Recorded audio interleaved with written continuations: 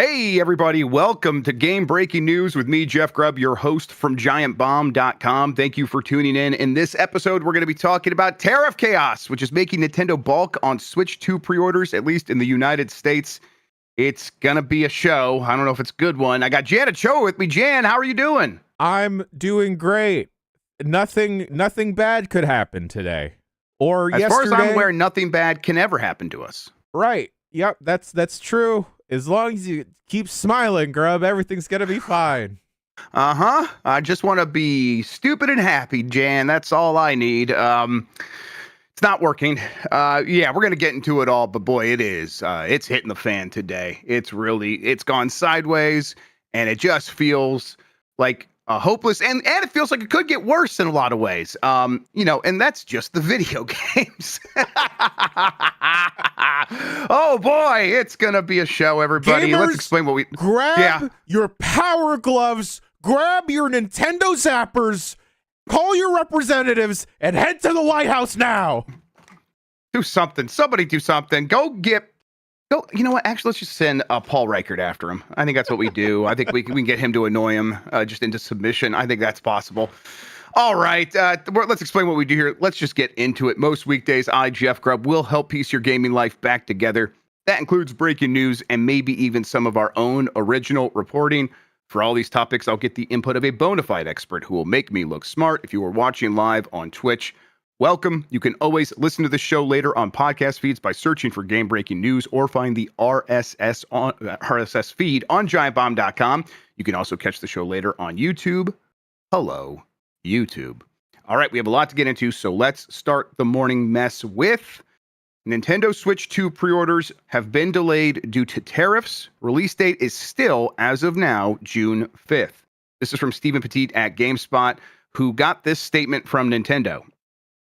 Pre-orders for Nintendo Switch 2 in the U.S. will not start on April 9th, 2025. In order for us to assess the potential impact of tariffs and the evolving market conditions, and then parentheses, in the United States, Nintendo will update timing at a later date. The launch date of June 5th, 2025 is unchanged. So, there's obviously a lot of sides to this, but just right there, they were originally going to begin pre-orders with retail partners and themselves. Nintendo was going to do pre-orders through their website beginning on April 9th. Some people were already getting their confirmation emails from Nintendo saying exactly that. And the system was going to be $450 and then $500 bundled with Mario Kart World. That already felt like very high prices. And that's, Jan, they were definitely predicting tariffs. Like they factored tariffs into that price in the United States. And of course, then that filters out to the rest of the world. That's just how it works. They were like, okay, he's been talking about 25% tariffs, especially on China. He has a bone to pick with China constantly. Earlier this year, Furukawa was talking about how they were going to deal with this. They were asked explicitly about the potential of uncertainty in tariffs, and they told investors and the people that represent investors that, hey, we are diversifying where we produce these things, including Vietnam and Cambodia. And lo and behold, hours after the Nintendo Switch 2 reveal, on Liberation Day itself, Janichoa, Donald Trump announced, I think it's 46% and 49% trade embargoes, tariffs on Vietnam and Cambodia. They are the ones that actually get hit the hardest. Mm-hmm. So all that really means is when Nintendo ships those consoles in from those countries, and I suppose like there's always, they could get creative and try to launder them through some other country, I guess, but all countries across the world have like a baseline tariff built in now of like 10%. Most of them have higher than that though. Like the UK has a 10% tariff. That's new, and that's just baseline. But most people are higher than that. But if they try to ship a console from Cambodia or Vietnam or China, which is also going to have high tariffs, obviously, they will have to basically pay about an extra 50% on the price of that good. So that's all the money. Now they were expecting 25%, mostly just on China, and like the pricing reflects that. The pricing sort of we know what they want to charge for this thing, Jan, or like what they like in a perfect world. Yeah. what they would have been okay with charging on the low end, which is what they are charging for the Japanese language only region locked version of the Switch 2 in Japan that they are going to sell at retail there. That's about $300, $330 in that range. You add, 25% on top of that, and you get to about what the price is here. And then you have to factor in currency as well. So yeah, like that, it made sense. Like they were like, we're going to price this in. We're going to go to the high end so we can be prepared and be agile. And no one was thinking that there would be about 50% tariffs on Vietnam and Cambodia. Clearly not Nintendo, but no one was. It was just completely out of nowhere. It is insane. It's bad policy. It just straight up is bad policy. No one was expecting this. And now Nintendo's in a just unprecedented position of having to figure out, like, are they going to raise the price on this or what are they going to do? I mean, Jim, what happens next? I have no idea. I absolutely have no idea. And it seems insane that there are people trying to look on the positive side of this and trying to push forward the ideal of, well, why doesn't Nintendo just make these consoles in America? Yeah, let's go ahead and try and create an infrastructure, a workforce that is non-existent. Yeah, let's go make these in Washington where Nintendo's based out of in America. Yeah, where is any of these chips going to come from in America? It is absolutely insane. It is asinine to think that that is something you can do and to think that none of this is targeted, that none of this is politically motivated by these tariffs being specifically put onto Vietnam, Cambodia, China.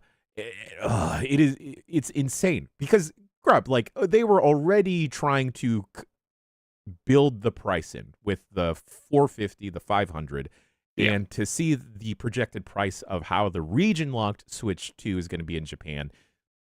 The cards are on the table, and the cards are shit. It is too late to fold now for us in the States. I don't know.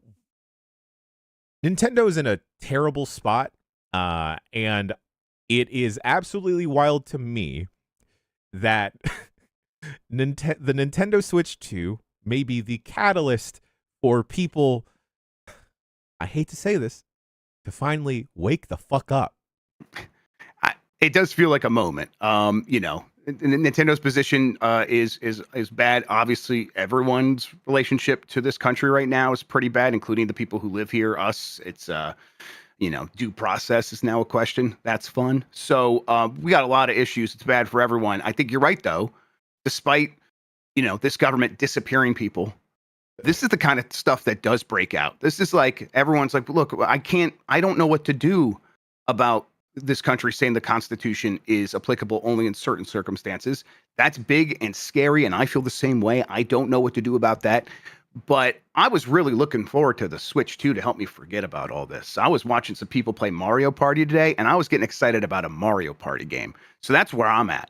And I'm like, I know for a fact now that I was so ready to pay the price that they had already announced, because I'm like more mad now. I'm not going to be able to pre-order this thing on April 9th.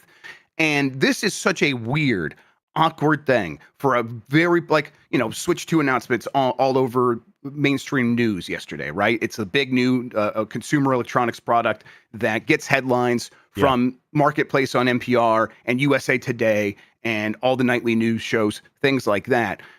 This sort of quick reversal and them explicitly stating it's because of tariffs, it's going to break through to that mainstream news as well. And maybe it does bring more attention to just how crazy this is, although everyone is well aware of the stock market diving and all that stuff, and talk once again of recessions. And it's bad from every angle, but it's this kind of lightning rod that can cause people to maybe pay more attention than they would otherwise. Go ahead. No, go ahead, Gerb. Sorry. Okay, so the other side of this obviously is why stop pre-orders if you're going to end up charging the same price, right? Like they're stopping pre-orders because they're not sure if this is the price they're going to go with anymore. And really, I don't think they would stop pre-orders even if they weren't sure. I think they're sure they're going to raise the price again. So let's go with this next story from Jessica Cogswell over at GameSpot. Switch 2 price likely to increase as Nintendo pulls U.S. pre-orders over Trump's new tariff policies. Following President Trump unveiling the controversial new tariff plan, Nintendo has announced that it is delaying U.S. pre-orders. Originally scheduled to start on April 9th, a Nintendo representative has since confirmed this date has been pushed back indefinitely in order for the company to assess the potential impact of tariffs and evolving market conditions. As such, it is likely we will see a sizable increase in the console's price before it is relisted. The full statement, which was given to GameSpot via Nintendo spokesperson, can be found below. It's that one we already read. Nintendo's latest console has already been the subject of scrutiny and more than a few jokes due to its $450 price tag and the cost of its upcoming first-party titles. Following its reveal, Mario Kart World made headlines as Nintendo's priciest game that doesn't include a physical accessory, and yet it seems like prices will only go up from here. Okay, so let's do a little math, I guess. I'm not going to get a calculator out or something like that, but back to the napkin math. If it was 25% on just one of the territories in which they were producing this thing, and it was, $330 up to $450, equivalent from the Japanese yen over to the U.S. dollar, from the Japanese market to the U.S. market or the global market, make that 50% instead, and we're talking 500, 550. I mean, at that point, maybe $600 because you don't know what's going to happen next. The reality is they don't know if these tariffs are going to go through, but they have to operate under the assumption that they will, because if they do, they're screwed. They it's Nintendo. They hate losing money. We could definitely argue that they could just sell these things at a loss. They are probably going to have to sell these things at a loss, but there's no way they were making a 50% profit margin on the hardware, not this early on. Even though they use old hardware, components are still hard to come by. Like it's that they still have to get in line for the for the fabricators to actually make these chips. And there's a lot of other like smaller chips that they have to get in line for, and that stuff has, since the pandemic, been hard to come by. Now they can demand a lot. It's Nintendo. They have a customer, or they have vendors that will serve them, but that stuff was already going to be expensive. I think that the likely scenario here is they try to just jack it up $50 and call it a day. 500, 550. And, they're not going to be alone in this. If these tariffs stand, clearly PlayStation's going to go up. Xbox is going to go up. So it's going to make Nintendo not look like the outlier the way it did on April 2nd. But how much can we really stand? And at a certain point, it's like, do you even release this system? Obviously they're going to, but it just feels like, why are we even doing this?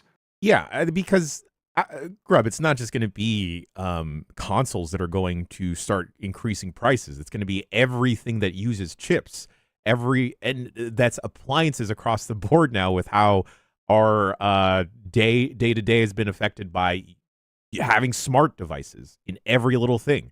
Your game sets are going to start rising in prices. But the thing that I start worrying, Grub, is that the government has been able to kind of clamp down and take away certain websites from certain states here in America, right? Mm-hmm. Because that is considered, though it messes with their agenda and everything, and those people have been able to get by using other means. Yes. Now, the fact that this console may be priced in a way that is out of the realm of possibility for some people to get. I know that some people may be budgeting for $300, $400, $500. This may be going up to $600, maybe $700, and the price of games also increasing. And that audience, the gaming audience, becoming suddenly very vocal and now a very important part of the voting demographic or whatever.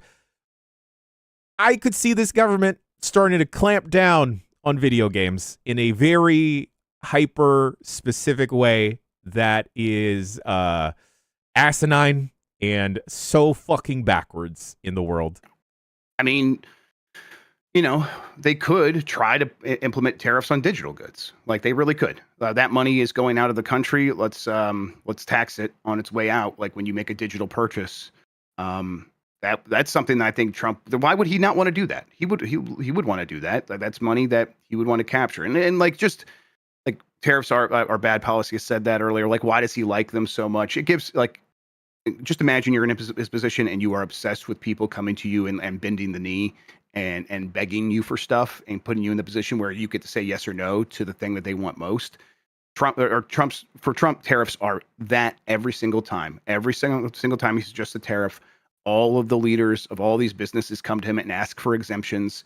And so he loves this stuff, and we're going to get more of it, not less. It's like the one thing that he keeps doing. Like, why is this the one policy we keep coming back to? Because it's the one policy that leads directly to the thing he needs most, which is people coming there and saying how much they love him and how loyal they are to him. So yes, imagining ways in which this could expand into other aspects of our lives, into other aspects of video games is reasonable, because it's probably going to happen. Like, it's probably going to happen. And then if this does lead to a situation where there is a backlash because of this video game company saying they're going to delay things or raise a price explicitly because of Trump's tariffs, you're right. He could get petty and come back and begin regulating the industry and making things more expensive in other ways, or prohibiting things from being sold here, certain games. Yeah, and who's going to stop them? They haven't been able to stop them doing anything else. So, yeah, this could get really out of hand. And again, it's just video games. It's not people disappearing or due process being erased from the Constitution, but it's all part of the same thing. So it's worth talking about. And I see people saying, well, he might walk it back. He might take it back and It might. whatever. But the reality is, he already put this on paper to see if he could get away with it and see the outrage that, okay, if it's not, I'm not increasing tariffs by this percentage, I'll increase it by this percentage instead. And then, or he'll delay it for a month and then get bored and do it again, which is what he's done over and over. Exactly. So he's just like pushing and pushing and pushing to see with what he can get away with. And the reality is, he's going to keep trying to do that, even if he takes his word back on the existing tariffs now, or whatever else agenda he's going to push forward. Yeah. This price could go up a lot. And, I think as they will they could even raise it globally, although I don't think they will, but that could increase arbitrage. Part of this could be them deciding, like, let's allocate more systems to other territories while the U.S. sort of sorts this whole thing out. So there could be a huge supply crunch, worse than it would have been otherwise. And to go back to the idea of this creating domestic industry where these things are manufactured, no, that won't happen. But even if it did, it would take decades. It would take literally decades for that to happen. So it wouldn't have any effect on the Switch 2. And I don't even want to entertain that's what this is about. It's never really about that. Like, he doesn't give a shit about anyone. Like, of course he doesn't. Are you joking? Like, this idea that, like, he listened to the news and they're saying the reason he's saying he's doing this is because it's going to reindustrialize America, which, some experts disagree with. Like, to even credulously entertain that idea is an embarrassment. We shouldn't be doing that. But if we want to play in that space, just to pretend for a second, nah. No, it's a completely different economy than it was 150 years ago. And you just shouldn't be surprised. And then the people that could work those jobs, we don't let them in the country anymore. Yeah. Or we kick them out, we round them up, and we send them to El Salvador. Yeah. So we accidentally deport them and put them in jail. Yes. God. Our friend of the site, Mikey O'Leary, had Blue Sky posted on Blue Sky that it's worrying when Wario64 has to put a price in parentheses. Yes. Because the prices may go up and up and up. Yep. I still really want this thing. I want to Switch 2. Yeah. I want to find a way to get it. I right in this moment, it feels like, what is that even going to look like? Should I try to pre-order one in Windsor and go up there and cross the border and try to sneak it across without telling customs? So then because I think I would have to pay the tariff if I did that. Like, I don't know how that works exactly. I'm no expert, but you have to declare it. I don't know. So I'm going to be a bootlegger, Jan, is kind of what I'm thinking now. Hey, Dan and I wound up on CBC, the Canadian Broadcast Channel. Maybe it's just time to move everyone up there. Yeah. I wouldn't. Hey, let's do it. You guys were big stars there on the CBC. I liked seeing that. Hey, you did get to see this thing, Jan. You got to watch Dan play a lot of games. while a lot of people were yelling at Nintendo about lower the price. What were the vibes like at the event itself? We're like this is pretty good, right? That's kind of how you guys came away from it. Have you ever? What's the opposite of being in a burning building where everything else around you is burning, but Sure. you inside are having fun? This is actually fine. You're the dog this time, actually in a safe space, and the forest across the street is burning this time. Okay, yes, I got it. Yes. When I say I got that dog in me, that is the dog I'm talking about. Politely sipping coffee, wearing a fedora, saying this is fine. The vibes inside were immaculate, Grub. Like everything was great. We were all having fun. And then we step outside. Okay, Sean. A bunker, right? Yes. Yeah, that's what we're talking. Okay, yes, yeah, okay. You were in the Nintendo the Apocalypse Doomsday bunker. That sounds great to me. Yeah. Yeah. The vibes. It's all just one big rumpus room. I love it. Yes.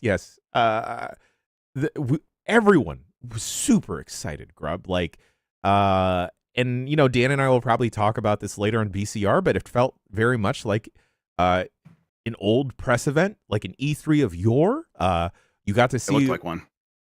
Peers in media. You got to see games journalists, Grub, like people existing in this profession all together, and like just chatting and talking together and sharing the excitement. And sure, there was the undercurrent of the room of like the price, because the price wasn't announced during the direct. And then like slowly people were learning about what this was supposed to cost, what the game carts were supposed to cost. But there was still the overall excitement in the room about like, yo, this thing works. This thing is not a Wii U. This is the Switch 2. This is like the sequel, and this is going to be like the Back to the Future 2 of the original hit movie. Yeah. I am I was watching those videos. You guys did a great job. It got me all excited, although I definitely understand the price anxiety and the people yelling at Nintendo. It's like, you got to apply pressure where you can. So everyone's spamming chat for hours saying lower the price, but here we are, and this is the exact thing that they were not certain about. I'm like trying to imagine like what they can do here.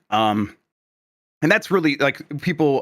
We do this show, Jan, and I'll talk about like what these companies are thinking, and that's not like some magic formula or magic insight. All you have to do is, what if it was your money? Like, that's all you have to do.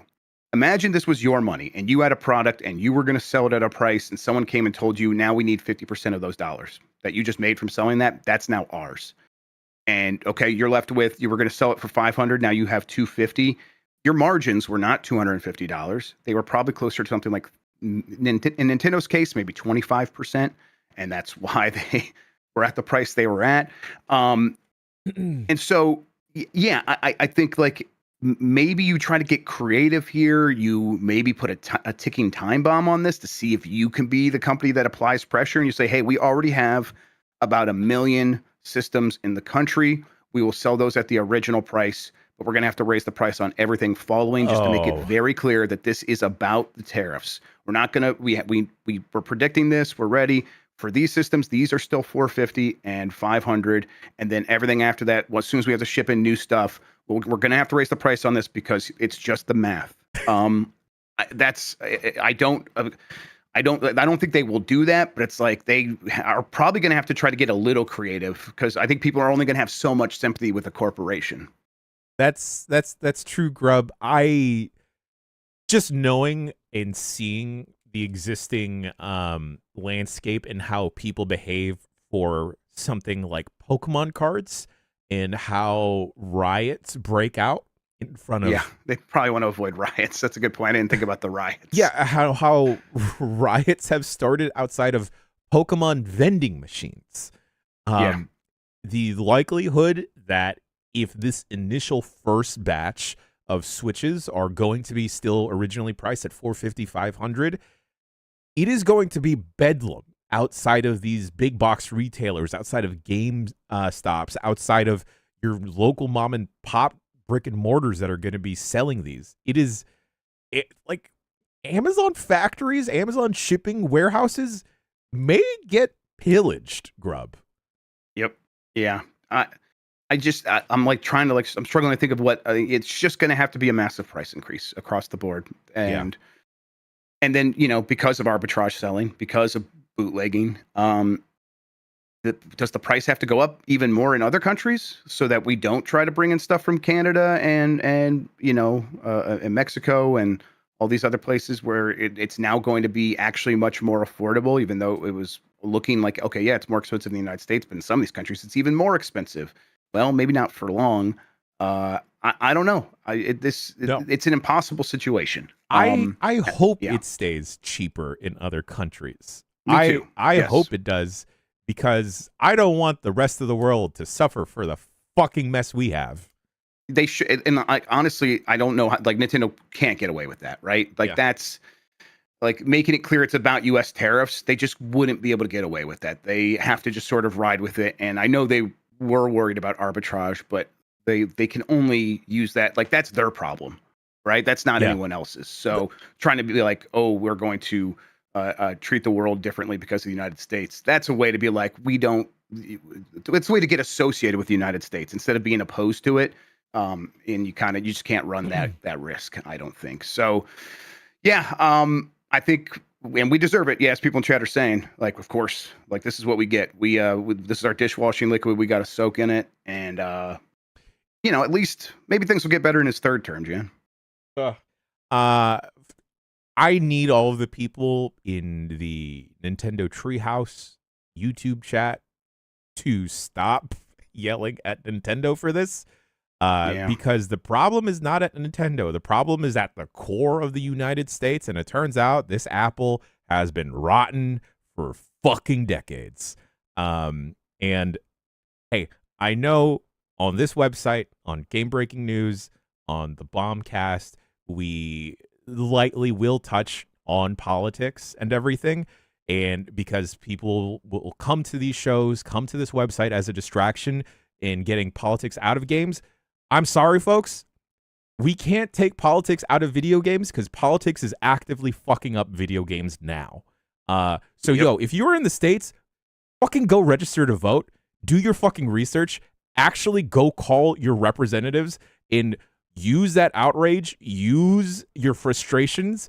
And maybe together, the gamers can rise up in a positive way for once. Yeah, we got to do more. We got to get on the streets. You got to get in your representatives' offices and yell at them. Don't only be a freak in the sheets, be a freak in the streets. That's right. Just go right to their faces. They should be scared. I don't know. I don't know how else to say it. Like, this is a distraction, really, because the real threat to all this is fascism. Like, that's what we're dealing with, right? And fascism is a cancer. And there's only one thing you do to cancer. Cut it out. I mean, cut it out. With a knife. Yes. Burn it. Yes. So, get out there, do something about it. That's where we're at. And whatever. I'll play whatever for a fucking Switch 2. Who cares? This is just a small little symptom of so many worse things. We'll maybe figure it out or we won't. Or it's really what it is, right? Either we figure this out or we're done. We're done. It's either we're done or they're done. And so do something. The reality is, Grub, we may be in a fortunate and comfortable enough position to be able to swing it and pay for the Switch 2. Also, I bought a $450 RetroTink 4K CE to make my GameCube look like an old TV on a new TV. I get it. We're going to need to, because for the nature of our jobs, we need to cover the Switch 2. We're going to need to play these games. But there are people out there that are like barely living from check to check, that are looking for some type of escapism to escape this hellhole world that we're living in, like you mentioned, Greb. And now that solace, that little light at the end of the tunnel, has been snuffed out for them because they can't financially afford food on their plate. That the one thing they were looking forward to this year is now ripped away from them. Yep. And and that's a good point. It's like, this is not just a tariff on video games. A lot of other stuff comes from these countries, including the food that we eat. A lot of fruit, vegetables. So all that stuff you need to live is going to get more expensive too. So Switch 2 is going to be way, way, way, way down the list. All right, Jan, let's take a break. Let's come back. And when we do, one more story about the Switch 2 and its pricing and the backlash from the perspective of people who actually worked at Nintendo. We'll get into that. And then we'll talk about Duskbloods, that new game from Software after this. One more thing, Grub. Yeah, please. I'm all right. Hey, I'm wearing a specific hat for a reason today on the show. For people watching the video, I realize it's going to be backwards because of Discord. But these, and excuse my language here, these fuckers are going to increase the price of coffee on me. I'm already radicalized, Grub. If these fuckers are going to take my caffeine away from me, it's over. No, I'm already there. Like, this is hitting this. My retro tinks and my Chinese handhelds were already getting more expensive. So, yeah, coffee and Chinese handhelds, they really picked the wrong fight here. Grub, the united force of you and I, they take away your Chinese handhelds, they take away my coffee. Anyway, go to hell. Okay, we're going to break. We'll be right back, everybody.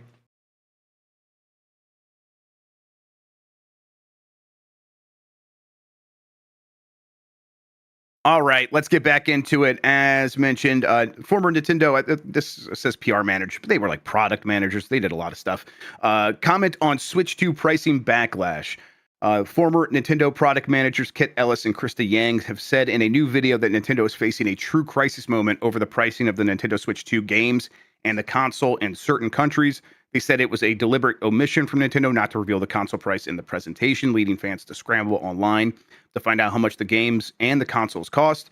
Yesterday, the Nintendo Treehouse stream chat was spammed by fans urging Nintendo to drop the price. Ellis said, "I don't want to blow things out of proportion, but this does feel like a true crisis moment for Nintendo."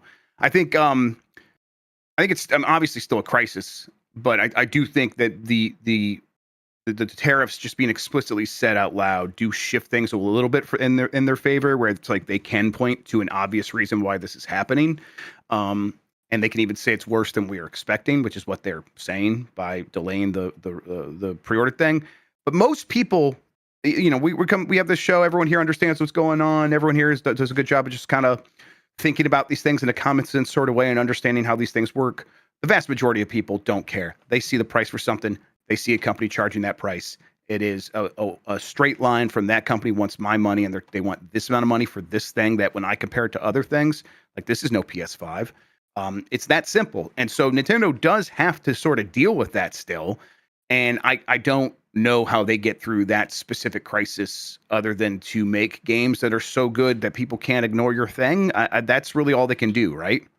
100%, Grub. Like, it's just a wild world for anyone to try and make sense or try and see a positive in this, because it feels like gloom and doom, because it is gloom and doom. Let's call a spade. And honestly, I do hope that that folks open their eyes and take a look around, because the reality is we're all running out of money, and money is going to, our pockets are going to become, or our purse strings are going to become tighter, because we will have to be choosier with how we're spending money.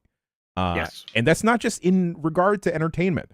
I mean, we've seen across the board with the movie-going audience has dwindled significantly over the years, and that's not just because of the pandemic, Grub, and people being scared to go to the movie theater. That's because watching movies as a family has become an expensive experience. So if that is something that people are choosing to be more selective with their money, that is going to continue across the board.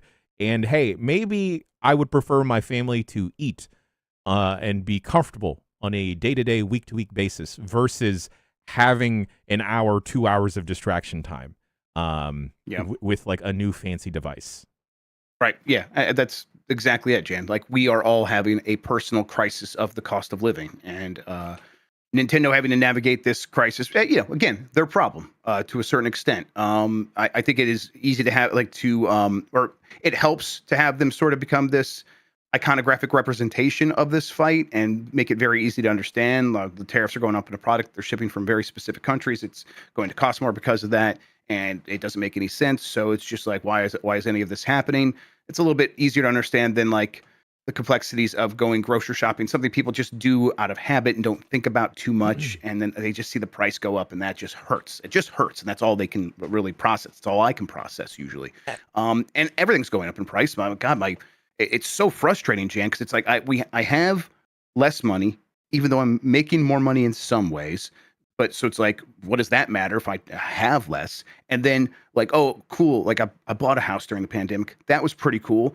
And it's gone up in value, Jan. That's pretty exciting. You know what that means? More property taxes. My property taxes now are significantly more. So it's like, oh, can I even afford this house that I don't know. It's getting like out of hand, because it's like I should be feeling good because this thing I bought is worth more and it's only hurting. So it's like, how does everything, no matter what angle it comes from, just causes more pain? And so everyone's dealing with this. And so sympathize with Nintendo to an extent, but not all that much. Yeah. Deal with your crisis on your own. We can't really help you. And, the other aspect of this, Grub, is you could tell people to go outside, go for a hike, go visit a park, go visit a national park, perhaps. But hey, even those are being hit. Yep.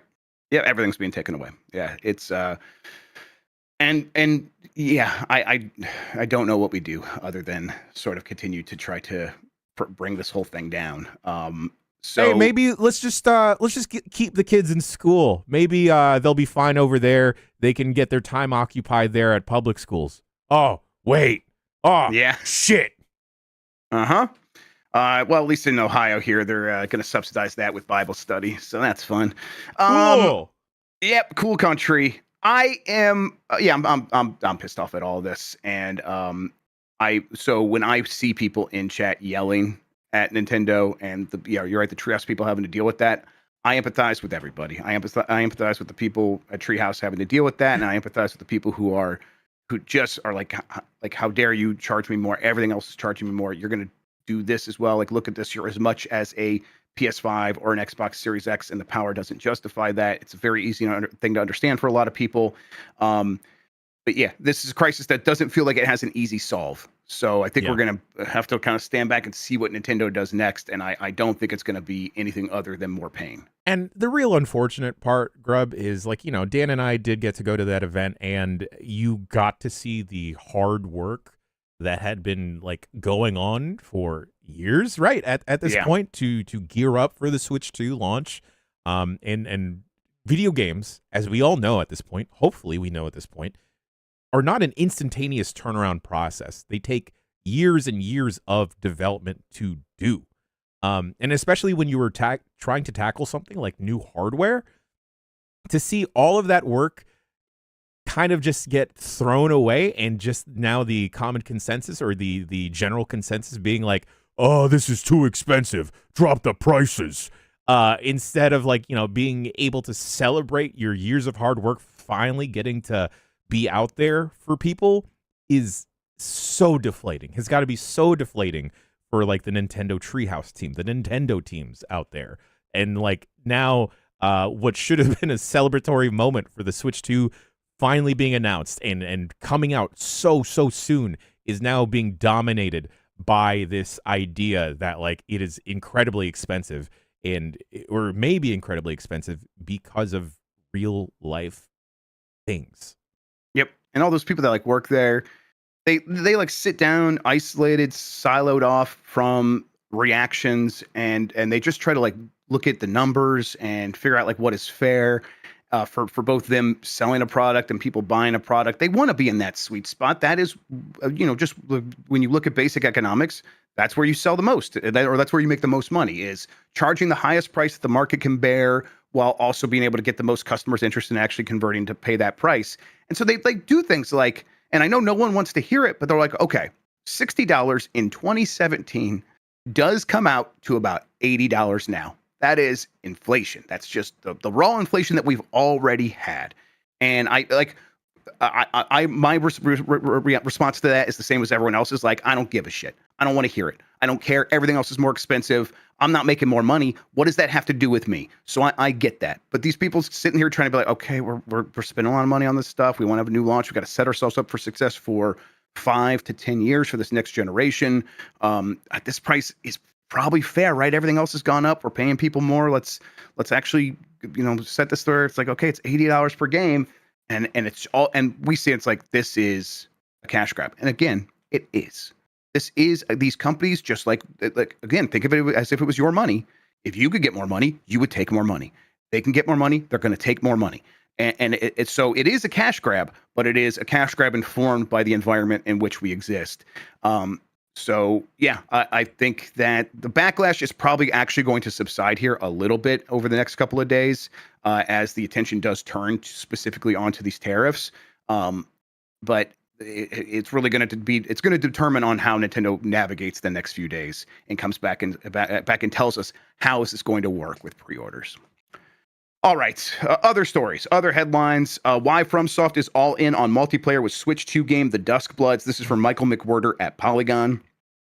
Dark Souls developer From Software surprised fans and perplexed some with this week's reveal of a new competitive multiplayer game for Switch 2, The Duskbloods. Alongside Elden Ring Night Rain, it's the second multiplayer forward game coming from the studio, which is best known for its immersive role-playing games.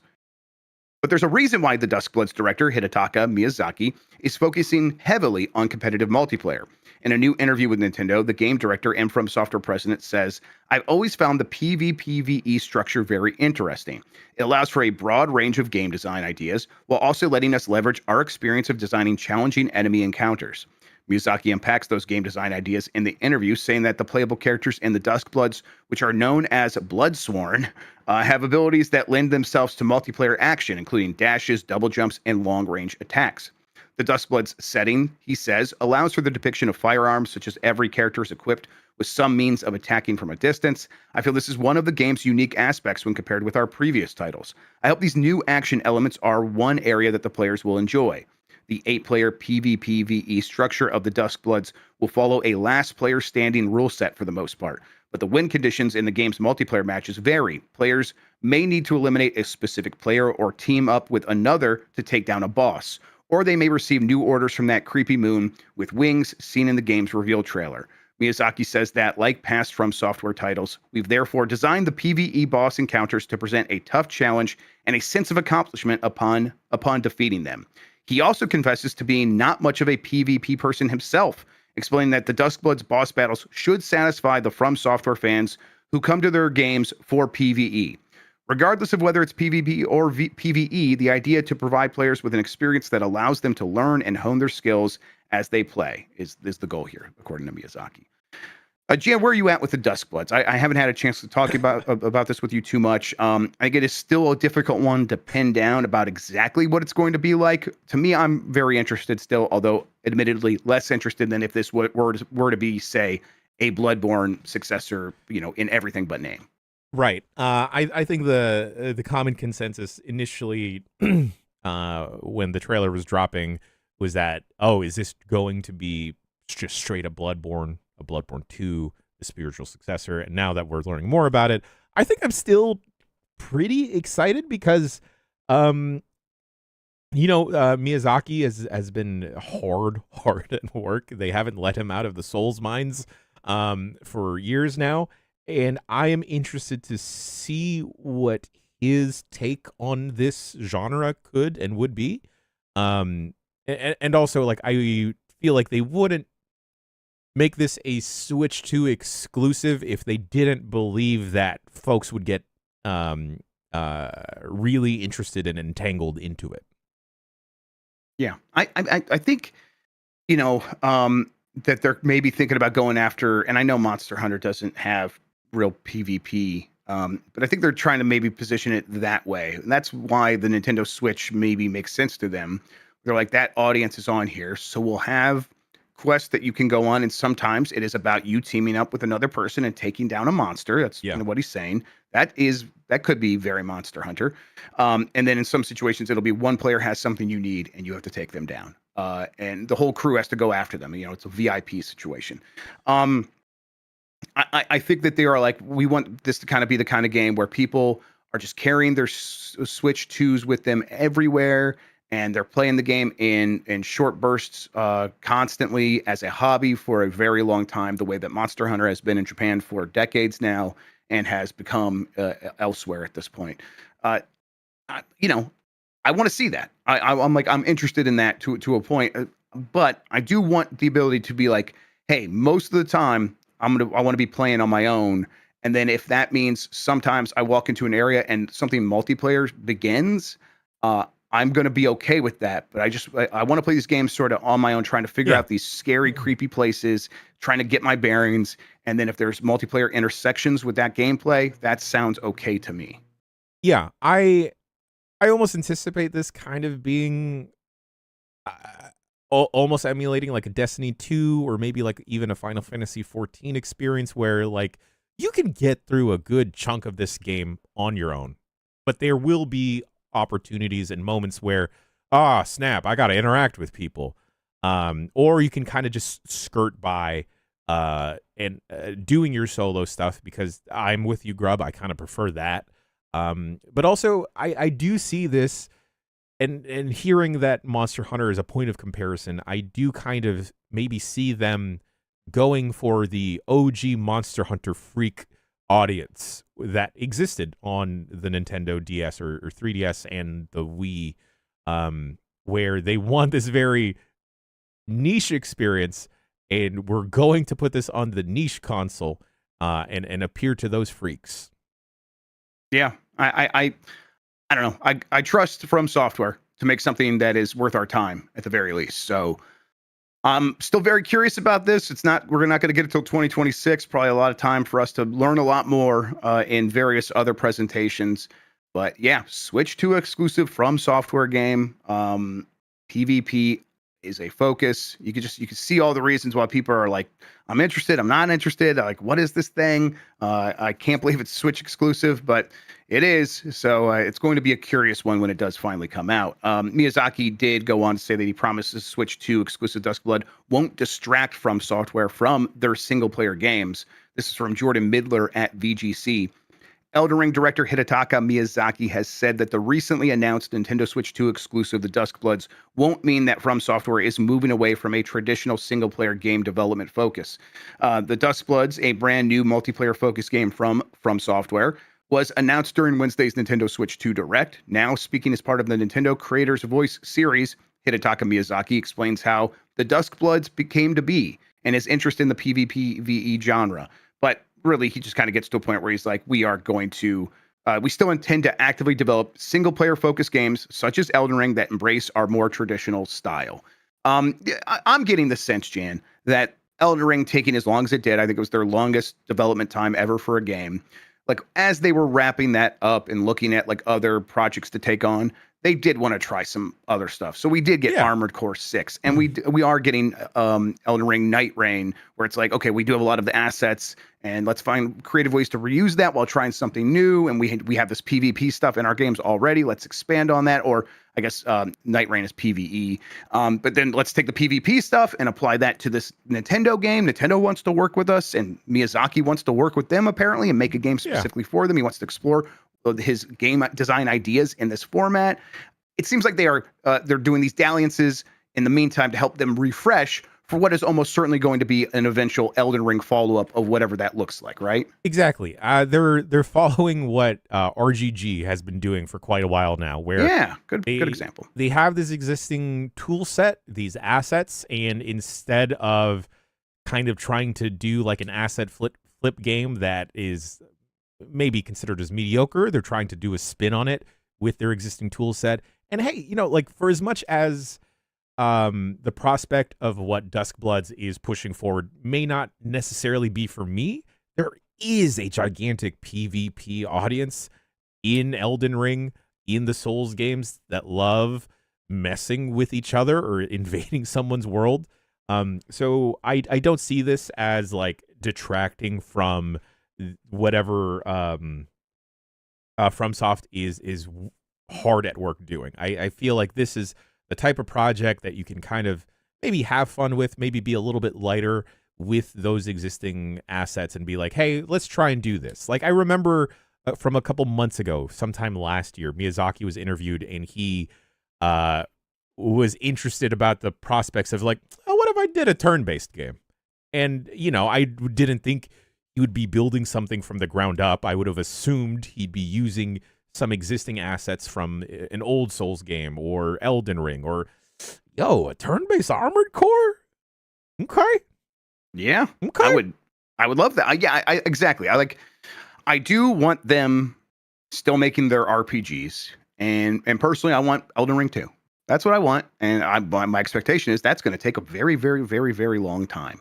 So if they can spend some time, I imagine while he's making Duskbloods, there is another larger team getting a bunch of new art assets ready, new lore ready, maybe letting George R.R. cook just for another half an hour worth of notes or whatever, and getting the land fertilized for that team to come back and focus on the next RPG in full. Now, it could be a Dark Souls, could be a Sekiro follow-up or whatever. There's a bunch of stuff they could do. But, the one I want is more Elden Ring.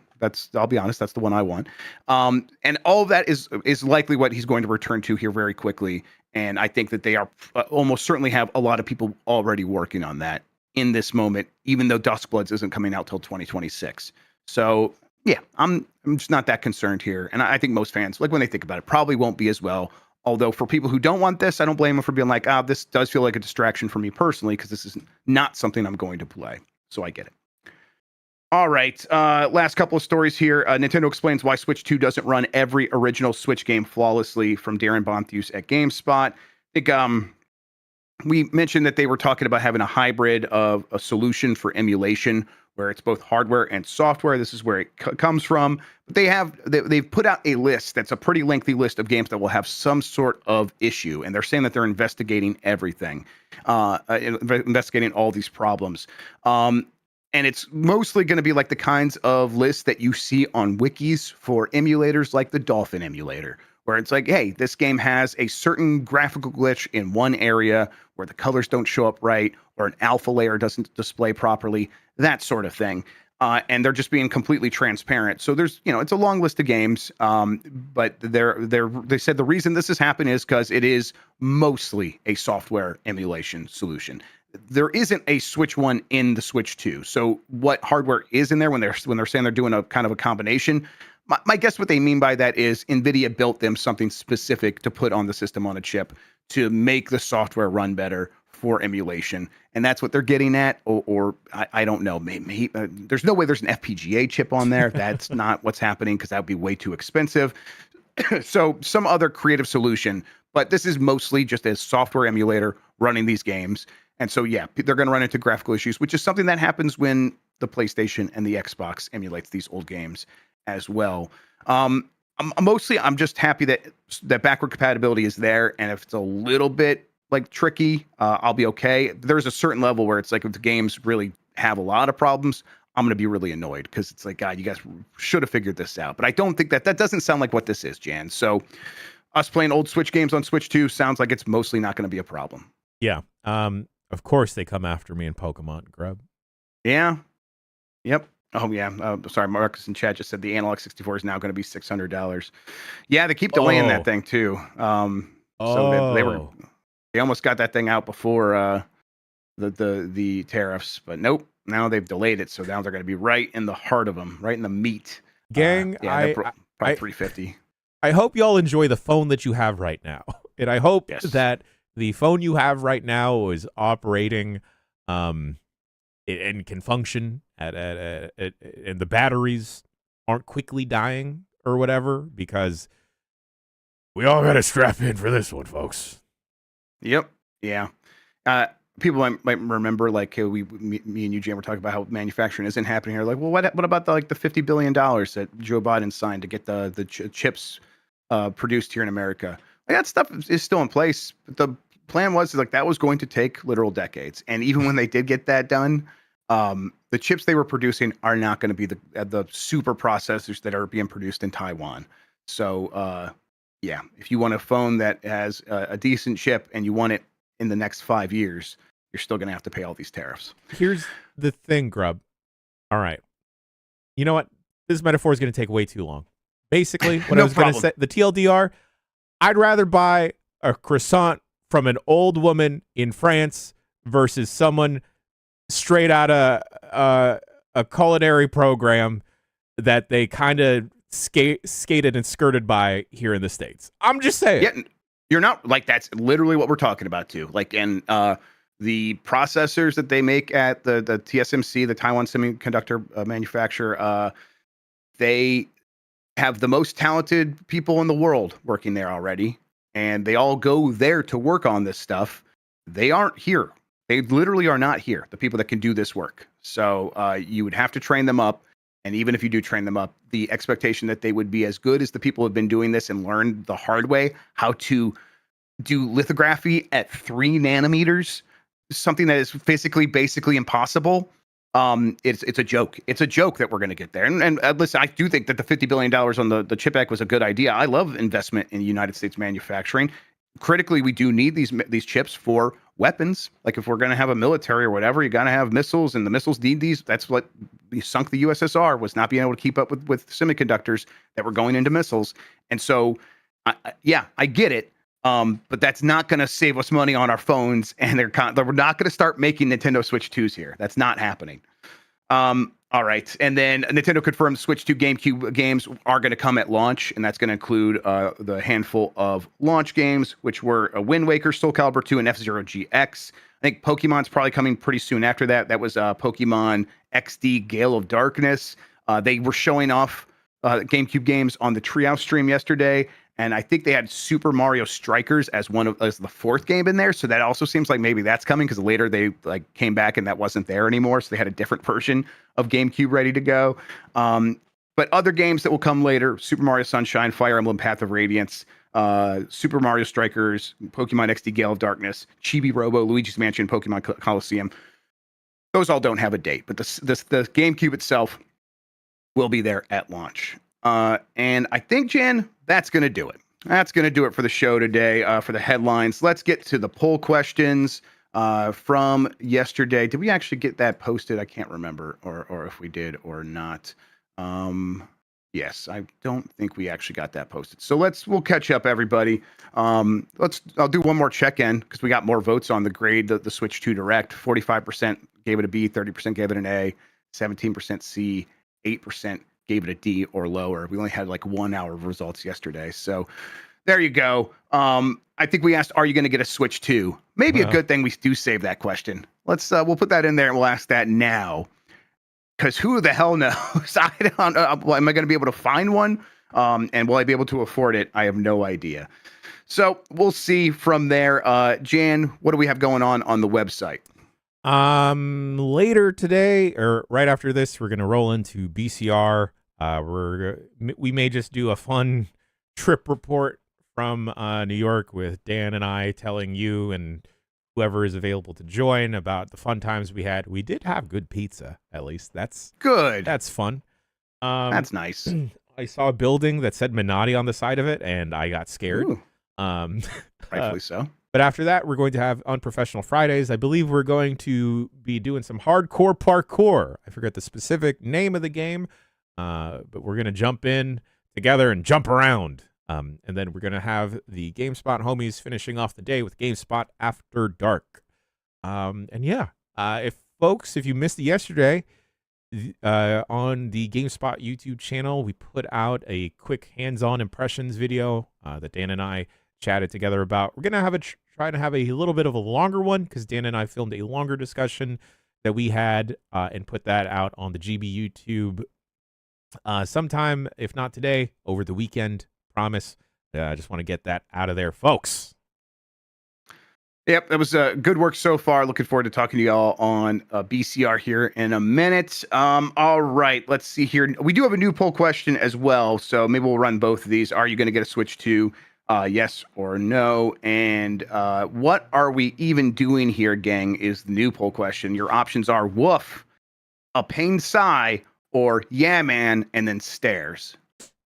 You just kind of stare. Those are your options. Vote on that, and we'll get the results and talk about it on Game Breaking News here on Giant Bomb on the Power Block on Monday. Speaking of the Power Block, look forward to seeing here on the BCR here in the next couple of minutes. With all that out of the way, Jan Ochoa, thank you so much for getting me through this today, man. I really appreciate it. Somehow we have to start the day. Yes, somehow we have to. And in the meantime, Yeah, get those unyas in chat. All right, yeah, maybe we can add unya to the. There we go. Yeah, I added it to one of the options there on the poll.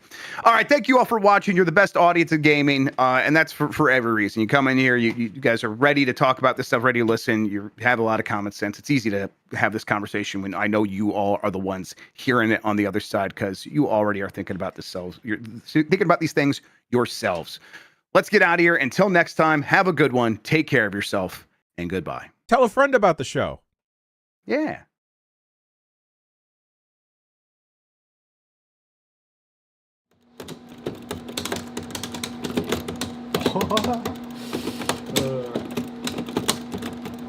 Oh, what was that? That was 2 clones, was it? Yeah, again, that's like he has multiple attacks that have 2 clones. Okay. And one could be real, one could be fake. On the next Games of Our Lives. He's back. Hi, Emma. I don't think what happened to Emma was an accident.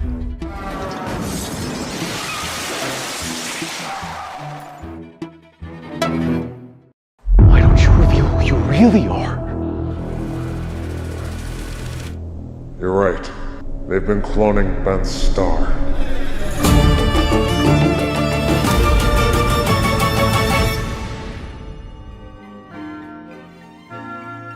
You're watching The Power Block. You're watching The Power Block. You're watching The Power Block. Just missed him.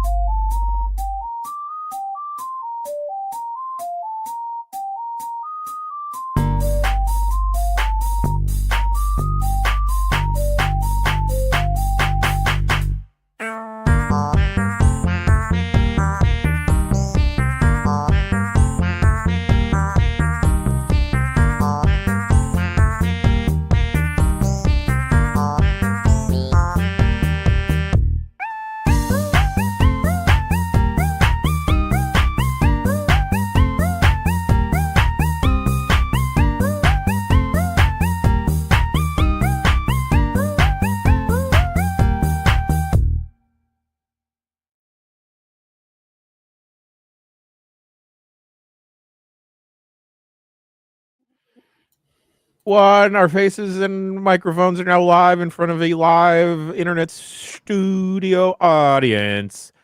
Mike Minotti.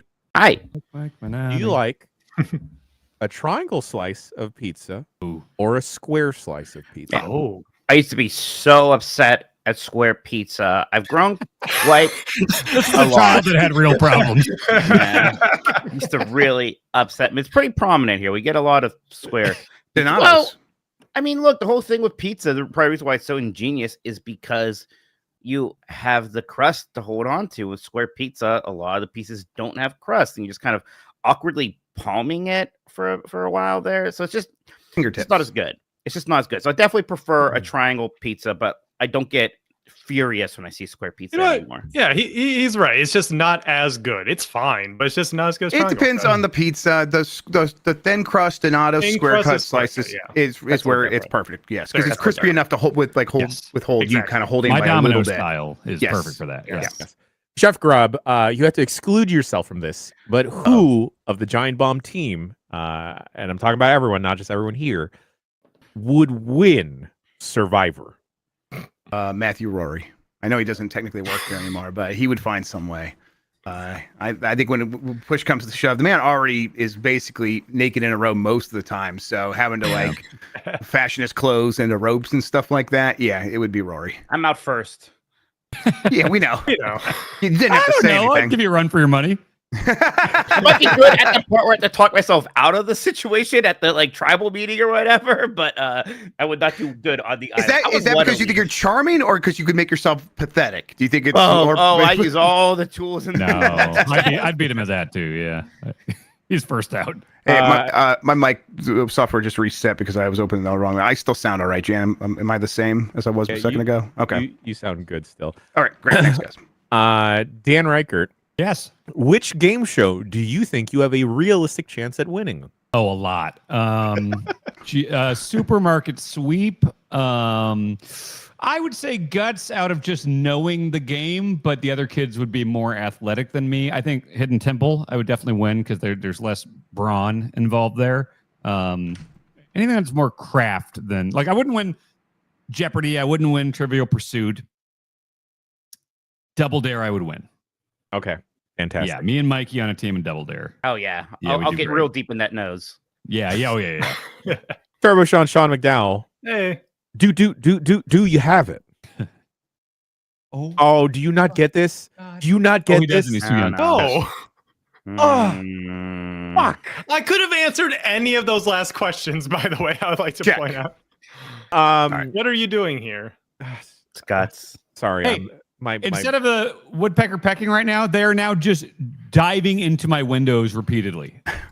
I thought you were like, now they're just cussing me out. I'm like, They're on the Dan's attack. losing it. They are repeatedly flying into the windows like robins and stuff now. They know that you're getting desperate. You're gonna kill them soon. Is that a bad omen? Does that mean you have evil energy in your home? Yeah, Razor, my dog. Yeah. Okay, Yeah, never mind. after him. You're right. I forgot. My bad. That's an answer. All right. Hey, back up. Well, what was Jan talking about? I don't know.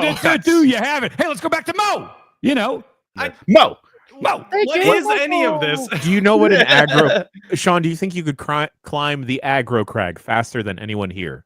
No. I would throw a fucking foam boulder at his head. Yeah. Oh, can I just be a boulder person? I don't want to climb it. That's the dream. That's the dream. That's the dream. That or a temple guardian. Yeah. I'm not Are gonna you do the allowed to get elastic physical jungle, with but the I'll throw other a fucking contestants? boulder. Am I allowed to use my you body are. weight?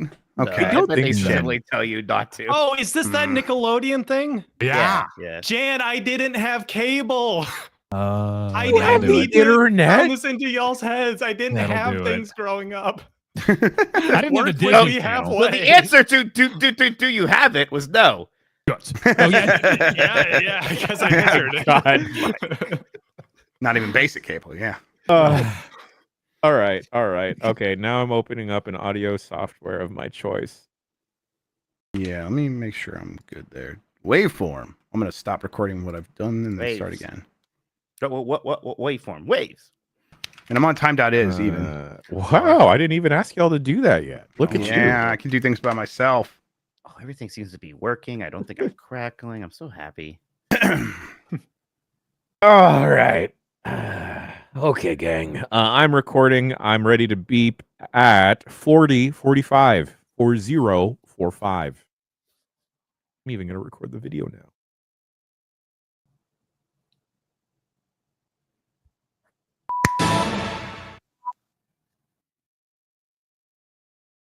Get in there. Every time you play the Tony Hawk special sound, Dan, I just like instinctively like kick my feet out like I'm doing like a trick. Yeah, absolutely. Pop, shove it. I get upset when I don't hear fuddy duddy at the end of it now. Well, I got to keep you on your toes. Yeah. Yeah. Let me just change the thing up top. A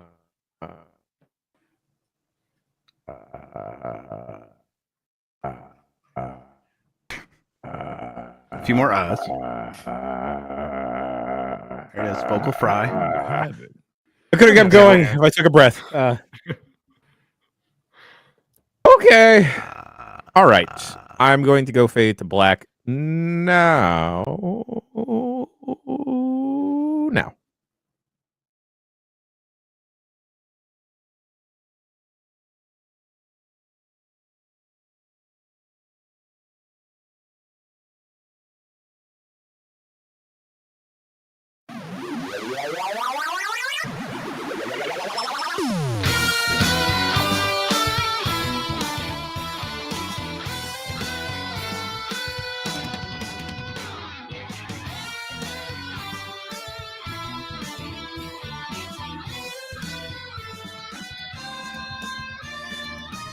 Hey, everybody, it's Friday, April 4th, 2025. Welcome to Giant Bombcast Revengeance. Episode something. It's a number out there. I don't remember. There's too many things happening right now in the world of video games, on this website. But joining me to keep me grounded, an anchor. But he's co-captain of the ship, so he threw the anchor off the ship. Jeff Grubb. Yeah, have you heard about Smuggler's Run Nintendo Switch 2 edition? It's not a video game. Oh, well, it makes sense why I haven't heard of that.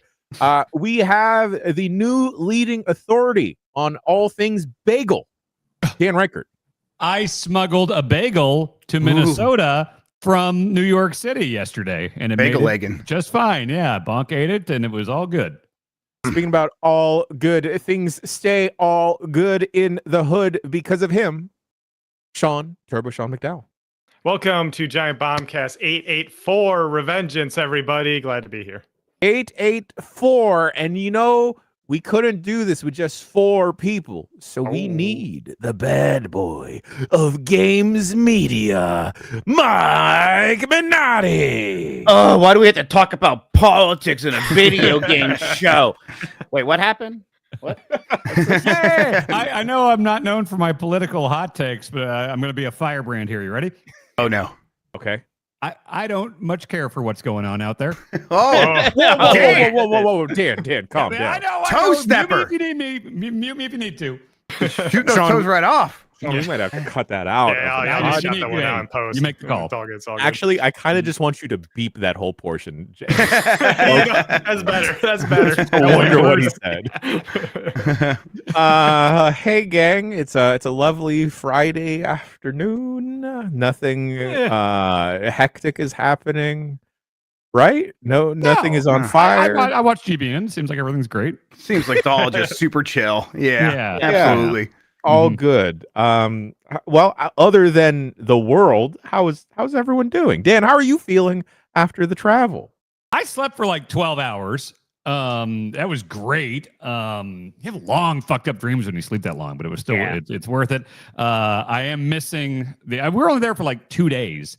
And oh my God, I know they talk about it all the time, but the bagel situation there. I literally had the best bagel I've ever had in my life 2 mornings in a row from the same place. Shout out to Madman Espresso next to Grand Central Station. And then the reason I got to smuggle one back is I ordered one yesterday before my flight. I take it back to eat it at the hotel. open it up, and it's a crazy egg and cheese sandwich. And I just wanted the sesame bagel with cream cheese. So I walk all the way back. I think I grabbed the wrong. I thought they said Dan, but it said Jack on the bag. No, wait, Jack. that might have been because it had Jack cheese on it. I'm not sure, but it was the wrong thing nevertheless. And so I handed them the bag, and I was like, "Oh, sorry, I wanted sesame with cream cheese," and they made it for me. And they're like, "You can also keep that egg and cheese sandwich if you want." And so, I got Bonk on the horn. She loves a good egg and cheese sandwich. And I was like, "Hey, if I wrap it up double tight and put it in my baggage, would you have it?" And she said, "Yes, absolutely." Oh, good So deal. I smuggled it over here, got it through. I guess there's no customs in Minnesota from New York, but Not yet. yeah. But I got it in there, and it held up very well. But oh man, I did New York. I got 2 bagels. We got pizza, which was amazing, Jan. Oh yeah. I went to an Italian restaurant and had pasta, and I had a street hot dog all in 2 days. Like that's everything I ate in New York was just like, Jan, you and I left that buffet thing at the Switch event that did not look great. And I saw Ash Parrish say that it was just hot garbage. And we left and we went right to a regular pizza across the street. And we shared some garlic squares. We got some square pizza that was delicious. Square. Very, very happy with the New York food situation. Yeah, like I'm very thankful to live in San Francisco, where like food diversity is very much a thing. But I need myself some street meat, and only New York can provide me with some street meat.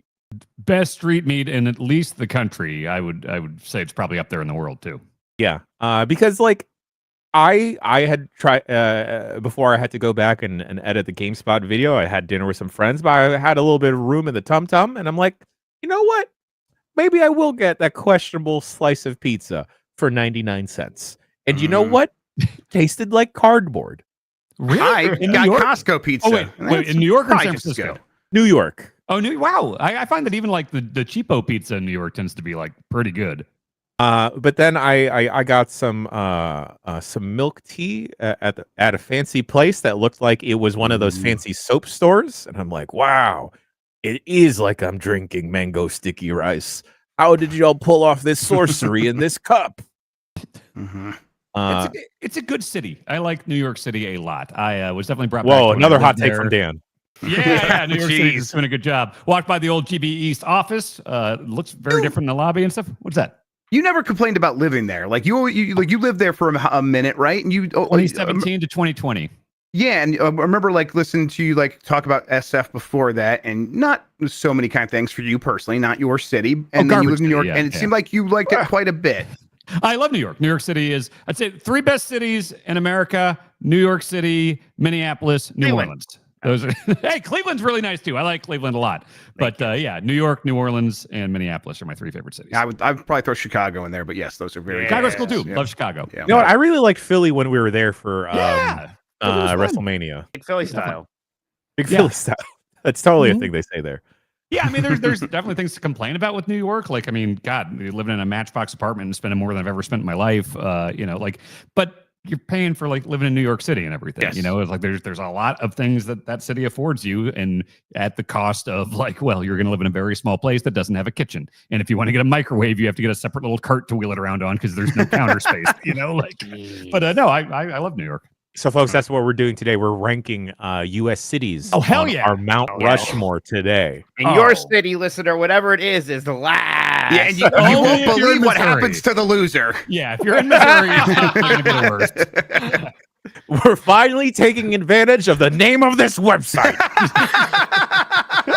No, just kidding. No. Allegedly. JK. Everyone else is doing okay. Everyone's fine. I have to go see the Minecraft movie tomorrow. You have I've heard to? it's okay. Why have to? My nephews and nieces asked me to, and I like them. So I didn't think of that. When you have kids and stuff, you probably have to like see a bunch of bullshit. They haven't mentioned it to me yet, although they have been talking about Minecraft more frequently. My daughter came up to me yesterday and said, "Do you like Steve?" And I took me a second. Borden? Steve. I'm like, Steve Borden. I'm like a big fan of Steve Borden. Steve Holt. Yeah. Oh wow! It's like Oldie but goodie. Steve Minecraft, and she does this big cheesy grin. I'm like, yeah, I love Steve Minecraft for sure. You do. Wow, you just lied to your kid. Like he's one of the worst Smash characters. How dare you bring him up in this house?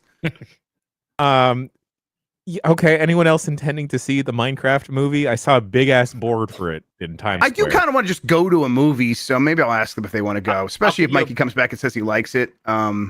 We'll see. Because people do seem to think it's okay. I'll give you a big report on Tuesday. Okay. About what I think. This is that like sometimes I'm not getting the big drink and the popcorn because my bladder's so small and I'm going to miss some of the movie. This is one where like I think I'm mostly here for the popcorn and giant Coke Zero, so I'm not going to worry. I have to get up and go to the bathroom and miss important Minecraft plot details. I did have a crazy thought that's like, I have not heard a single opinion from a child about that Snow White movie. A lot of people have opinions and it's all been adults. And I'm like, I kind of want to take my kids to go see it just to see like what they think, just to see what a kid actually like has when they watch that movie. I'm curious. Well, Mikey, that's a Disney, right? Yeah, but I'm not going to go see that live action garbage. No. Oh, okay. Well, you see, a lot of us don't right like there. that either, Dan. We're most of us are anti with the you live it's action. political though, right? Like it's It's woke. Yeah. Bro, that's why you only hear adults talking about it, because it's some boomer shit that people are offended that they made a different version of it. To kids, it's like, this is my first time seeing this. I don't give a crap. Oh, so you're defending the Snow White remake? I'm kind of am like I bet my kids are gonna like it. Hey, you know what? I'll defend Rachel Ziegler till the day I fucking die. Yeah, for sure. Anyway, gang. You're all Gal Gadot fan. God, how dare you? It's Gadot or whatever. I said Gadot last time. I was like, I think I said that wrong. So now I'm like, it's Gadot. It's all right. You can disrespect her name all you want. Yeah, we don't give a shit. Oh, okay. All right. Thanks, audience. I know there's like it when I do that. I have not pulled up the run of show. Grub in one of the many Discord channels we have posited that we could do a little New York City trip report because Dan and I checked out the Switch too. But does anyone have a game they're dying to talk about right now? I mean, Sean, Mike, me, do you guys have anything that should preempt us just talking about them? You guys can ask questions, and Jan and I can. I think that's Jan was allowed to play. Jan was specifically given a red pass that says it was. Let me go get it. Anti-pass. That's crazy. Yes, I've literally never seen that before. Like there's like a thing sometimes where it's like, okay, yeah, sometimes cameramen come along or producers, and it's just kind of like implied that you have one they're be slot shooting. and you could like pass off the controller, but you can't play at the same time because someone else needs. Like that happens all the time. Like for sure, I get that. Yeah, but I've never seen someone was not put allowed a thing around someone's neck that says Scarlet you can't play our letter. game. Yeah. He's got the Scarlet in. Yeah. Scarlet. Oh, it's so weird. Jan's second-class citizen badge. Yeah, he's marked. Yeah. Okay. So here's my media badge for My folks God. to see, right? Like, okay, says GameSpot Media, cool, all right. And then I noticed mine had a second piece of paper, and this one is not laminated. And it just says streaky brown stuff on it. Yeah, companion pass. Oh my but then God. flip it over. What's it say on the other side? Thank you for joining us at the Nintendo Switch 2 experience as a companion.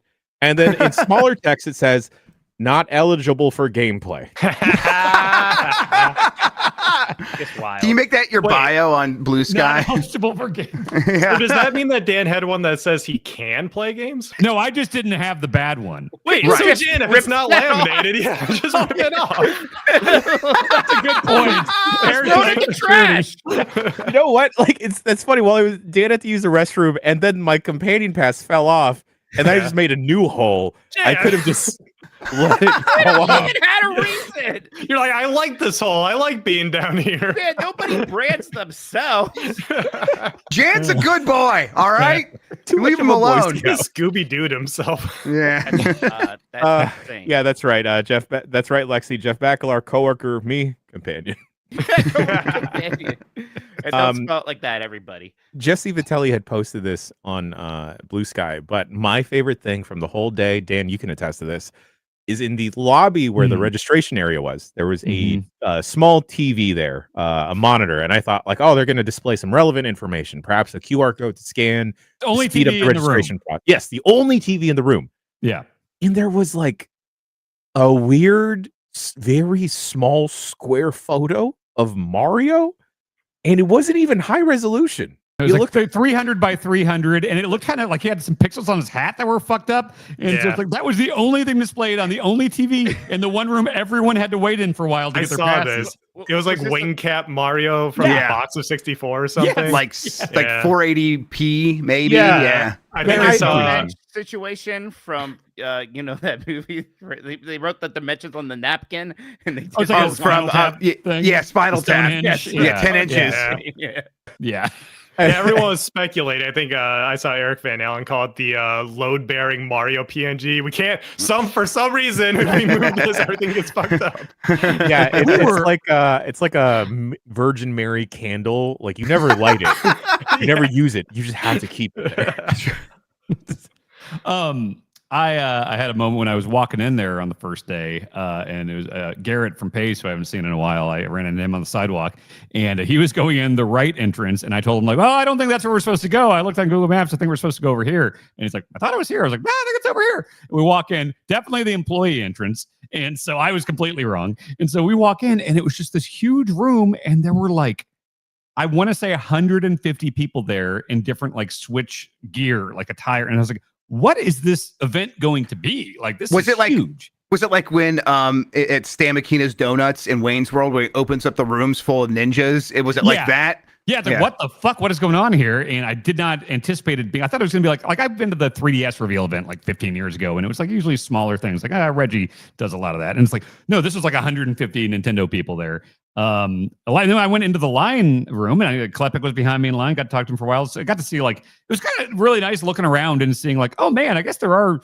You tend to think that there's just like no games media jobs anymore because everything shuts down. But looking around, it's like, oh shit, here's like everyone I've known and worked with for the last forever years, and also like people out on their own now, but yeah, they're still making it happen. Yeah. So it was almost kind of nice to see everyone back in the place, and like it was weird too because after the event, I still had a night there, and I was like looking to grab a beer with someone. I was messaging some friends, and everyone's like, "I got to write all night. This embargo is tomorrow." I was like, "Oh, writing, yeah." Dan's editing. All these people. I would text like Brian Shea and these people. I was like, "Oh yeah, and I got to write all night." Like, oh right, yeah, that makes sense. Schreier's driving back the podcast, and okay, well, my work's done. I guess I'll just walk around for a few hours and meet John Vignacchi at a bar. But what was the setup like when you actually were in there and you saw the systems all laid out? Did they have like just a ton of stations for each game, or were there big lines to like play Donkey Kong? What was lines? They actually did a really good job of kind of like this, like people had like a red, an orange, or a yellow wristband to determine like the timing of when you go in, which by the way, they were all very close in color, and I'm not colorblind. It was difficult. There's so much, like, is this orange or yellow from everyone? And then also there's a bunch of colorblind journalists just being like, I have no idea what any of this is. So that part was a little weird. But, Nintendo sucks at accessibility, confirmed. Yeah. Even as they make the wheelchair basketball game, they're pretty bad at it. Yes. The other aspect is that Dan and I had different colored wristbands initially. How does that make sense? Okay, it does. You guys got it fixed. We do have someone in the chat saying, did they clap for you? Boy, did they. Jan, okay, so this was a weird thing. There's the entrance to the main first thing where you go in to play Mario Kart. Like the first room is Mario Kart. And it was also like the main room that you have to go in and out of if you're like leaving the building. And like Jan and I left to get lunch, and we came back and stuff. And every time you leave, there was like 6 on one side and 6 on the other, like a hallway of Nintendo people. And every time you walk past them, they all clap and are like, yay! Like, you will see this in the video Jan's going to put up. So we, as people who had to leave and go back, like every time if I go take a shit, it's just I have like 12 Nintendo people be like, yeah! I kind of like that. So fucking weird. But no, I enjoyed that. Well, yeah. So the tier thing was like, okay, so the first room you go into is Mario Kart, and that was the Grand Prix mode. And so each one of those stations, you could play 2 players. So I raced against Alex Perry from Mashable. Very easy to just walk up. There was no lines. I mean, they had tons and tons of kiosks. It's the same room that's going to host that Nintendo Experience thing. Yeah. So it's a lot of people are going to be going in there. And then they take you up to another room, which is like all the third-party stuff and Metroid and like the Zelda stuff, Mario Party, like everything that wasn't Donkey Kong or Mario Kart was in this one other area. And then there was another Mario Kart room that was just for the knockout mode. And so that was 24 kiosks. And it was kind of great because like it doesn't start until everyone's readied up, and there was like one person who took like 10 minutes to ready up. So it's just like you're seeing all the other people are like ready, and then one empty spot, but it puts you into the free roam mode if someone's not ready. So instead of just like that's Mario great. Kart, Mario Kart 8, you're just sitting at that one screen watching a bunch of Mii's stand on the earth.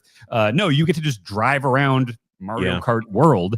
And is this boring or is it fun? Because it looks fun. I hope it's not boring. It's fun. Somebody found a fucking UFO that abducted them, and then they were piloting the UFO around. Yes, that was our dear friend Jesse Vitelli. Yes. And Dan, you found like these princess coins. Yeah, there were like weird princess coins that were like on top of like power lines. So like if you can figure out how to like grind up there, I don't know. I didn't get to any of them. I just kept seeing them. I was like, what is this princess coin thing? But then there's stuff like, the like green binocular things from 3D Land that like shoot into the sky and you can look around.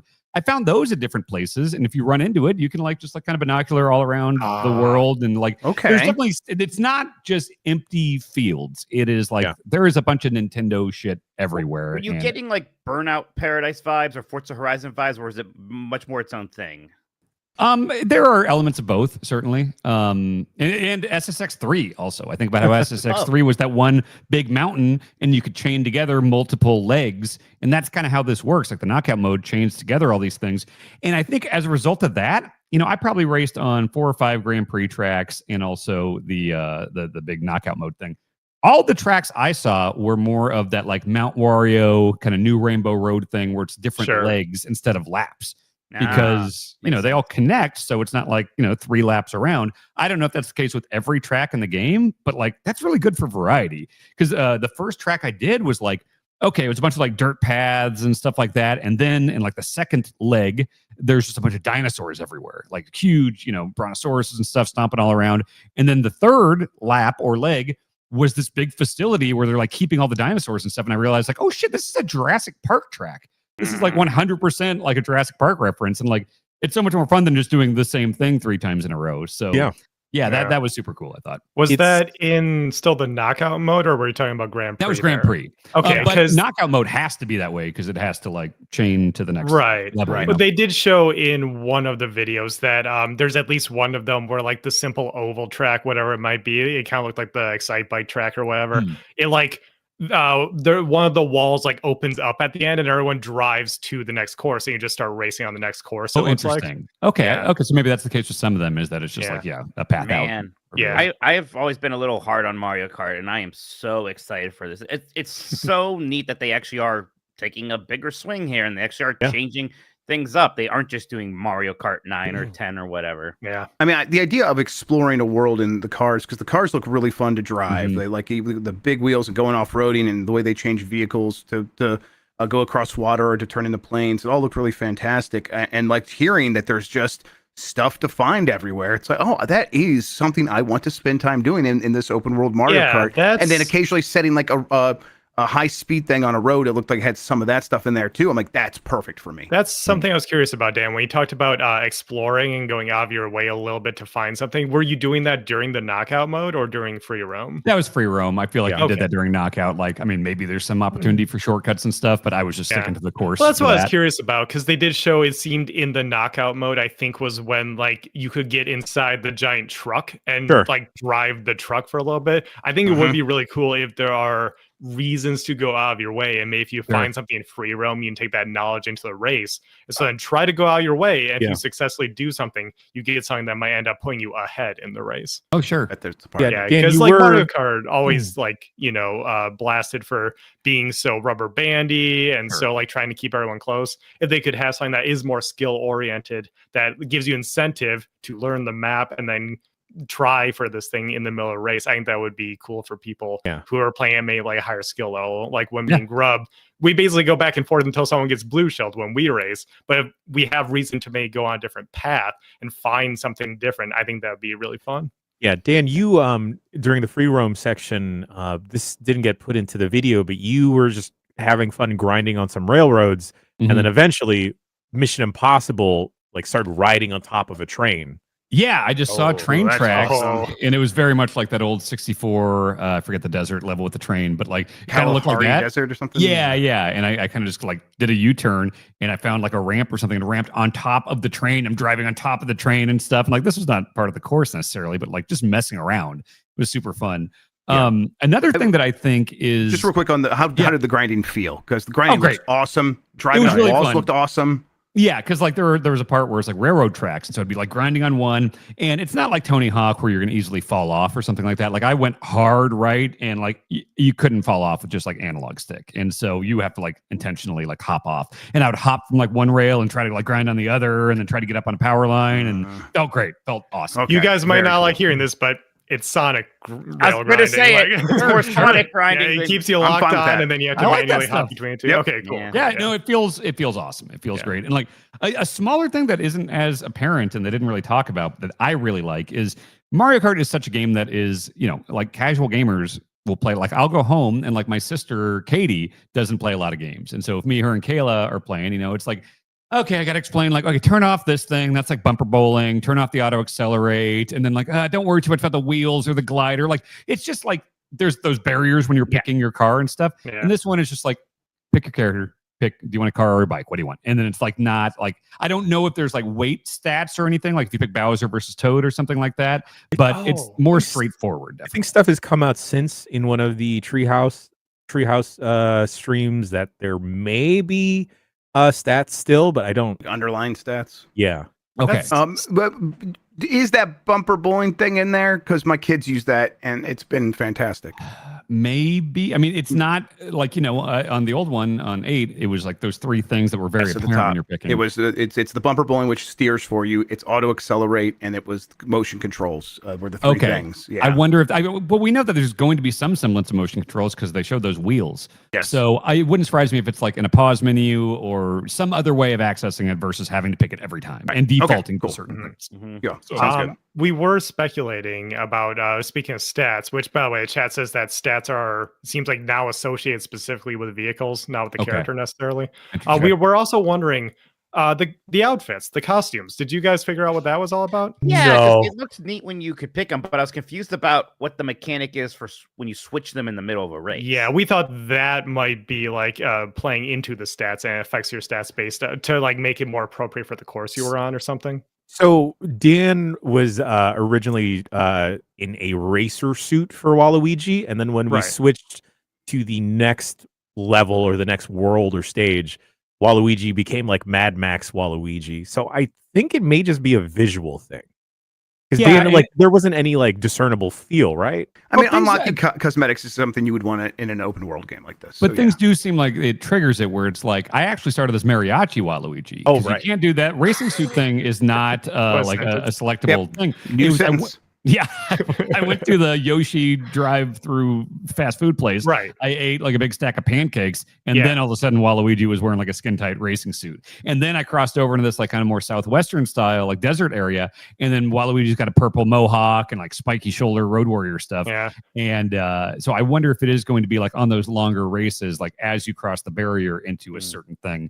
But those costumes are incredible. Alex Perry raced as what was it Aristocrat King Boo or something? Where it's King Boo with like a fancy coat and a mustache. It's so fucking funny. There's Burger Bud Toad who has like a hamburger head. There were some costumes for Daisy that I had to omit from the video because I was worried about Mike Minotti. you gotta send those directly to Mike. There was a bikini Daisy. He knows. Mike, you just smiled really big. He's told me 15 times. He knows. There was one where she had an outfit similar to a Princess Jasmine as well. Yeah, there was. Yeah. Apparently, they on the Treehouse stream they were avoiding getting the costumes as the cow. What won't they show us? What won't they show us? It's so fucking funny because everyone else is like more words added where it's like mariachi Waluigi, food slinger Yoshi, and then cow.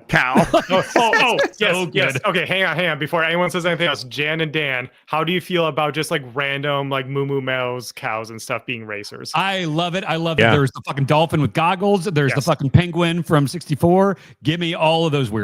I love that. Who was being a fuddy-duddy about it? Mike? Okay, come on. Is it because you don't find them attractive? The dolphin. The dolphin is literally floating above a motorcycle. It's fantastic. Not realistic enough for you? Gran Turismo. This wasn't how it was in real history. There's a planet not here. Mike, That was is what it Mike not was stoic like. for you? Yeah. It's stoic enough. That's it. That's the problem. The enemies. Look, we're in a post Dark Souls world, everybody. Jeez. So what's your problem with that, Mike? I don't know. They're just not real people. Like a Mario. Mario. Bowser's a dinosaur. I don't know. It's just like I didn't like it in Mario Party. I think just a Goomba isn't the same as Donkey Kong. Yeah, Goombas don't have rights. We know what you mean. Yeah, yes. they can't vote. Exactly. Look, this isn't some big hang-up, but I'm not gonna probably be playing as a Delfino or whatever. You're gonna look down on me as I play as a penguin. I get it. All right. Little fuckers from Sunshine that flip you up in the air in the watermelon Yeah, level. Love those guys. Yeah, look, and then like I'm being one back. Checkers, Like, what are I they can't believe called? that's the one they picked. They are picking weird, random ones almost. The weirder the better, in my opinion. Yeah, I haven't absolutely. even seen Dry Bones yet, though. I think. Dry Bones is in there. He's in. Okay, never mind. Well, F me then. Cool. Mm-hmm. Try not to swear as much. I said F me instead. Yeah, it's funnier. Yeah. It's incredible. It's like there's no denying that I think they have knocked it out of the park with what they could do. Is it always this open world thing? Like, is there a mode just to like play through a series of tracks? I think the Grand Prix mode will be that. Okay. But so, like, is that where old tracks could show up? Like, I would classic imagine. tracks? I mean, they didn't Okay. have that available here, but yeah. Did they say in the trailer something about like the most tracks ever, most something? No, I think it'll be definitely less than the NDMA Deluxe. 96. But it looked. I'm trying to do the math on it because it was 2 rows, so I think it's 10 Grand Prix. So like pretty standard Mario Kart stuff. Okay, I'm interested to just like drive with you all across that map. Yeah. and just like find. I want to fun hang out in things. this game. It looks like a good hangout game. Mario like- Kart Hustle. Yeah, definitely. Wait, isn't that one of the, Oh. isn't that like something that's almost built in, like a race across the map or whatever? Could you do like one of those elimination things, but have it be across all of the tracks? I bet they will have some mode. Maybe it's like unlockable if you get all golds in 150cc, where it's like, the Grand Prix, Grand Tour, or whatever. Yeah. like This I is see too that. old. Mario Kart. It's a mad world. Yeah, there you go. Mario Kart, Mad World. Oh, we could do a Yeah. cannonball run. Yeah. Yeah. Dan, we also played the additional mode that they added to Mario Party. Yes, we did. Oh, the Bowser TV show thing. Yes. the Connect game. Yeah. I've been so excited about this. I don't know what it is. I'm like, every time I see it, I'm like, God, It that looks looks fun. like good, stupid. Especially because it's like it'll work fun online, and we like all. This is like just 100% one-to-one iToy ripoff stuff. Yeah. And yet somehow it being Mario Party and online. So it'll be good for streaming, good for us doing content, but also just like good for a Friday night with the family or whatever across the country. I'm like, this seems like such a good time. I Yeah. can't wait. It's like a killer app for me. I'm holding out hope that because at one point in one of the presentations they said like, oh yeah, you can plug in a USB-C camera to the top port, and they didn't like. They are so specific with their branding and stuff like that I think by them not specifying like you could plug in the Nintendo Switch camera to the top port, they said USB-C, so it makes me think that you can just throw a Logitech in there or something like So that. Hori has announced a third-party one that is a different camera. It actually looks like a piranha plant, Wonderful. and it's less money than the official one. It's probably going to be better quality because Hori apparently makes very good stuff. Yeah. Yes, what we're assuming here is you're going to be able to plug in just about any USB-C camera or Yeah, any something- USB camera with an adapter. They got pretty good about that with the Switch, where you can kind of just use most USB controllers. You can use pretty much any USB headset. So presumably, yeah, you'll just be able to plug in whatever USB-C webcam to the top, and then maybe even whatever into the dock.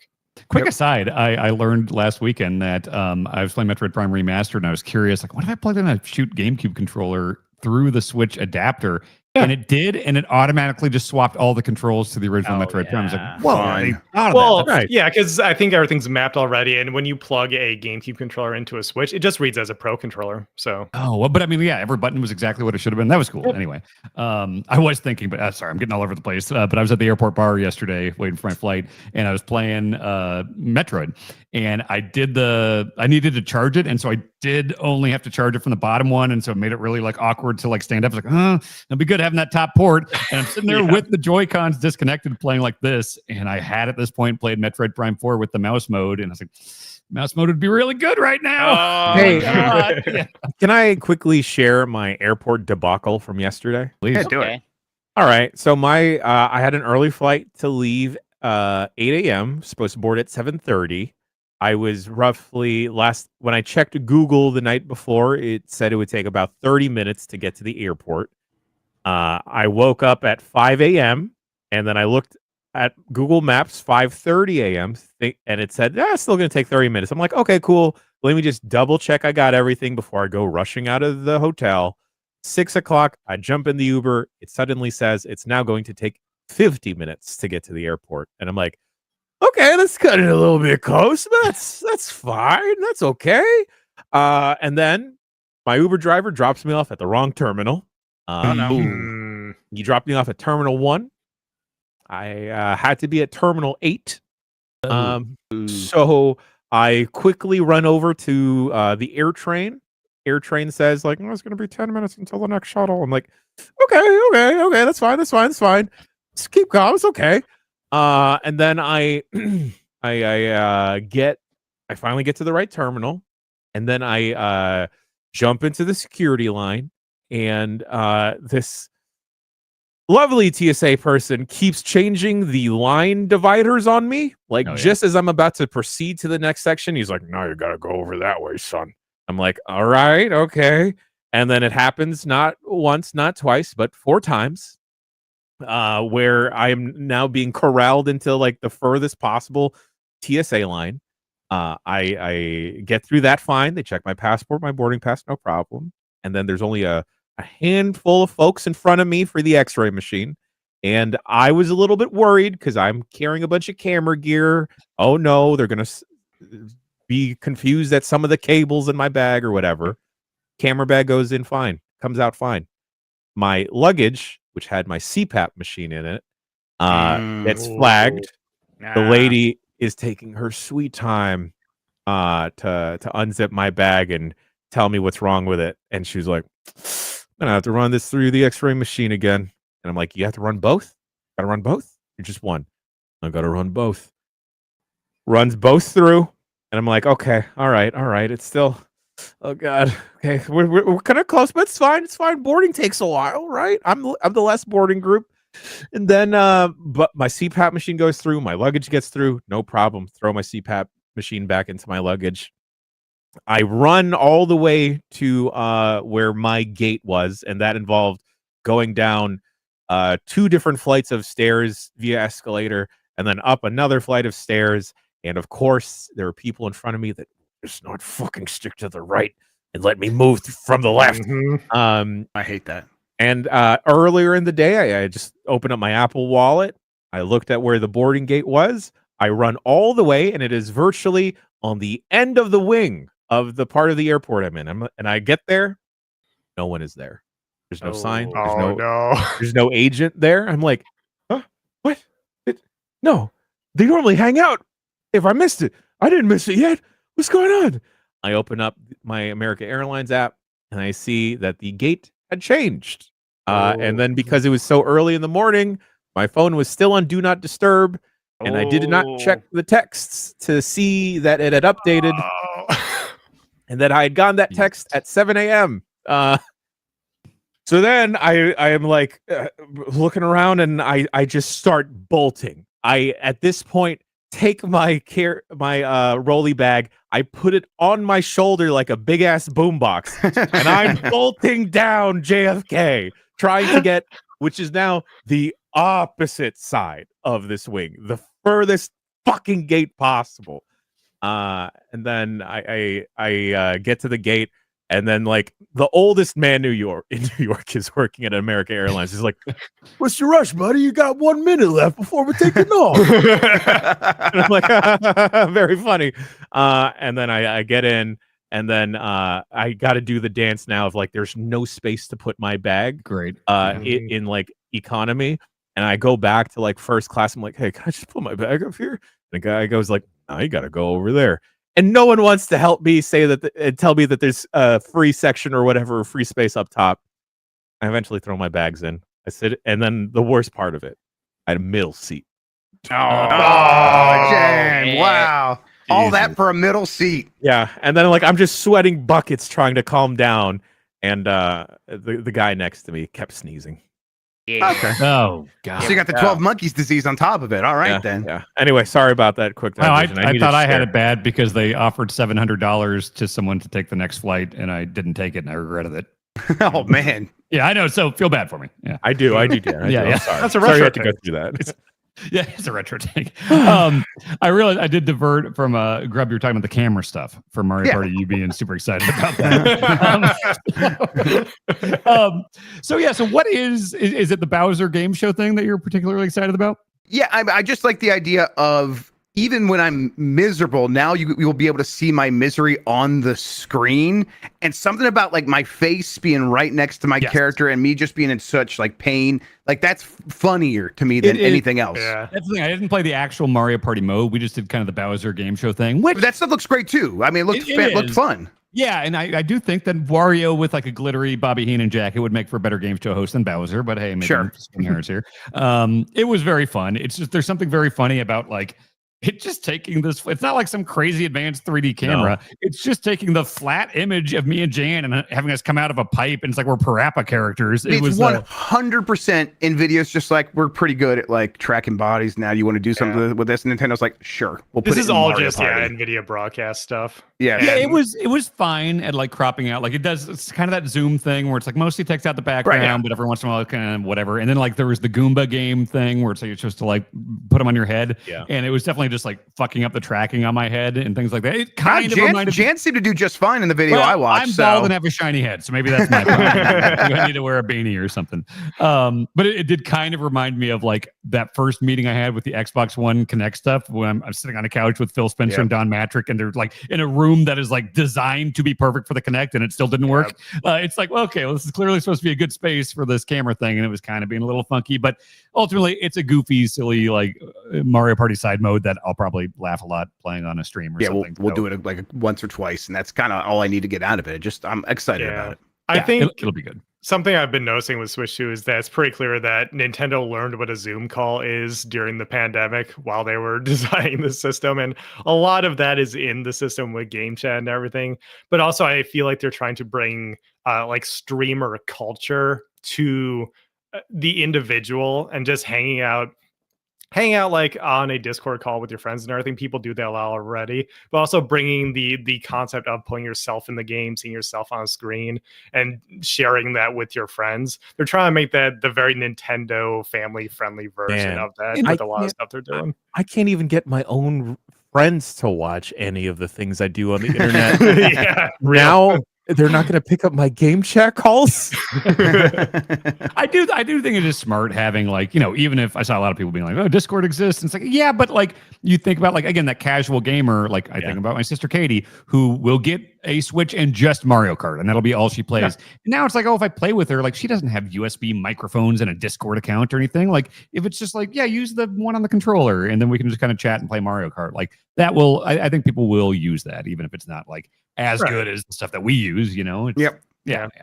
I prefer to have the option. Like I'm glad that the Steam Deck has a built-in microphone, things like that. For like the once or twice I've used it. I'll use it a couple times here. I'm glad it's there though for when I need it. Same. Okay, so what do you want to talk about next, or can we get to Donkey Kong or maybe Metroid Prime? Okay, yeah, because really good. Ian showed off a really neat thing with the Joy-Con stuff there. Because I was worried that like, are they going to limit this to like the mouse function, or if you split it off, or if you're playing it docked versus like handheld? But Dan, please. Yeah, so they definitely were showing off the mouse stuff. And again, it was one of those perfect scenarios where it's like you have a giant flat surface that's covered in mouse pad material, which is not at all going to be how you play at home. And that was a concern of mine, was that like, I played my Switch mostly on a couch or in a recliner. And if I'm not, I'm like holding it in my hand. So like I wondered how often I'd be in a situation for the mouse stuff. But playing it like this, I think it was the best way to play was with the mouse. It took a little bit of getting used to because it is skinny. And so like you're holding, you know, like this thing here, you're used to like, I'm sure there's going to be third-party shells and stuff that you can just like shove it into. That makes sense. But it takes a little getting used to the way you got to hold it. And at first when I was holding it like a normal mouse, it would like turn to the left and right, like flip down sometimes, and I'd have to write it up. But then I learned you kind of have to pinch it as you're like, it feels different than normal mouse, but it took a few minutes for me to get used to it. And you do also have to hit the side, like the face button. It's like you're jumping a lot in Metroid Prime. So like you do have to treat it like side buttons on a gaming mouse, you know? But again, you get used to it super quick. But the thing Jan's referring to is I was wondering if like I got to a specific point where I wanted to like just hold it in separated Joy-Con mode, if it would like, you know, pause and do a pop-up being like, do you want to change to this control mode? Right. No, it didn't do that. I went straight from mouse to like just picking it up, and it instantly knew what I was doing, didn't even say anything on the screen. Then I'm just playing with dual analog sticks perfectly. And if I went into like the aim mode, I could like, you know, do the point, you know, the Wii Metroid Prime 3 style if you want to. But it just went between these three modes so seamlessly. And I have no doubt that if you were able to just put them back into the system, then you're just playing, you know, like it's seamless. And I could see situations where I'm going from mouse to dual stick on the fly, picks it up immediately. So did you have an opportunity to try the mouse on your leg? No, I didn't. No, because we weren't sitting down. Right, that's what I figured. Yeah, that's why I'm like, you're almost certainly standing up at one of those stations. That's how these things always work. I'm curious about that. Like, you know, I'm maybe every once in a while I want to like use the mouse for a little bit, and I'll just like, I'm not going to go to a table, but can I make this work on my leg for like the next 10 minutes? Maybe we're curious to see. I bet you'll need a table anyways to prop up the Switch at that point then, right? Well, no, because I could be playing on the TV. Yeah, if it's in dock mode. Right? Yeah. Forget about that one.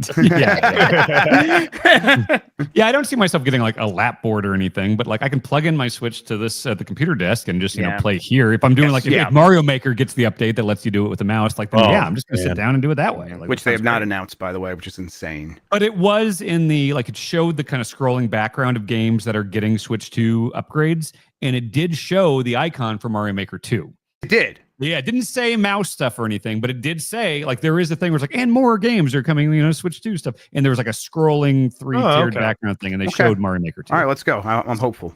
Oh, I'll go nuts on it if there's that'd be great. Mouse mode. Yeah, absolutely. Yep. Yeah. But no, it felt really good. And just, you know, removed from the hardware part of it, Metroid Prime 4, oh, it's so great. It was interesting because Metroid is such like an isolated, like lonely, you know, game, you know, by its whole history. And this demo was very, do you remember that Halo 2 demo, that new Mombasa one, where it's just like all those ships and explosions and troops dying and stuff? It felt like that. That's crazy. Which is not what Metroid feels like. Right. So it's kind of cinematic interest. 3 did a similar thing a bit. Yeah. I think we saw what you saw, Dan, on Treehouse the next day. And first of all, they did a 4K stream, which is still just a weird thing for Nintendo to do that I need to get used to. It looks honestly, 4K streams are weird for anybody. Like a lot of the other companies don't stream as well. In 4K. Yeah, it's hard to stream at 4K, but yeah, it looked fantastic on that stream. And it is, I was getting big like Metroid Prime 3 in that era, sort of like visually Halo 4 vibes from the visuals and everything like that, but it does kind of open Metroid Prime 3 a little bit where you know, Samus is coming in hot, like the battle's going on and she has to talk to the Federation troopers and everything like that. But it seems like that could just be like the sort of cold open to the game. I'm expecting that. And then they take her abilities away and stuff. Because like I did have, you know, the morph ball and missiles and stuff like that. So like, I'm sure it's the Vinny Caravella. I don't know if you got to this. Yeah, I don't know if you got to this, but at the end, like she has a confrontation with Psylocke. He like shoots the artifact that's the logo for the game, and then gets like teleported. Probably it seems like. I'd assume that's where you like end up on whatever planet she's on, and then loses the abilities and everything like that. Yeah, I don't think it's going to be a game that's like stocked with like friendly NPCs and big war scenes. I think it's going to be Metroid Prime. It's good because 3 had too much of that, and so I think that's them going, okay, we can use this for like a cool intro, but after that, it's like more Prime 1, you know, just go explore. No, I feel very, very strongly about the game. Like, I think it's going to be great. And the look of it too, like, it's just, man, 4K Metroid or 120 frames a second. Like, that is fucking sweet. Did you get a chance to play both? They didn't, no, they didn't touch on that with the demo. So it's probably 4K 60 the way you were playing it? I would imagine, but they didn't confirm or have anything on screen. Probably, yeah. Okay. Yeah. But yeah, boss fight was great. Looks sharp. I mean, the boss fight thing was, there was like the boss fight was specifically like a weak point thing where it's a lot of like, you know, Lost Planet weak points popping up all over his body. And so I was doing the mouse mode and it was so good at just dialing in on exactly where I wanted to go.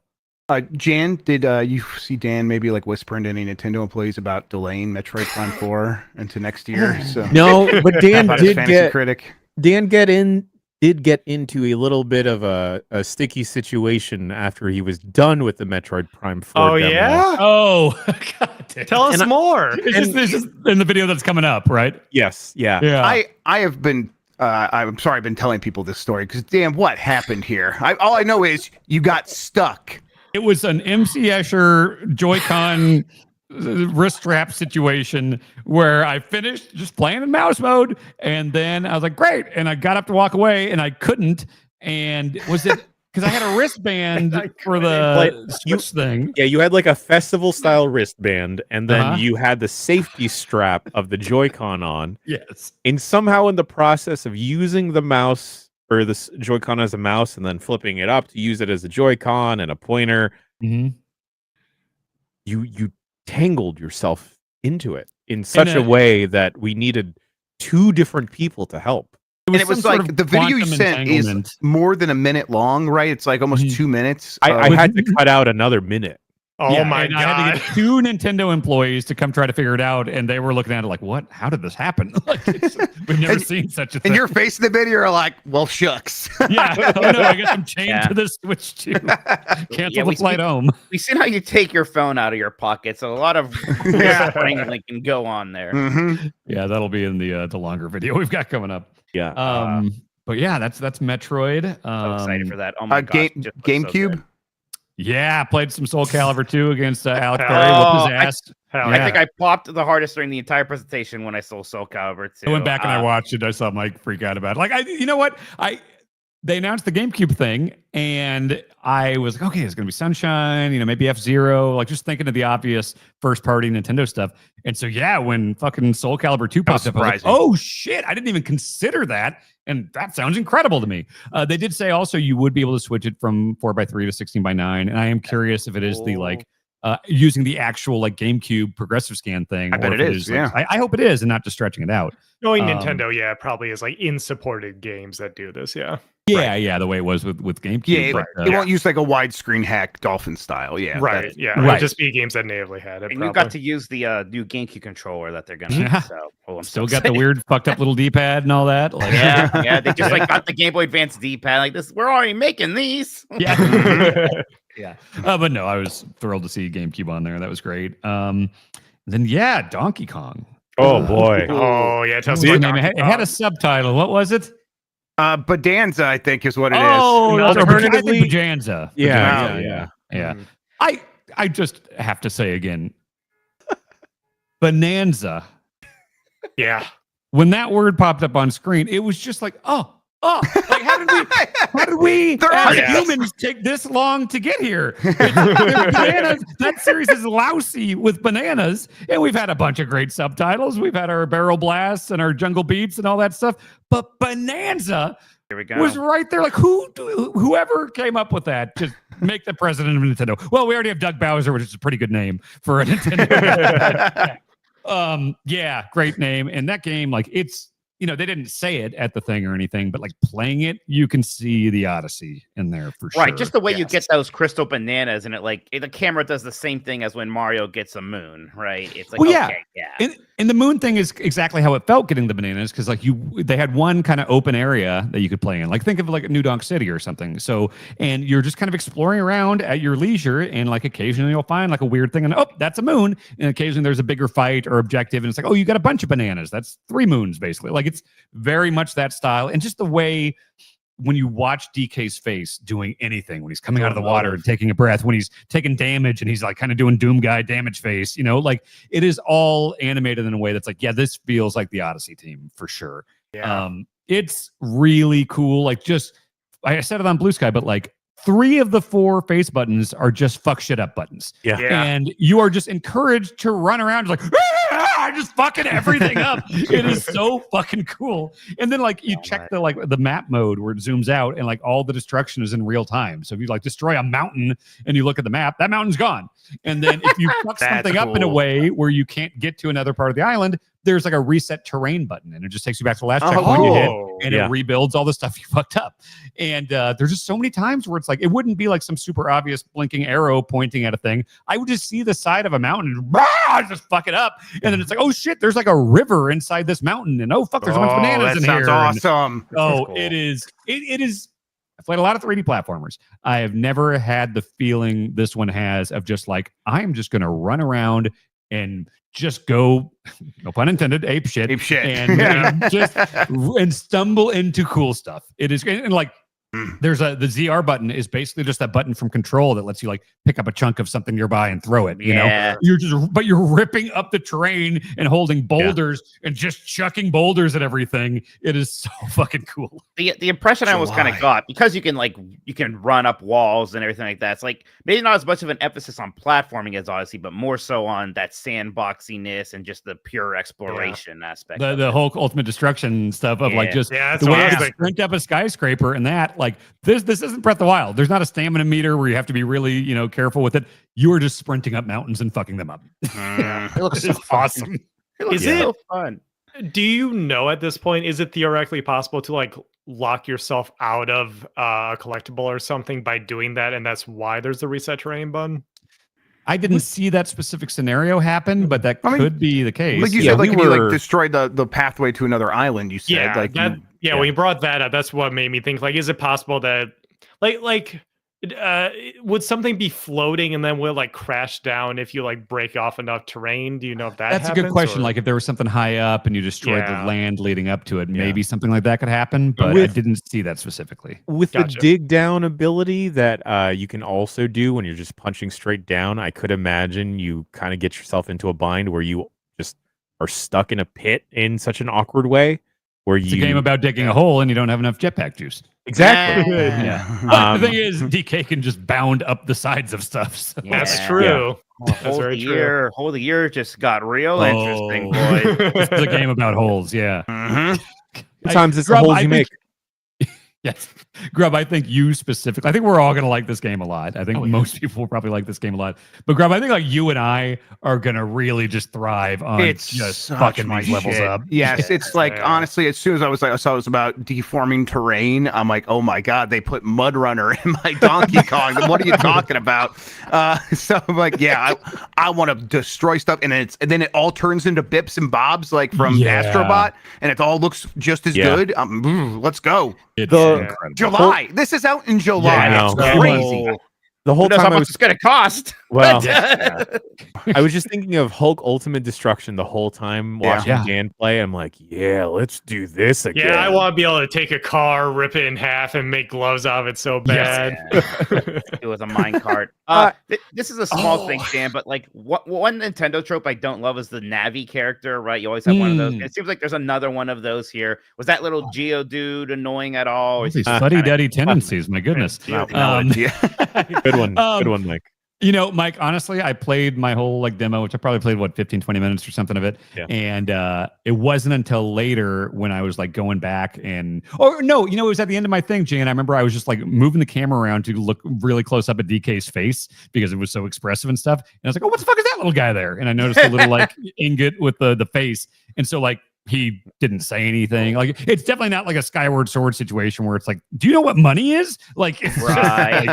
Even Try was kind of annoying because of wisdom. Cappy was okay. So I did not even notice it until I zoomed the camera and I was like, oh shit, okay, there's a little dude. Okay, good. Mm-hmm. Yeah, it's the fact that that's a month after release. And in fact, this is really smart. Mario Kart launching with it. That is, to use the old term, the killer app. That is a system seller 100%. Oh, yeah. And then a month later, this killer fucking Donkey Kong game comes out. And then they got all the stuff in their pockets from, the next actual Mario game to Animal Crossing that are probably, year one. It could be holiday, could be year two. I could see Metroid Prime being the holiday thing this year. So maybe next year it's Mario and Animal Crossing. But pretty smart the way they've laid out these early games. Yeah, Pokemon Legends EA, right? Oh, right. In that Muso game, that's the Zelda Muso game. I keep forgetting they announced, but there's Hyrule Warriors. Yeah, I'm sure my sister Age was of Imprisonment. It's about Nintendo jail. Yeah. Wow. Yes. Okay, so the hardware itself. Did you get it? Were you always playing on TVs, or did you get a chance to really look at that LCD screen? We did both. In fact, the first room with the Mario Kart stuff, they encourage you to play on the TV first and then do it on the Switch itself. Looked awesome on both. Yeah. It was HDR. Were you like noticing like colors really popping and stuff like that? I mean, I wasn't thinking about HDR when I was playing it. I mean, I can say it just looked really good. Right. So like, I can't say I was getting into the nitty gritty, like, Sure. digital trends type, HDR stuff or nits or anything like that, but it looked fucking good. As far as the hardware itself and the way it feels, I cannot oversell or undersell. I cannot undersell. You cannot overstate. Can't overstate how good it feels to remove those Joy-Cons and how good they feel when they are connected. Like there is just like, there's the obvious, L and R and ZR and ZL up there kind of in the normal spots. And then there's this thing that you would never accidentally hit, I don't think. That is like, you kind of have to curve your finger around and touch on the inside there. And then it just comes right off. Yeah. And then it just snaps right on, and there's no rattle, there's no like gap between the it's just like it feels incredibly sturdy, and you press this one little thing over here and comes right off. It is so satisfying because like I love the Switch, but every fucking time especially when I'm like taking off those little side gimmicks and stuff, if you're playing like Mario Kart or Mario Party, it always just feels like, am I cracking plastic here? Like this feels fucked up. It just felt worlds better. It looked good. It looked more premium. The whole thing looks more premium compared to the Switch. Is that the sense you got? Like you were talking about some of the material inside was like metal and stuff like that. Did it just feel like a more expensive device? Yeah, it's metal on those. Like it's fucked up now because you got R, ZR, and you flip it around on the side thing, and you got SR, and then the grip button is GR. Yeah, so GR and GL. So gurgle. Now. We got the gurgle buttons. Yeah, the gurgle buttons, and that's even on the Joy-Con grip. You got the metal SR and they're bigger, so it's gonna be so much better if you're playing with the Joy-Cons for like Mario Kart or Mario Party or something like that. But yeah, the very first thing I noticed when I picked it up was like it really is like the difference between holding the controller that your Xbox came with and holding an Elite controller, where it's just like, oh, this feels more like a nice piece of electronics versus kind of a toy, like a plastic toy. And you were like noticing the size difference between Joy-Con 1 and Joy-Con 2. These ones are a little bit bigger. Did it feel better in your hand or anything like that? Or is that not something you noticed right away? The only time I was really playing with just the Joy-Cons in my hand was with Metroid, and that was mostly in mouse mode, which is such a specific thing. I can't say I didn't play a lot in like just Joy-Con mode, but the whole thing just does look and feel a lot better. Even like the Joy-Con grip, like the material feels quite a bit better. So overall upgrades across the board. I wish I do kind of hate the like separated D-pad on the left Joy-Con, and that is the same way now. So, but I understand why they do it. I still just don't like the feel of it really. I'll get a third-party Joy-Con that changes that if I feel the need to. I didn't hate the separated ones, but I definitely prefer a connected Joy-Con for sure, or D-pad, I should say. Did you play the wheelchair game at all? No, we went up to play it, and it was a thing where it was like 4 or 6 people they needed to like start the game, and I didn't want to wait around for indefinite. If only Jan could play. Yeah, well, look, rules are rules, Mike. I tried sitting down, and then the attendant slapped my hands. Yeah. Get out of here, companion. For what it's worth, I don't remember seeing anyone else with a companion pass. Man, you're companion class, all right. Yeah. Class of 1. I did play with the Pro controller, and that felt significantly better, I think. I like the Switch 1 Pro controller, but this did feel a lot better. And it does. Let's say for some reason you can only ever have one game that you played from there, right? All the other ones are going to go into the ether. What was your favorite game? What's the one game that you have to have? I mean, in that desert island scenario, I think you almost have to go with Mario Kart just because of the like breadth of content, and assuming the desert island has an internet connection, obviously there's a lot going on there. But Donkey Kong seems exceptional as well. So it really is a toss up between Mario Kart and Donkey Kong. I will say Metroid also, but yeah. The attendant working the booth said that Dan was the only person to find Cranky Kong that day. That's right. Really? Now they always lie to us to make us feel better, but I believe this one. I believe this one. And Cranky looks like old Cranky, which I thought was fun. That like everything else has this new art style, and then it's just that's Cranky Kong from Super Nintendo. Oh yeah. Oh yeah. Speaking of, did you see the DKC level that's in there at all? Did that in any way play into what the 2D thing? Yeah. No, I did not see that shit. They just had this one kind of hub, or not hub, but with this one world open to us. Sure. So yeah. We were kind of wondering if that would be like the like the 8-bit Mario stuff in Odyssey or something, where you just like go into a warp pipe or something similar and play it for a little bit. But I can see that being. It seems like that makes sense for that to pop up occasionally, like you said with Mario Odyssey. Break up the pacing a little bit. Yeah. Did you get to try any of the like the third-party ports? I don't know if Hitman was there. I saw that Hogwarts Legacy was. I don't know if you went up to that. I did not see a single person playing that. No line the entire day. Interesting. I felt awkward walking through that aisle every time because there's like every station has someone standing on it and they're all like looking at you like, hey, do you want to play? It's like, yeah, I'm just. And did you notice there was someone dressed up as a wizard there? I did not notice that. No. Okay. It didn't even work Doug there. Bowser. Wow.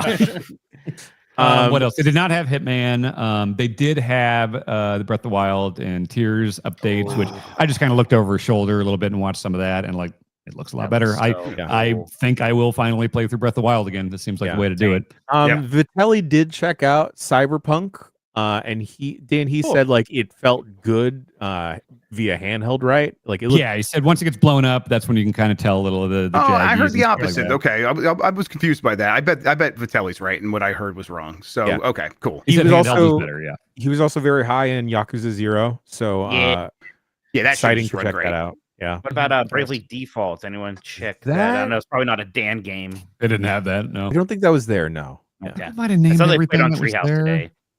There was the demo game, the instruction tutorial game. Of course.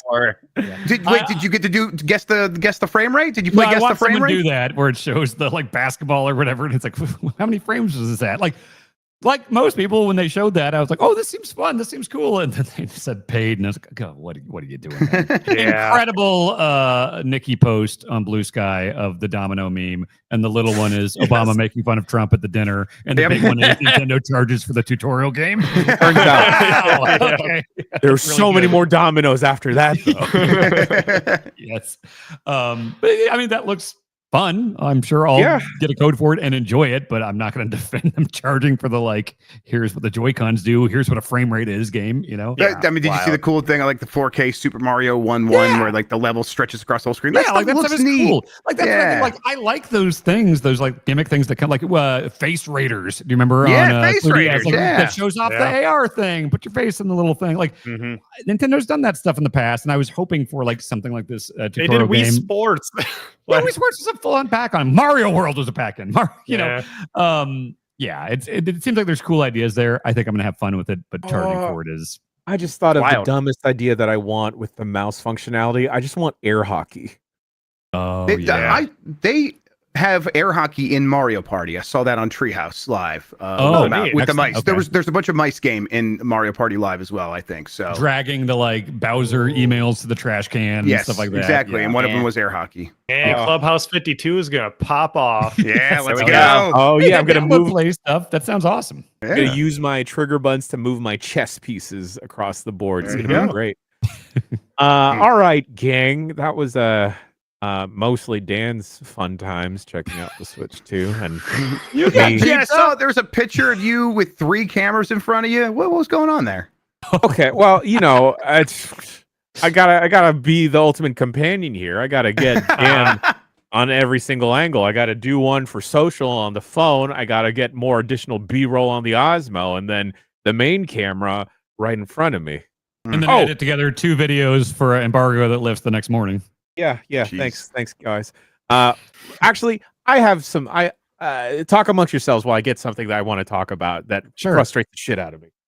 So like Dan, you mentioned this a little bit, but the vibes were like E3 kind of, right? Like it felt like a nice, cool event. Like actually, like Nintendo's back doing these kinds of things, and that was nice to go to. Yeah, it felt like a big deal. And like I said, just seeing a bunch of like, the game, like the amount of media people that were there and the excitement over this, it really did kind of feel like you knew this was a big one. And this was probably like the biggest one of these since maybe the last time they showed off the Switch, because I went to the Switch 1 reveal event in New York with Gersman, and like that felt big. But it was like, like 1-2 Switch was one of the headliners, and like it was mainly like Zelda and Mario Kart at the time wasn't the biggest news because it was the last one, this felt a lot bigger than the Switch reveal or the 3DS reveal or the ones I've done in the past, certainly the Wii U reveal.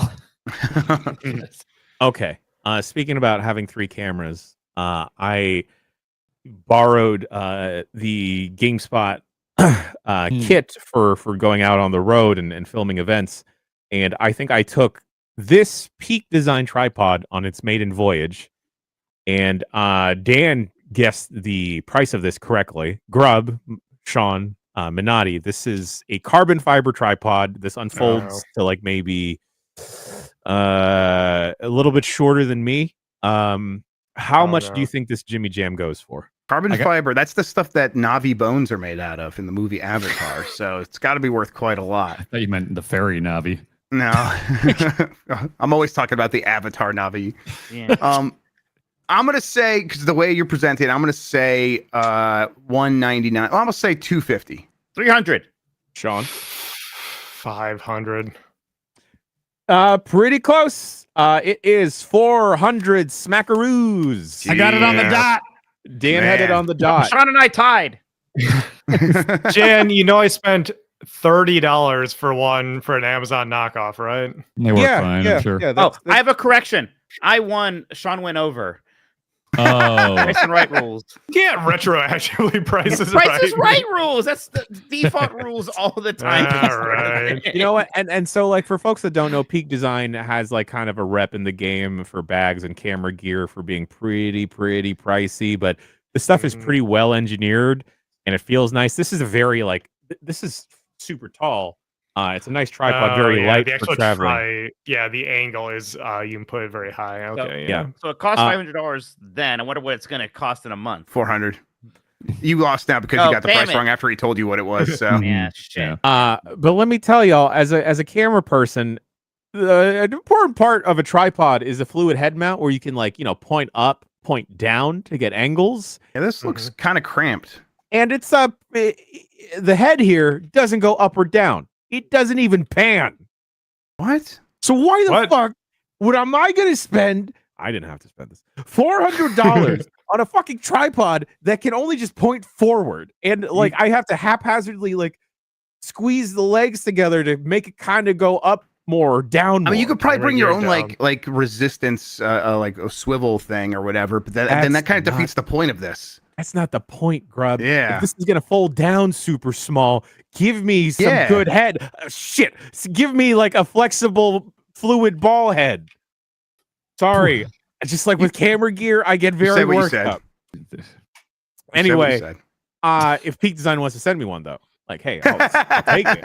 And then I'll go buy my own tripod head and it'll be fine. Anyway, gang, anyone else got a game they want to talk about? No.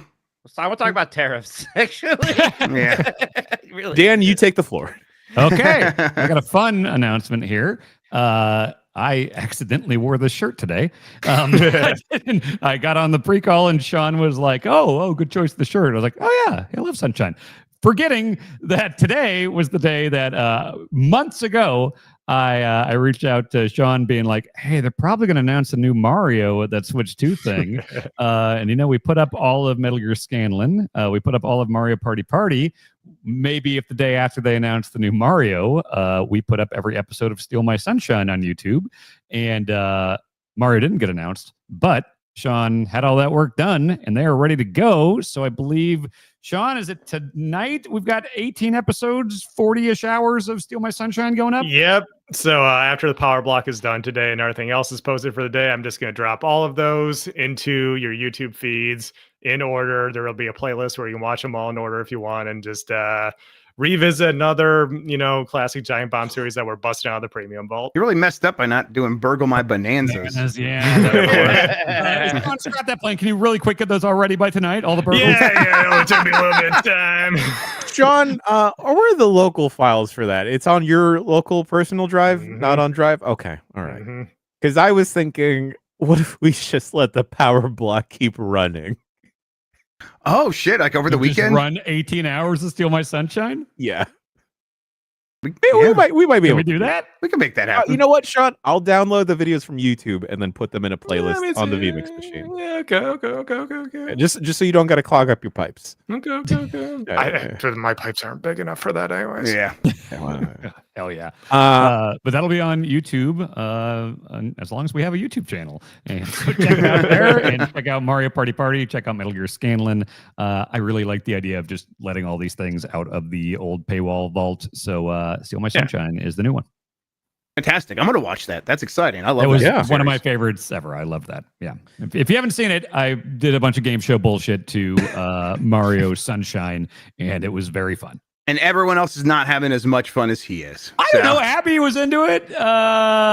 Well, Abby's a good sport, is why. Yeah, I think Alex might have had some grumbling. I think Vinny sees the positive in everything. So I've seen the thumbnails. I'm not sure if Vinny was still feeling that way by the end there. Look, it's still better than DK64. We didn't have to send a GameCube to Antarctica at the end of this thing. That's true. Okay, yeah. Yes. All right, gang. I think we're going to wind down for BCR. We're going to take a little bit of a break before we get the pipes back up and running for Unprofessional Fridays. But gang, Switch 2 is coming out. Maybe. Who knows when we're going to pre-order it now? Who knows how much it's actually going to cost? Oh my God. I know when I'm going to. I'm just going to make a quick trip up to Windsor. Bye, everybody. There we go. We're all going to take a family road trip to Canada, and we're all going to get together and camp outside Best Buy Canada. I don't know if they have Best Buys in Canada.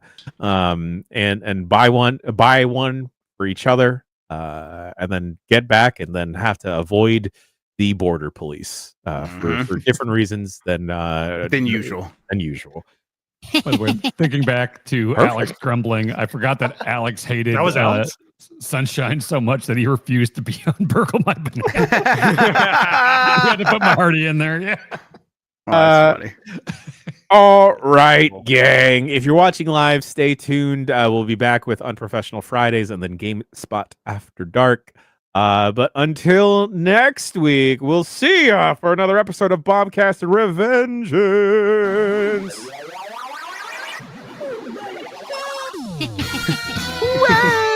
Jack up in a rainforest cafe. He's been Mike. He's been Sean. He's been Dan. He's been Grandma. I've been Dan. We'll see you next week. Good.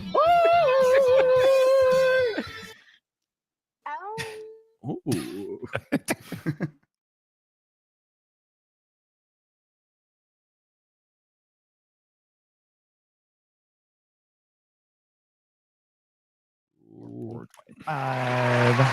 Thanks, everyone. Thanks.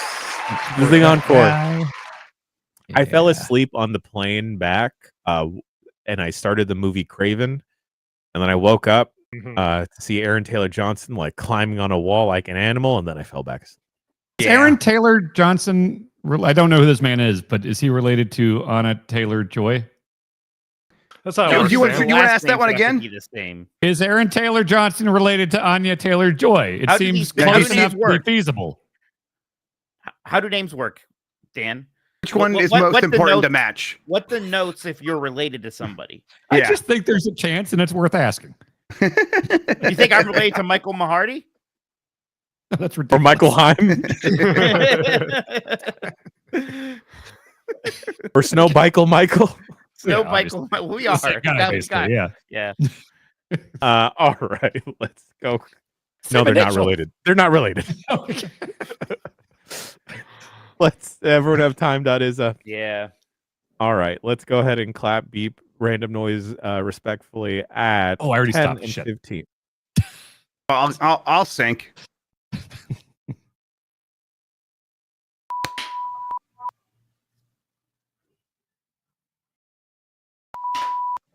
Thank you. No, you're just watching Insomniac, and my penis isn't out. It wasn't.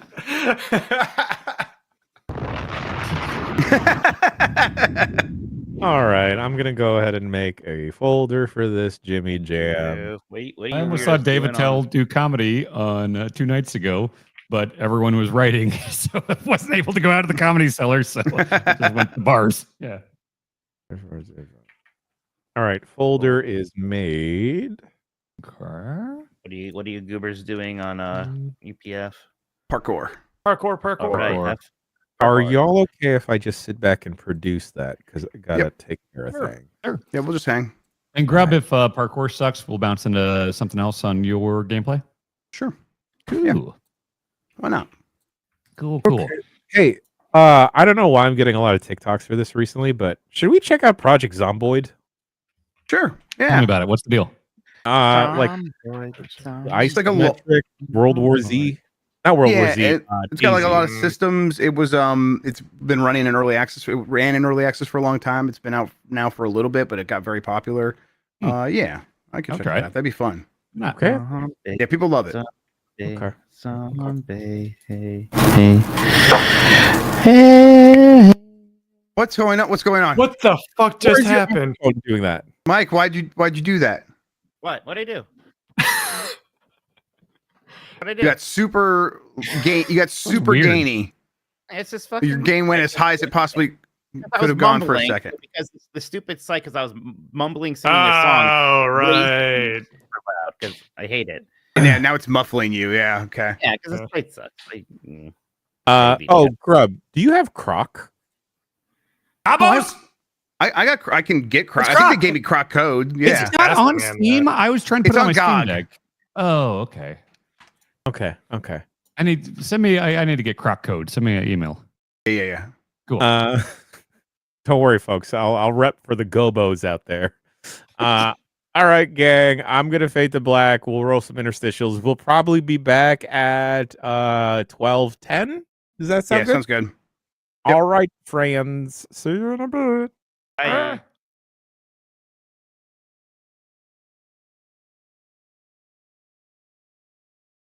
Yeah, Kirk, I think, like, you know, at least from where I'm standing, I know that, like, everyone really appreciates your work, your vision. Right. Like, I don't think there's anyone else here that can touch the kind of like unique sort of voice that you have. And it's definitely special for sure. I'm always wondering, like, what happens if you change everything about your sort of look and style? Get a haircut, shave the mustache, take off the denim jacket, and just, you know, go to Nordstrom. Go to the rack and see what fits. If you can. I know you have, like, a strange kind of body shape. I'm not supposed to say that, but... On the next Games of Our Lives. He's back. Hi, Emma. I don't think what happened to Emma was an accident.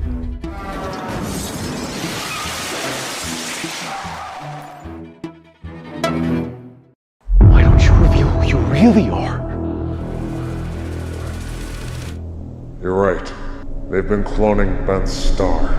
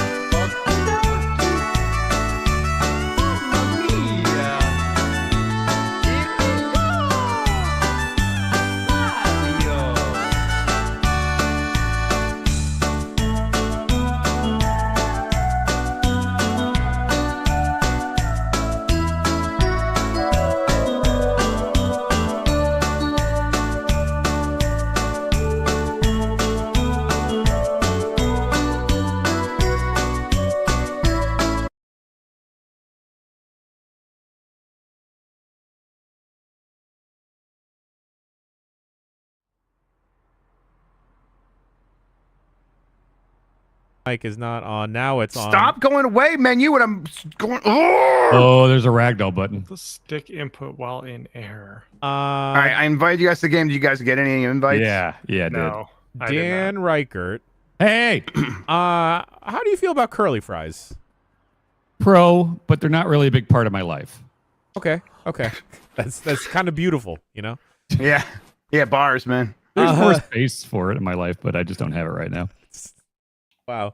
So sorry it has to end this way.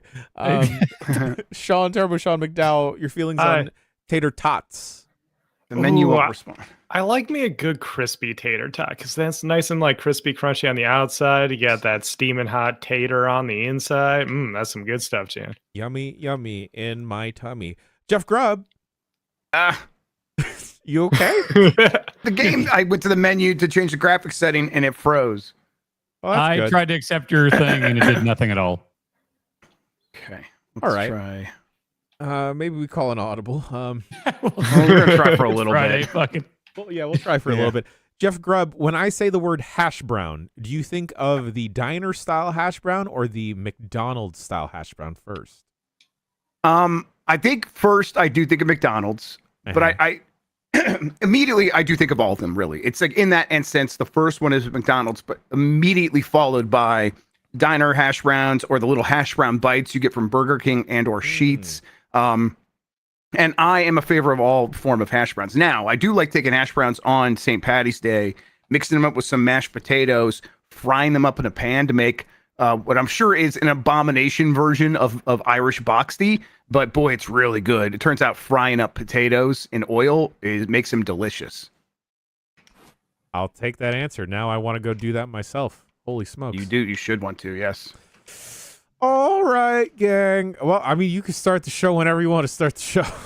Hello, everybody. Welcome to Unprofessional Fridays. I'm Jeff Grubb from Giant Bomb, and I parkour. I parkour so hard, I have to parkour with friends. I parkour with Parkour Dan Reichert. Parkour Dan Reichert, how are you doing? Good. Are you in this? Wait, I'm going to click join. Wait, how do I click nobody join? knows. I don't know. I see your name, but I don't know how to move the mouse and click you. Yeah, well, I'm trying to make the game more responsive by changing the graphics settings, and the graphics settings menu is not responding. Parkour Turbo Sean McDowell, what do you suggest I do? Hold left trigger and flick the right stick to vault over an object? Look, that Y sounds appears pretty to cool, be a actually. ragdoll. That seems to be the most important thing. Okay. Fetal position and cry is what I suggest, Jeff. Okay. A ragdoll. That was good. Yeah, it's good. God, this seems dangerous. Ow! Oh, yeah. Why is this game super chuggy? Mine? I think because they're like simulating a bunch of physics. I'm like, it seems like it has bad DLSS. It is insanely poorly optimized. Yeah. I have mine on balance and it's running. We have the same computer for the most part. It's just do balance. Oh, we do, huh? That's why I said most part. I realized. Oh my God, did it change my camera again? All right. You can do cannonballs if you hold Y while you're falling. Hold left trigger and move the right analog stick in a semicircle to what is this game? Oh, we might be audibling, huh? All right, let me try to see if I can get you guys in this game real quick. So I'm gonna do this. Should we just join this one that says? Yeah, what's that? Well, the tutorial did say that we would not have access to the open world until we do a tutorial. I don't know if we can bypass that in some way. Okay, well, I would suggest jumping off a rooftop and then holding Y and doing cannonballs, and that seems fun. Oh, I did several flips into the ground until my neck was broken. Yeah, same.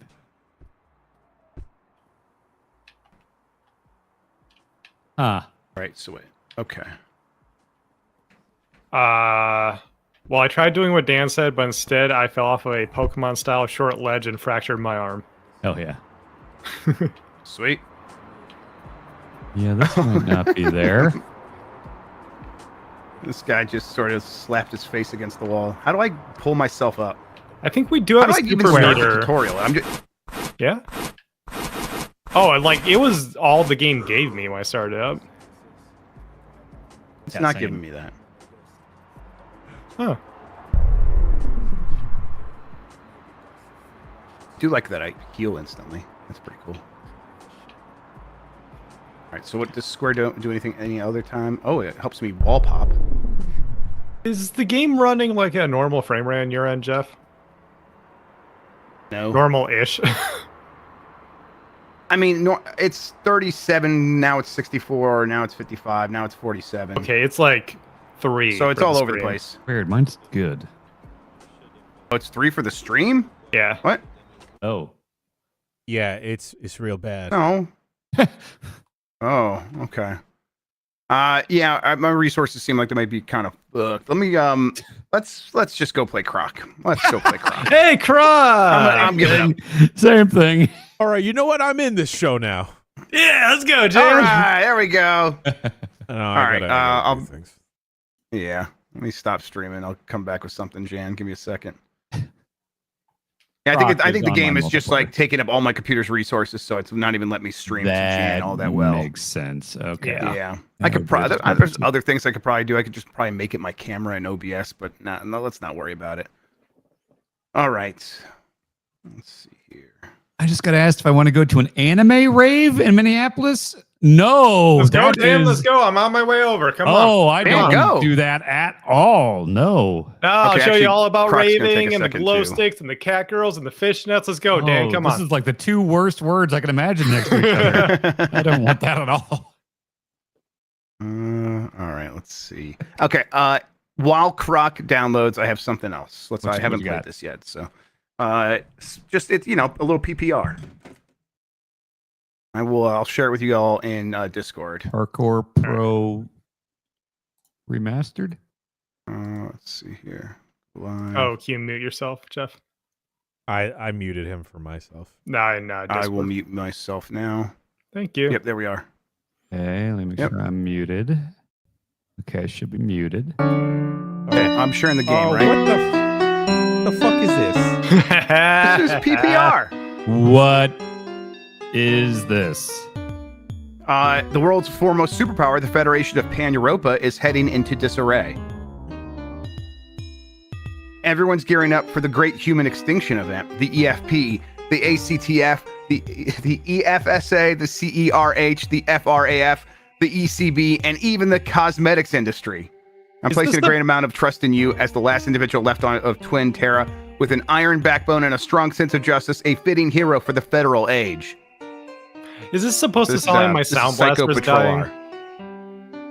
Yes, absolutely. This is the game from the guys that did Cruelty Squad. Oh, this is the new one. That makes sense.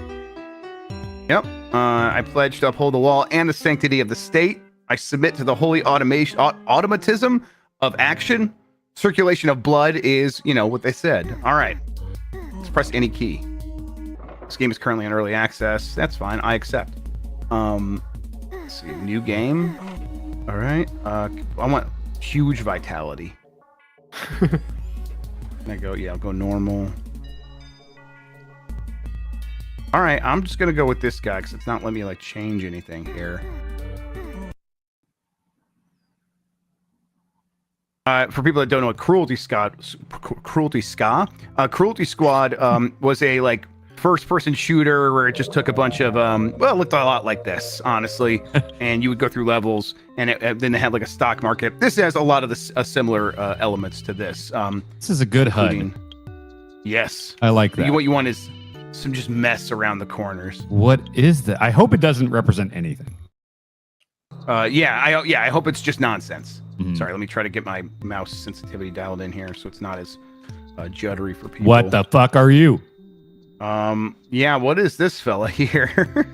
It's me in 5 years. Yeah, I was gonna say kind of a Dan Reichert beard going on there. All right, status.exe. You got an orange vest.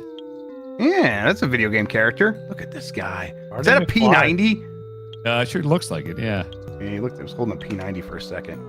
Oh wait, why is the game being all like that? I shot a computer. Oh, I can lean. Let's see. Let's reload. Oh, okay, there we go. Password. Swan song. It did not work. You can hear the hard drives spinning out. That's good. Yep. All right, well, I don't know my password. Does he think it's probably written down here somewhere? That's what most people do in video games, I've found. Yep. Was the phone ringing? Ooh, a grenade. I would live in a shoot house that looks like this. Is it streaming fine to you guys? No. Like, it's kind of chugging on my side. I don't know what's chugging, going on. I think my yeah. computer's dying because that CPU. Is it like more like... I thought it was Oh, the game's... intentional for it to Yeah, look me like too. this. Yeah. Music's good. Let's see. This is crazy because it's at 720p. Metroid Prime 4 soundtrack. Yes, this is what you want from it. Yeah, absolutely. Hey, fellow police, I think. Oh, wow. Huh. Okay. Psychohazards, vending machine, Wilhelm Reich, anti-fascism, bribe. There's $5. Crank that bribe up. Keep your change, peasant. How much do I have? I have €38.95. I'm gonna give him 20. You are very generous. Okay. Oh wait, my money went up. Did I get a bribe? This doesn't make sense. Oh, this is how much money they have, and I have this much money. I see. That's The your trade funds. That's deficit. right there. Yeah, that's the trade deficit. We've got to do something about this. Terrorists. Oh, That's not good. That's not good. Negative life force detected. That's what it said. It's a good way. That's a fun way of putting it. Uh-huh. All right, so don't shoot the first person you see. Why is it single-digit frame rates, even for a second there? Would it ever be like this? Let me see if there's something else going on with my computer. I think Firefox is being a little weird. Am I using Edge for anything? I'm gonna close Edge. All right, my phone is ringing. Let's try that. Am I just picking up the phone?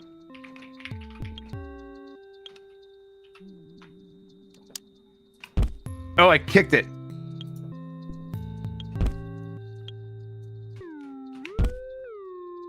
All right, well, I don't That's think it's going to physics. ring anymore.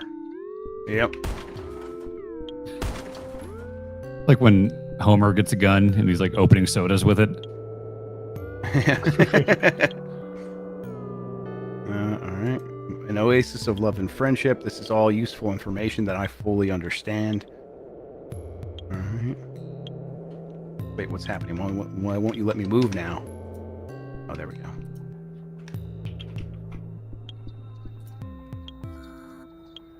Okay, so I can buy other weapons here. Is this from the beginning? Yeah. Yeah, I've not played this before. There we go. All right, so... Oh, why is Edelgard Schmidt says no. Is that the guy I shot? Maybe that's the guy I shot. Jeffrey, I can this aim is down called sights. PPR. This is called Psycho Patrol R, I think. Oh, my euros. Man, those are worth more than dollars, that's for sure. I kept mispronouncing gyro at the Gyro. Yeah, Gyro? You want to Gyro. say gyro, like a gyroscope. Oh, No, that is incorrect. I'll get it right one of these days. What? Oh, for the okay. The moving around See, I thought he was control talking gimmick. about the food because it's Dan. No, yes, here he's not no. talking about the food. Okay, Yeah. okay. He was trying to talk about an actual gyroscope. Gotcha. Yeah, How can I help He you? pronounces it Guy Fieri, even though you Right. might think it's Even though Guy it's Fieri. Fieri. Guy Fieri. I forgot my password. Don't know your password, but you should ask Elias Kramer, our system administrator. He should be able to set you up in no time. You could probably find him in the server room in the basement. Just take the elevator all the way down. Okay.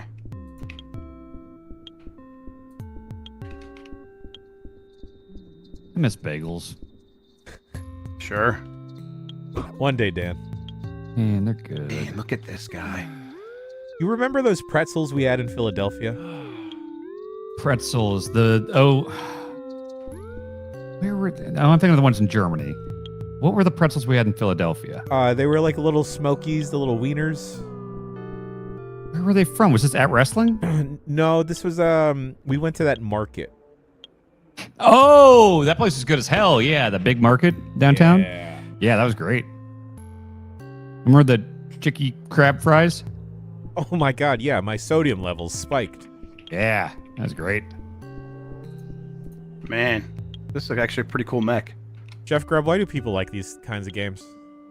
I'm glad Jan asked it. I don't know. not I me. like a game that just, I like a game that's just like looks like it was dipped in LSD and has no regard for your enjoyment, but still has a lot of depth and weirdness to it. So if you are willing to meet it on its terms, there's like a lot going on there. Like this game has like a fully operating like stock market and things like that. They put too many systems in here, and you might find some stuff that you can mess around with and make the world change depending on how you interact with it. I like that sort of thing, but okay, it definitely is aggressive on purpose. Not for me, but it's okay. No, yeah. Did you ever try Cruelty Squad? I did not like it. Yeah, it's got its own thing going on. What You ever is play- the game? Yeah. Like, is it ImSim? Is it like a boomer shooter? What are we looking at here? It's a little ImSim, but it's I think yes, ImSim is probably the best way to put it. Okay. Hey, I need to talk to you. Do you want me to wipe your ass for you too? Come back later. I'm busy. I just work here and people make it a living nightmare. I'm going into kernel panic. Heh. All right. So should I wait for you to go back to your job position?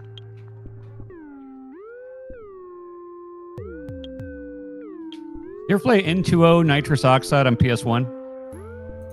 No. No. It was But supposed to be like an I'm acid aware trip of it. game. So when I was a teenager and I wanted to see what acid was like, I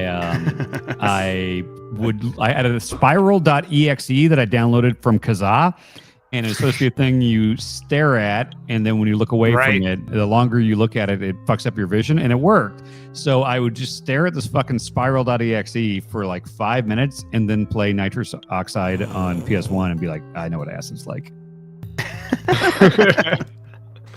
Leading authority. Yeah. Is this guy sleeping? Just like Timothy Leary now. Oh, Dan, did you All see the trailer for the new season of The Rehearsal? Bribed you. I did, Jan, and that is the most my shit possible. There are so many little shots in that trailer where it's like, what could possibly be fucking happening here? He's the best creative genius of the last 15 years. He could be a creative like mastermind in like a comic book Lex Luthor way and not know that he's doing it. Yeah, it all feels very, very earnest. And that last season, The Rehearsal, is like some of the best shit I have ever seen.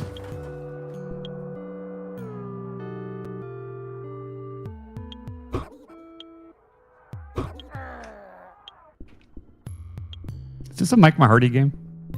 Yeah. This is how we should start previewing games is hey, is this a so-and-so game? Yeah. And then like put it on some type of not Venn diagram, but like a flow chart or something. Mm-hmm. Well, we already have grub game parentheses positive and grub game parentheses negative, so I think we just branch out from there. Sean, True. can you define for me what is a Sean game? Ooh. Like, is it like a Just has action juggles and stuff. Yeah, is it like an action adventure game, like a Bayonetta? Games that tend to be like colorful and very upbeat. Hey! Really like energetic music. Usually there's a clear goal, Jan. Oh, see, I like autonomy. I like a game that's like, yeah, you go figure it out. That's my I know from a conversation we just had. Yep. I love looking at expense reports and having no idea what these places are. What is Playwright 35th Street? I spent $38 there. What the fuck is that? Yeah. Yeah, good luck with that. Kurtman 2K7 in the chat. Is Croc downloaded yet? It's downloading. Relax. Why don't you three bring a game? God damn it. Do I have to do everything? I could. My computer can't run You it. didn't offer. Play Overblood. What? I'm just like, I don't know. We're gonna play parkour. I didn't know what's going on. You play a game then. I'm fine. I don't want to work all the time. I'm going home. This sucks. Are you in a mech now? I'm in a mech now. Okay, hang on. All right, we're doing things. We're a little more interesting. Let's play that embargoed game. Yeah. Honestly, no one would understand anything that was going on that I'm doing at this point, which is kind of fun. I think I might just stream that game from where I'm at right now and never explain anything. Like I might do the dartboard, I might do the dartboard where I'm at, and just like I will give $50 to anyone who like explains what just happened in the game. I've done that a billion times, and it's still every time I'm like I exhale very hard every time I beat him. Yep. Oh, thank God. Okay. I have one room that's similar to that where it's the funeral parlor. So if I get the puzzle in that room wrong, I lose 30 steps. But I did a different but I've never thing for that. I've never messed it up. Yeah. I got 2 wind-up keys in there. Okay. Yeah. Who is shooting me? Oh, is it? Oh, okay. Well, I think the game doesn't want me to go this way.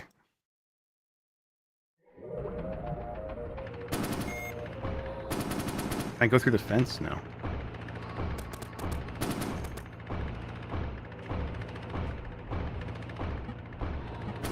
Dan, are those do you keep the thing in the long video with the outfits that Minotti's gonna freak out about? Yeah, we'll keep that in there. Okay. Has he got missiles? That seems unfair. All right, how do I get out of this mech?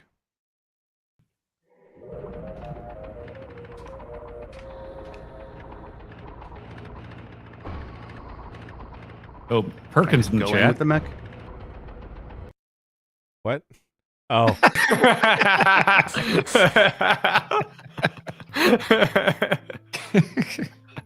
Nothing but celebrities. We have Paul Giamatti sometimes. Yeah, I know. Yeah. What if it was Shoot Perkins? It's Shoot Perkins? What if? It could be. Stop saying that. Oh, fuck. Already said one bad thing today. All right, I never learned my password. The guy won't tell me.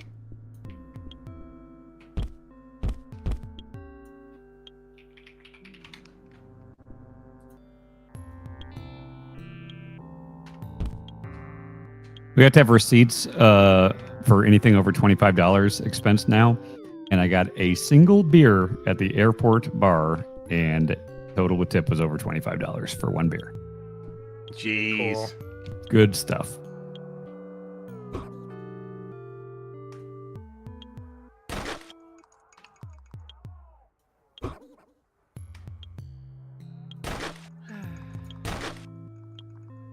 I hope that was an accident. Oh! You should play Donkey Kong Bonanza. Yeah, okay. Yeah. Let me load it up. Here on my Steam Deck. Been thinking about that a lot. Yeah. Wanna me play too. Bonanza. Something I forgot to say is that after we saw the trailer, I look over at Dan, and Dan just mouths, Bonanza. I did mean to ask you guys, what was it like watching the direct? Like, what was It was that experience? Did they put you in a room because or something? Everyone was in a room watching it on like 3 giant screens in front of us, and there were reactions. You know, there were things where it's like when the thing was paid or whatever, it was a lot of like, ooh, you know, like it, that thing, yeah. Yeah, but it wasn't like, you know, I've been in like rooms with a bunch of influencers in it that are like, they can't help themselves but act like they're on stream all the time and blah, blah, blah, you know, it's like it wasn't that though. It was like just like mainly real media, and we were still all just kind of like woo at a couple things, and then there were things where it's like, oh shit, okay, that Mario Kart looks incredible. Like everyone popped for the cow, you know. Oh, everyone of course, popped for GameCube, yeah. Well, that's fun.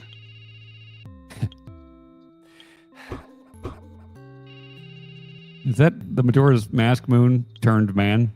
Yeah, but with mouse ears. Okay. No, it's like Conrad von thing. Eisenberg.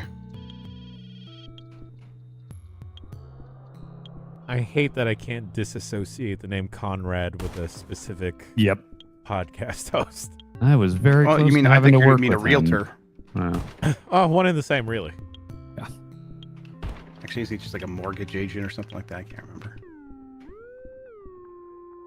Roll Tide. Fuck.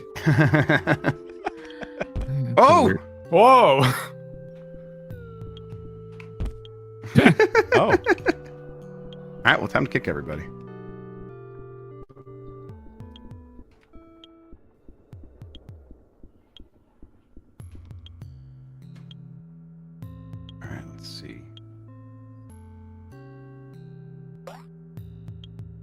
Ooh, my toxicity went up when I drank some energy drink. That sounds about right. Oh! Bad. I used my breaching charge on the ground. Ah. All right, let's see. Croc is got probably another 5 minutes to download. It's okay, Grub. Have your fun. I'm trying to get hooked. No, I feel too judged at this point. No, so no. it's not fun for me We're anymore. laid back, we're laid back. It doesn't work. Doesn't work. It's an open mic. It's your turn at the microphone. Okay, yeah, perfect. Yeah, that's a good way to You describe get to it. talk into a microphone for once on the internet. Yeah, that's what I was looking for. Well, if we started playing the other game me and Grub were playing, Sean would hate it. Yeah, exactly. And fuddy-duddies all around. Yes. No, I have no comment because I know what embargo is. We're new at this, Sean. If you like it, you're allowed to break it. Yeah, no one's gonna give you shit if you like it too much. Yeah. That's kind of how that works. Just don't be too loud about it. Right. Yeah. Jason Schreier's got that hand. That's his lane.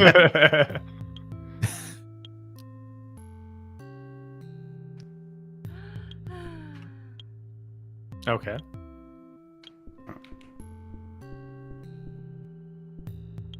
The world is going bananas. I love butter. Bonanza. World is going bonanza. Tell me about celibacy. What's that? The Mara distillery is going down. I can feel it. Can I short companies? Can I invest in the stock market from like just this menu? Let's see, stock I was market. thinking Okay, today here we about go. investing, but I think might want to wait a little bit before. Yeah, I don't think we've hit the bottom. Yeah, we probably not hit the bottom. That's when I first started investing was in 08. And it was like a recession. I don't really know what that is, but that's probably a good time to buy a bunch of stock. Hey, you were correct. Can I? Why can I not change who I'm investing in? Let's see here. Oh, here we go.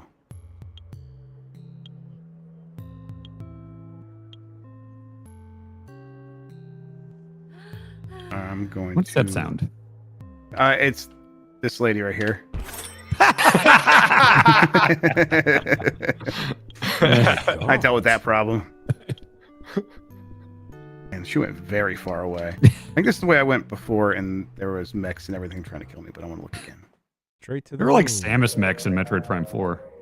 They looked like Samus. What do you mean there's Samus mechs? Like, there's just big ass mechs in that war area that like look like Samus. Like not the same coloring of the suit, but like the head and the shoulders and the like cannons. Like it looked like just. Okay.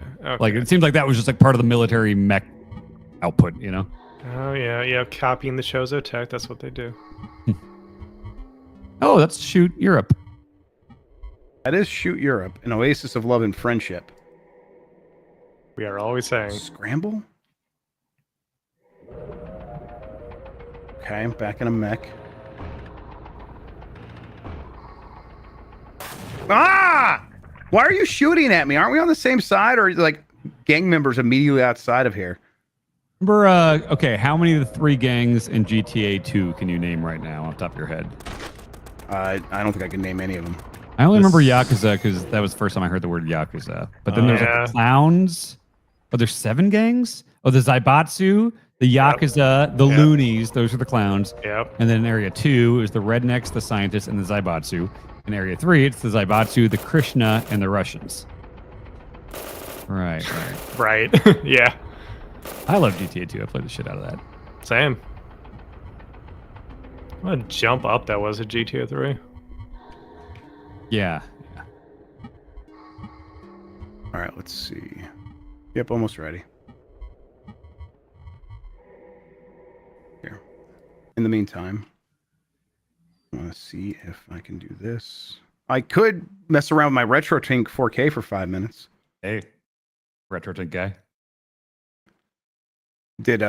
Came back and it's working now. This time when I plugged it in, a light turned on. That did not happen the first time. Oh, so is this the first time with the new one? Yeah. Oh, okay. Yeah, it's actually functioning now, and it works, and it's pretty great. Hell yes. Yeah, it's really good. All right, let's see.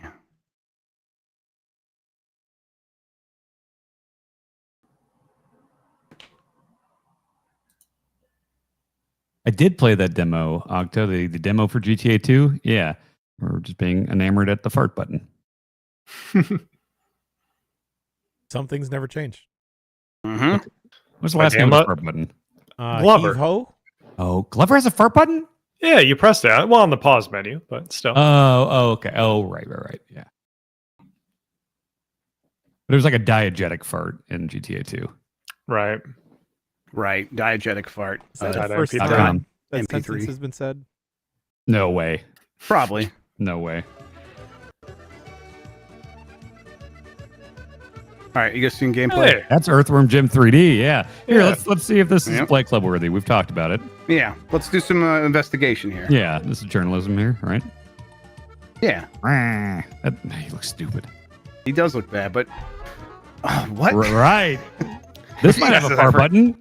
Okay, let's take I've a never look. played this actually. Oh my god.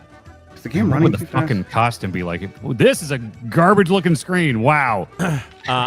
Dan, I have the costume in my head. Whoever is Earthworm Jim has to wear like a stocking cap over their head, so it looks like a I think the worm. game's running. And too big googly eyes. Oh no, they have to wear like a whole stocking over their head the whole time, like they're a robber. Yeah. And then you put the googly eyes like on your forehead. Yeah, it's You know, gonna look like like Earthworm Earthworm How do I Jim. fix that? Yeah. Let me try again. Insight into You're our running- meetings, yo. We got what now? No, never mind. We're just giving people insight to the Fuck, do we have meetings. more meetings today? And her meetings.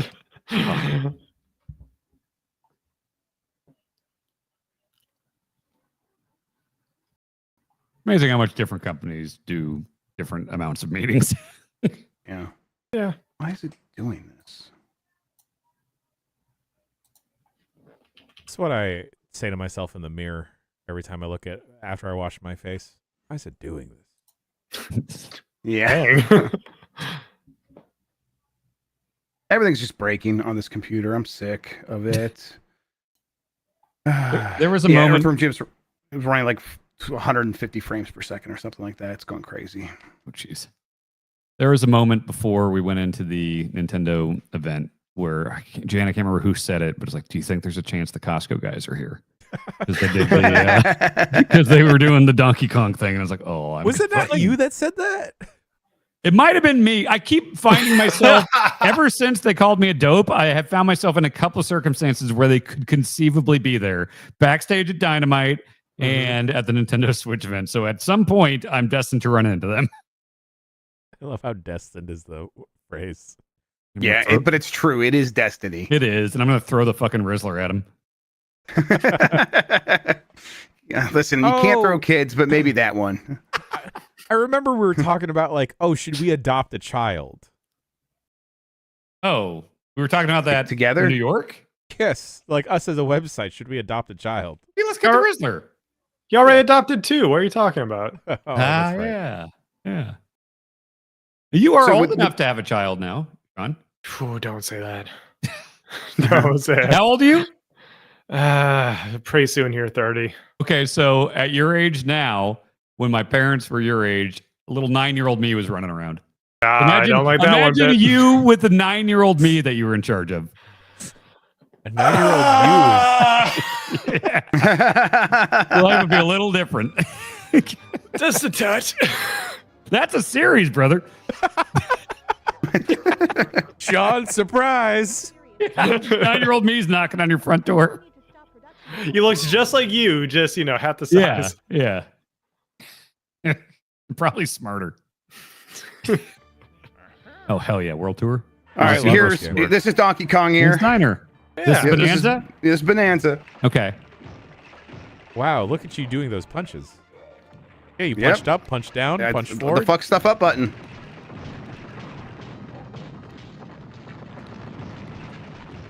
Big Moon. Can I punch clouds?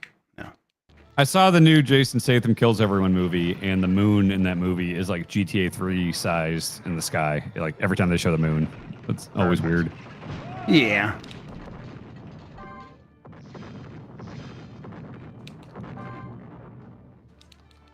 I was go hoping down. that movie would be in this the Beekeeper universe. Unfortunately, it's It is not. Do you see it too, Jan? no. As soon as I learned, I'm like, oh well, I have no interest. What's the point? Yeah. It's. Oh no, I ate poison. Could the movie potentially inspire any future themed weeks? No. There's really nothing memorable or worth theming. It's not up there with the Beekeepers. It's definitely not. It's fine. Okay. I almost immediately forgot that I saw it. That's a shame.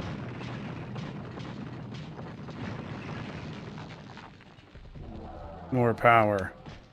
I do tend to like most things where if a character gets electrocuted, you see their skeleton. Yes. Home Alone. When you get hit by lightning in the new Mario Kart, it's much better. Like you see the skeleton, and then your character's like jerking around really crazy, like you're seeing Waluigi getting just electrocuted to death. That's just good slapstick. Why do you see the skeleton in planes, trains, and automobiles? Is he getting electrocuted, or is it just, or don't they turn into skeletons in that movie? Steve Martin's been through some shit at that point, so he's kind of just losing it. Oh, I didn't say it during our Switch 2 thing, but one huge benefit of having 24 fucking racers is I threw my first blue shell in that game, and I was looking up the road, and there were like a ton of characters like clustered together at the front, and I just wrecked like 6 or 7 carts with one blue shell, and they just went flying everywhere. It's like, oh, that feels incredible. Wow. Okay. Everything in that game looked way better than I was expecting, actually. And it like, plays man, this better looks than you'd really expect. good. It's exactly what you would want out of that. Oh, I'm excited. Oh, air raids.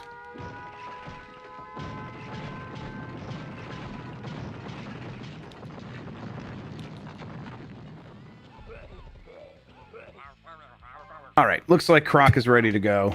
So we'll put Rampage to the side for a second. Oh wait, we'll do the mini game. Oh yeah. Remember the Psychro level? Don't. Liverpool. This is World Tour. The Beatles are here. Yeah, let's go. It'd be funny if you do a Liverpool level. How do you not have 4 little guys crossing the street that you can eat? Right. Yep. That's why I should have made games in the 90s. You could still make that game now, Dan. I don't know how to make games. That seems hard. You just type a prompt into Chat GPT. Oh, okay. Say 4 little guys crossing the road. Okay. Rampage. Yeah. That's how we solve everything in this country. That would imply that people could read, though, Sean. Oh, don't worry. Don't worry, Jen. I know people can't read.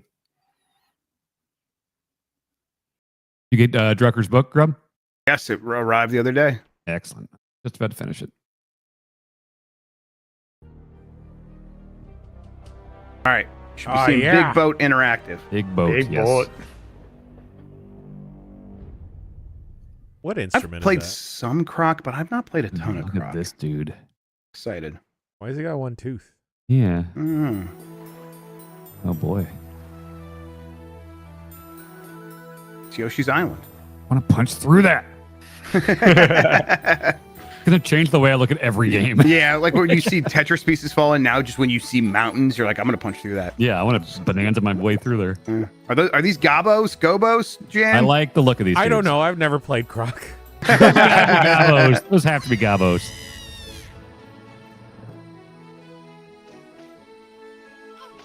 I don't think I played Croc either because it came out in that window where I was too cool an adult to play 3D platformer kid bullshit. And then I got older and I was like, oh wait, this is like my favorite stuff. I was too chameleon twist pilled. Oh sure. I remember I was at the toys. Oh, Wait, Dan. Croc came out 1 year after Mario 64.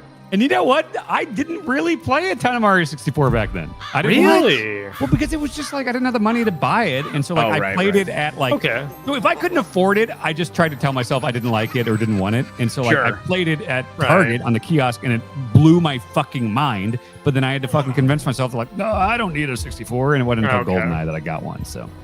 Damn, his time is a flat circle, huh? Yeah. I did a debate in gifted class where my friend Ryan took the side of 64 and I took the side of PlayStation. And so we had to present our cases, and he drew a wall on the whiteboard and said, see, the 64 is powerful enough to where if a Goomba is on one side of the wall and Mario's on the other, the AI is strong enough on the 64 to where the Goomba will know you're there. And it's like, looking back, it's like, that's complete bullshit. You're just pulling that out of his ass. And he's like, Crash Bandicoot, the enemies don't know where you are. They can't see beyond walls because it's only 32 bits. And it's like, I think he probably won. You need those other 32 bits for walls, for wall smarts. Yeah. Yeah. My argument was smarts. that PS1 could do 3D as well, and that Crash Bandicoot was just as 3D as Mario, which is a horseshit argument too. This is cool. Why does my Discord keep taking me? Mine off does the too. stream? Okay. Mine does too. Yeah. Huh. I closed the oh, that's a good CRC stream and then went back in, and some It's like funkiness good on went away. stream, so I'll turn it off, but that looks cool.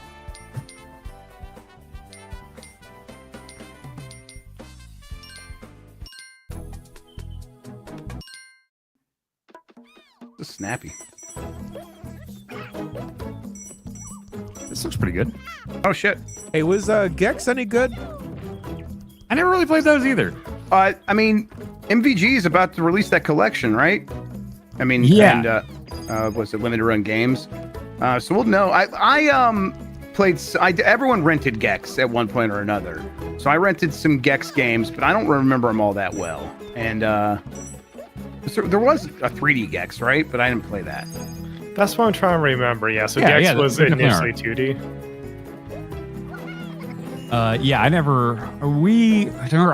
talked to Dana Gould about being on an episode of Replay for Gex, and it fell through. But then we wound up doing it anyway, and it is 3D and a lot of very 1997 references in those Gex games. Oh man, Gex 3, the cover is just Gex as a secret agent with a real life Bond girl. Yeah, it looks like Heather Graham. And then is it Gex 2 that is the Stone Cold cover? Oh wow, yeah, I remember that. I have a photographic memory of real women on box art of old games. There's the Duke Nukem Land of the Babes. There's the Forsaken lady. Forsaken. I remember her. I'm picturing her right now. Yes. Yep, the Gex one, absolutely. Yep. Well, the Forsaken, there was the two different ones. There was the face one, and then there's the belly button one. Sure, yeah. Yep. Oh, my memory sucks ass unless it's like a hot lady, in 1998 on a PlayStation 1 box. Whoa. Got a quick 180 turnaround. Can I turn on? Whoa, it's like Resident Evil 4. Yeah. Oh, yeah, weird. Chat's right. So that was specifically Gex 3 on the N64. Was the Austin 316 one? Yeah. Okay, right. Yeah, because so the same game. So PlayStation had the attractive lady, and then N64 got wrestling. Look, win-win. Something for everybody. You know? I'm cool with either. You got a gobbo. Yeah, I'm getting those gobos. So it's cool. It's got tank controls on the D-pad and analog controls on the stick. That's very smart. Yeah, that's smart. Very It's a smart. good way to do it. Yeah. Hi, kiddo. What do you think of Croc? That's got to be a meep. It's adorable. I think Apple Pie is way better than Croc, personally. That's a cute guy. Whoa, strong statement. I'm gonna be done in a little bit, right, kiddo? I'll come hang out with you then. See you soon. Oh, you want Croc to see apple pie? Where'd you get apple pie? From school? Oh, from the Cardinal cart. Excellent. Well, congratulations, dude. Marino met the Forsaken lady. What possible context did you meet the Forsaken Probably lady? E3. Wow. How do you? I search for who is the Forsaken lady, and I can't. I don't even know how to find that. E3 1998. They just brought the lady from the box art. I don't even think it's a character in the game. It's just a lady with a tattoo. Marino's got receipts. We can always count on this. Okay. Hell yeah, absolutely. Oh, yeah. If anyone would, I believe it. Forsaken is just like the 3D, like flying through tunnels game, right? You think was it a Descent like? It might think is it different than Descent? I thought it was more of a Hexen like. I could be maybe wrong. I don't remember.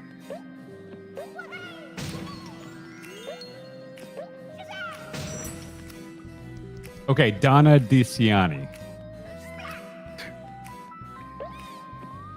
Sounds like a wrestler. Okay, yeah, that checks out.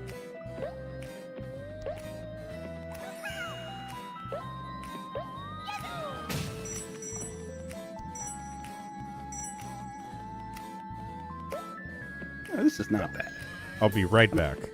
Yep. Okay. How do I see if like a double jump? No. It's like, is this a Sonic-like system? What do you mean by that? Where like all my gems leave my body when I get hit. It seems like that's your health. Yeah. I think that's my health. Yeah. Oh my God, Marino says the same E3 they had Acclaim had Triple H and the Headbangers signing at their booth. Oh my God. I met a bunch of wrestlers at E3, but not at Triple H and the Headbangers. Equal stars.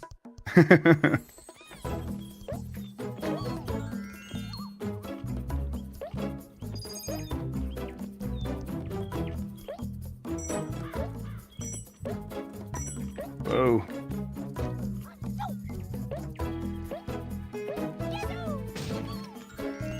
This ends the level. Can I over here?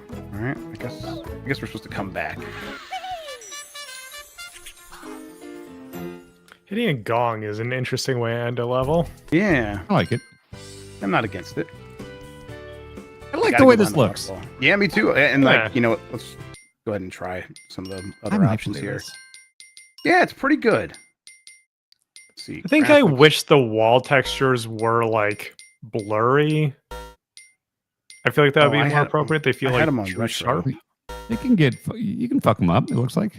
Oh, this changes everything. I see. Yeah, make them fucked up. I guess when I look at a game like this, I expect like N64, you know, the 3-point textures. Kind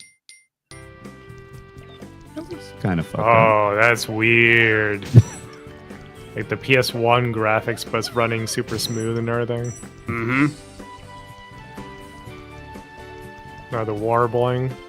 You gotta do this with Jumping Flash. Oh, that'd be great. Jim Ryan's favorite. Is it? Allegedly. Yeah, that's what Really? it says. Is that his Voodoo Vince? Yes. Yes. Okay. Yes. I think that's one where he did actually ask Chat GPT, what should my favorite PlayStation game be? Nothing too obvious. Yep. I do remember renting Jumping Flash early on and having my PlayStation being like, what is this? But like in a good way. Yes. Yeah. It's a Toad House. Yeah. Oh, one Yes, of these this game nights. was originally supposed to be a Yoshi game. Oh, right. Yes. I think there's some Sure. people mixing things up a little bit with that one. Yeah, I mean, Argonaut has a lot of history working with Nintendo. So I wouldn't be surprised if they pitched something there. Yeah. I'm thinking of like this was originally supposed to be a Yoshi game, but like the opposite story of like the direction Yoshi went. They were like, hey, they kind of stole that from us, didn't they? Mm-hmm. And I'm not so sure yeah. about that one. Yeah, that's completely fair. Yeah. Yeah. I was reading about the history of retro yesterday and hearing about them having ideas for another game and then Nintendo hiring them and then like changing that game into Metroid Prime. Really? Mm-hmm. I forgot what was the name of the game they were working on. And they like canceled. There was a small ass team back then. Yeah. Stuff like that happened. That's how we got Star Fox Adventures. Oh, right. Yeah. We have been getting quite a bit of information like out of retro because a lot of people who used to work there have been like talking to the press and talking to YouTubers and stuff. Like What You Know Gaming has been doing stuff with them a lot. Did you know? Did You Know Gaming? Thank you. Yeah. What You Know Gaming? Metaforce was what they showed Miyamoto. Sounds familiar. He showed them. They showed Miyamoto a bunch of games, and he was disappointed by all of them except for the Metaforce game engine. And then that's when Miyamoto suggested, like, "Hey, that could be a Metroid thing." Yeah. Whoa.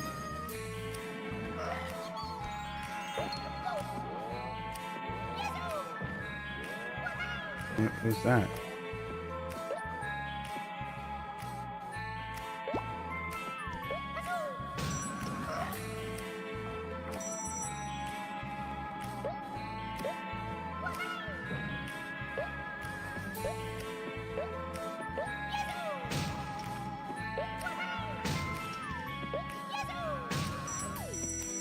There we go. I keep it for some reason. It must be because I have the Yoshi stuff in my head. I keep expecting him to have a flutter jump. Yeah, I could see that. Hitting A twice does the butt stomp. It's kind of weird. Kind of looks and moves like you would expect Yoshi to. So yeah, I see that DNA. Yeah. Is there like a punch or anything you can do to extend your jump in the air? So I have this tail whip, but I don't think it's extending the jump. Okay. Okay, hang on. Let me try here. This is the regular jump. Nah, it's not. It's not adding any extra zhuzh on there. Tail whip just lowers defense, as everybody knows. Yeah. Jan? No. Damn. I know you're doing Pokemon stuff. Yeah, I thought I could count out for that one. You monster. Pocket variety. Yes.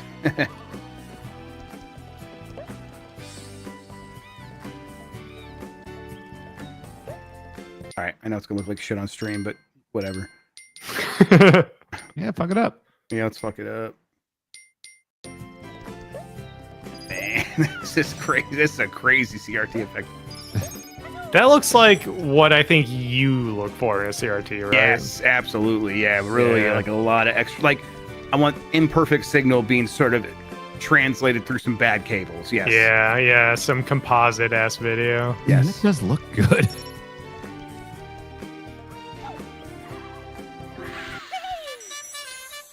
Yay. Either you guys. It's the opposite of those like XBLA filters when they were like putting on like, right. Oh, we made it look better. It's like, no, you didn't. Mm-hmm. Speaking of, either you guys messed around with shader glass yet? I haven't had time to, but I want to. So, Dan, you know how RetroArch has like really, really good CRT filters and stuff that people put on, but not every emulator has that? Right.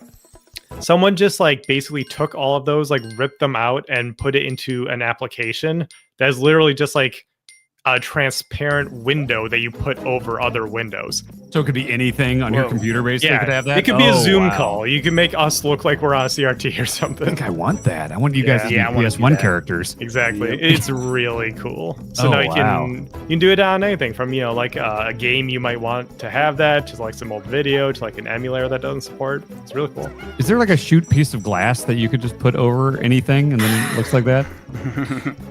Yeah, CRT too. We'll just have to tear one of those up. That's my Kickstarter. No, they're glasses you put on your face and it just makes everything, your entire world. There you go.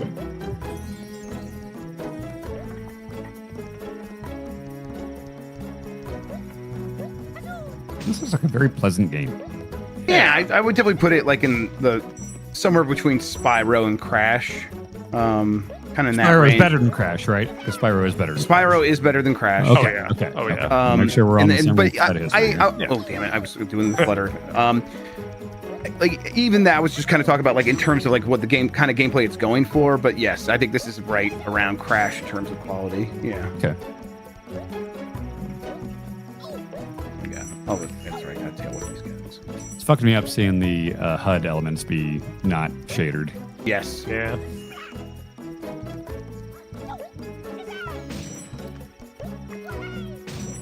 Okay, we're gonna poll in the chat, and pretty overwhelmingly, people think Spyro's better. And Crash, yeah, it is. Look, I like Crash, but Spyro is much better. Yeah, same. Crash is all right. Tootie the Feeble? Tootie the Feeble. I like that. That's a good name. We got wild in the UK, huh? Yeah, they don't care. We have our own computer history. Speaking of toots, I love farting audibly in a level that I don't think Bonk can hear it from like a different room. And then she'll be like, I heard that. And I blame Gizmo. I'll always blame Gizmo. That's a good move. It's just a quiet one. Had to be the dog. Yeah. Where? Like He's done a couple audible farts recently, and we've never, like, dogs fart all the time, but I've never heard a dog fart. Yeah, well, they don't have butt cheeks, right? So it makes it more difficult to fart. Fur and stuff. Yeah. What? You know, Mike Minotti says he's really hairy, and I don't think I've ever heard him fart. So maybe there's something to that. Yeah, good point. The hair muffles it. Well, we know about his grooming habits, so who knows? Well, you don't fart out the front, brother. Well, we don't know how much is taken care of. Yeah, sure. Yeah, maybe you got a Brazilian on the beehole. You don't fart out the front if you got a Brazilian on the beehole. He just chimed in. I don't know what to make of that. That's all confirmation.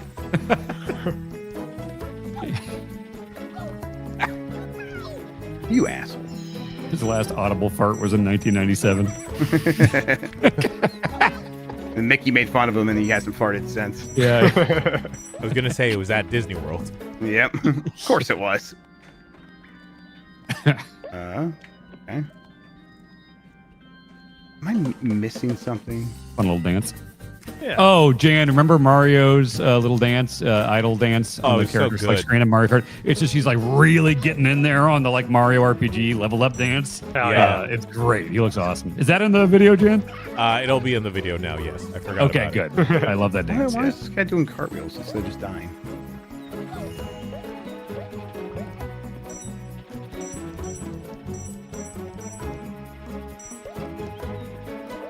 Oh, there we go. Ledge grabbing. Got it. That's cheating. Was he dodge rolling me? I think so. His iframes? This is just roll slop.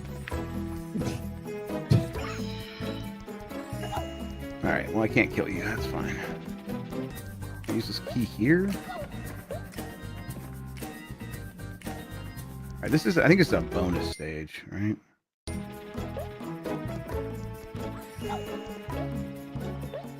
Can't really patent just putting big googly eyes on stuff because like a lot of games back then did that. No. It's also not a mechanic, so you wouldn't be able to patent it. Anyhow, I guess you could trademark the look of a character, but that's a very different thing than copyright. I think Rare were the kings of that. Like Yeah, the oh, little absolutely. When I dollar- first saw the eyeballs, the googly eyes in the Donkey Kong Bonanza trailer, I'm like, that looks like Rare eyes. Sure. Right. Yeah. Oh, cool. Okay, yep, there we go. Yep, you saw that message. I didn't see that message, but What I message? figured out eventually. Do I need to see a message? No. There was a chat. I can't see chat, but yes, thank you for people helping. That they'll relay it to me. Oh. I didn't know how to climb the wall. I guess someone must have told me. Is this better or worse than Blues Brothers?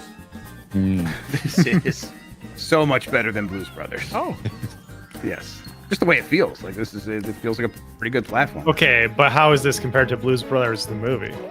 Well, The original, the first. right. Yeah, it doesn't match up to that, of course. Okay. I can't believe Mike's never seen that.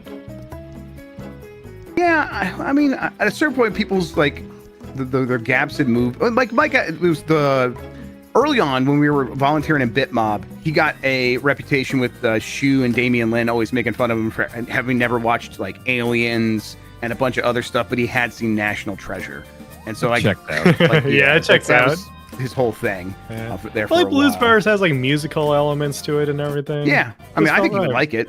Yeah. It's not some laugh riot, but I think it's an entertaining movie. A fun movie. Yeah. I think it's a funny movie. It's not my it is kind funny. of dry humor. Yes, yeah. If I haven't seen Animal House, I just can't imagine that being super funny, right? Like, I think it's pretty. Is it still funny? I mean, and there's definitely parts that are not going to age well. Sure, but Yeah. I think it's pretty funny. I don't Okay. think I've ever seen Animal House. Never seen Animal House. Never seen It's not Revenge one of the that I'm Nerds. like a comedy where I'm like I need to watch that all the time because it's so hilarious. But I do remember thinking it was pretty funny. you do It's not not. like yeah. Go ahead. You do not need to watch Revenge of the Nerds. Yeah. No. Is that bad now? No. What Police It's aged Academy? so poorly. Oh, really? Yeah. Oh, okay. Yeah. Yes. By their portrayal of nerds? By their portrayal of the crimes that nerds perform on people. Yes. Oh, Yeah. okay. Okay. And then they make that heroic in the movie. It's insane. I've got some guesses as to what that would Yeah, entail, and I'm probably accurate. Yep. I don't know about Police Academy. It's been a hot minute. Yeah, I used to watch Police Academy all the time because it was like just on HBO all the time, but I've not seen it in like 25 years. I learned recently, or well, you guys would probably know better than me, that there was a Police Academy cartoon. Wow. I remember that I don't being remember a thing, but I never saw it. That just like blew my mind. Like, of all the things you could turn into a cartoon, We made Rambo into a cartoon. Yeah. I know that. It was great when you were in the like early 90s and you were a kid because it's just like cartoons could just be like action movies with guns and missiles and stuff. And it was just like, Yeah. okay, great. Yeah, now I don't. It's all just dogs or whatever. Dogs or whatever. Whatever the fuck kids watch now. Kids have Oh, a he's right. cartoon where dogs are the police. Yes, that's right. Yeah, right. Yeah, and Bluey's a dog. Like, look, I'm a big dog guy, but I don't know. I want the You're a big Rambo dog cartoon guy, sounds but more you're not fun a to me. big dog guy. No. I like Roman. Roman's great. Maybe not big dog Roman, but yeah. I was a big Pro Stars guy, where it's Michael Jordan, Wayne Gretzky, and Bo Jackson living in a locker and fighting crime or whatever. That kicked ass. I didn't watch it a ton. I was okay with it. I wasn't even a sports kid. I just liked that idea a lot. It was Bo Jackson was great.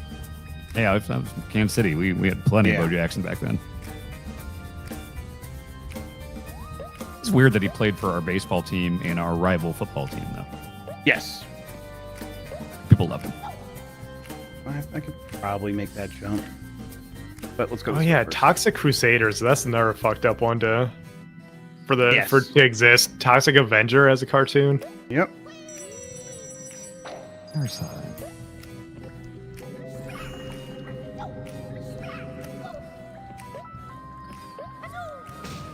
The zoo. Y'all ever have a parent tell you probably shouldn't No. buy that game? Probably shouldn't or should? Should not. Probably should in like what context? Like they assumed it would be bad, or Yeah. When I Final was coming up, Fantasy. I always knew way more than my parents did about the game. So yeah. So they just kind of knew better. You know, I always refer to my mom not letting me rent Final Fantasy because she thought it was a porn game, but I don't think that was it. I think it was, because I showed it to her like Blockbuster and was like, oh, this Final Fantasy 7 is supposed to be really good. It had the And word I- fantasy in it. That's it, yeah. And so I think it was less her saying you because my mom That's let me fair. fucking everything. My mom I just didn't matter how much violence or it's every R-rated movie I watched with her. I think it was her being like, "Oh yeah, Final Fantasy. Oh, I see what you're going for there." And they're like, you were no, it's not like embarrassed. that." And I think that was the turning point in me hating JRPGs. Yeah, all right, look at we found the I'm trauma. renting porn games, and so I can't do that. Yeah. Oh wow, we're unlocking it. Yeah, Generational yeah. trauma. Here you go, everybody. No, I hated the Super Nintendo Final Fantasies too. You did play them though, right? My cousin would try to get me into them, and I just could not get past the turn-based combat stuff. My mom, the one game that she did like draw the line at was eventually Mortal Kombat. Oh my god. Oh, mine fully endorsed it. Yeah. But the news told her, so. Yeah, my mom didn't watch the news. Yeah. I guess I never tried to get a violent game because I just knew it wouldn't happen. Sure. It wasn't until I was a teenager and it's like, well, I have my own money and yeah, I'm gonna buy like Call of Duty or Mortal Kombat or whatever on a 360. Your y'all's parents ever weird with like movies too? Then My dad was the less weird one. My dad was very weird about violent movies, games, anything. Huh. Like he saw Pulp Fiction, hated it, and said I had to be 35 before I saw it. Yeah, I think I'm with Grub, where a little more lenient with violent movies because it's like, I would watch like Bond movies and eventually slightly more violent stuff like I think Rambo, one of them was like the most violent one I watched with my dad. It's like, we had the talk beforehand of like, hey, this is violent, but that's just in the movie and everything like that. And so that was fine. But yeah, the video games, because it was interactive, it was a different story. Interesting. Yeah. Yeah, I had friends whose What is parents this like I low had to, rent mini game here? You guys, all you guys could afford. All right. I had a friend that his mom was so like conservative Christian about that stuff that she wouldn't let him play Mario because he was like killing turtles. Oh wow. Yeah. Yeah, for me, it was definitely like if I walked in the room and some alien knockoff, terrible, like super violent horror movie was on, they wouldn't like make me leave or whatever. I would just get so scared I would have to leave. that was only Predator with me. That was the one where I was like, when they showed all the skin bodies at the beginning, I was just like, I'm 6. I don't know if I should. This seems like a lot. But everything else, I was like, fuck yeah. That door opens. I remember seeing Event Horizon with my grandma. That fucked me up pretty good. She didn't like it either. your grandma just has weird etiquette at the movies, right? That's it. Yeah. No, she was clawing her eyes out. Mikey asks, do you have friends whose parents thought Harry Potter or Lord of the Rings was satanic? I did. Yeah, my mom for like 30 minutes, and I was just like, well, I don't give a shit. Yeah. Shut up. That's crazy. I was gonna say, yeah, that was my mom. Like initially, it was kind of thing that she got lenient on though, because it was also she got swept up in the whole like Pokemon has evolution, and that's bad for your kids. Oh my God. And then I was just like, Mom, watch the cartoon. And so we sat down and watched an episode of the cartoon. She's like, oh yeah, it's fine, whatever. Oh, okay. Yeah, there you go. Like, this is not what the media was making it out to be. God, Pokemon got heat for evolution. I did not remember that. Oh, you didn't know that? I didn't know that. Oh, that was huge. Yeah, late 90s, early 2000s. Yeah. Holy shit. Despite going to Catholic school, religion just was not at all a thing in my household. Yeah, so that was at the grandparents. Yeah, it took a minute for my household to get overtaken by that, but it happened eventually. Oh yeah, things can change a lot of things. Yeah, things change. Yep, things change things. Y2K was a wild time, you know what I'm saying? Yeah. Oh, this door reminds me of this unfortunate elevator that Dan and I rode in. Yeah. Okay. Wait, I have a video Go on my phone on. of it. Or wait, did you take the video? I think. You texted me a video also. Oh, you guys found a Chaos Emerald elevator? What's This it? is what it's probably gonna look like shit, but here's the elevator door opening. Wait, is it gonna? Here we go. Wait, yeah. Yeah, it splits open. Yeah, that's no good. That's no good. This freak. Oh. I remember kids back then. The big thing was like I'd meet kids that are like, "Oh, I'm not allowed to watch The Simpsons," and I'm like, "What is your? That sounds like the worst fucking fate. Like you can't watch The Simpsons because I said butt or ass or something. Like, oh my god, I don't even remember like hard cussing or like. No, it was damn and no, it was not because of that. It was because Bart was surly and disobedient, and they thought he would influence other kids to be that way. He wasn't even that bad. He like I know, but like spray painted something. Right, but you know, before that, like it was just He-Man and bullshit. So man, I feel like being not allowed to watch The Simpsons as a kid back then would like stunt your growth as a potentially funny person. Yep.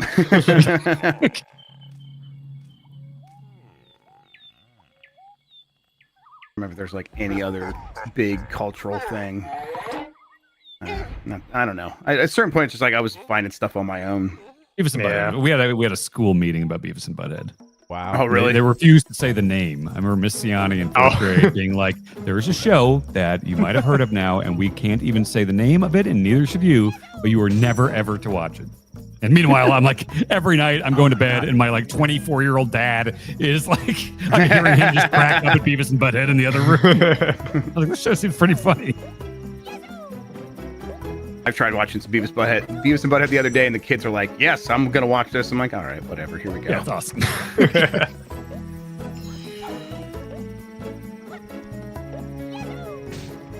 Oh, I remember watching Celebrity Deathmatch. Oh, yeah, sure, yeah. And then like I thought my mom would be against it, but she was like, "Oh, that's just fucking clay." Yeah, it's just clay. Yeah. Not even Obviously, making. South Park, that was the thing. Yeah, but by then I was basically, God, I was 16 maybe when that first started coming out. Yeah, what Dale was describing with not watching Simpsons, that was like for, you know, my generation, South Park. Right. And to be fair, South Park definitely took it way further, Oh. so I kind of get that. That was their identity, where Simpsons had never. It was just kind of part of the characters. Exactly. Yeah. I remember. So that's why like I could watch Simpsons, but I couldn't watch South Park. That makes sense. I remember my grandma. They got their first like computer with a CD-ROM drive or a DVD drive, and they'd never seen a DVD before. And I had the South Park movie, and I was like, "All right, well, this is the one I can show you here." And I was like very curious how they would react to it. And my grandma just losing her shit once Uncle Fucker started, and I was like, "Wow, okay, I've never heard her cuss or anything." And she loved Uncle Fucker. Boxing Ladybug? Yeah, Philby. Flibby. Flibby. I like Flibby more.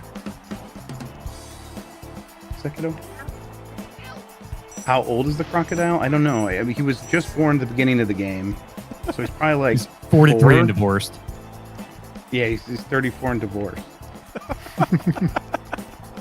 Okay. Don't worry about that word.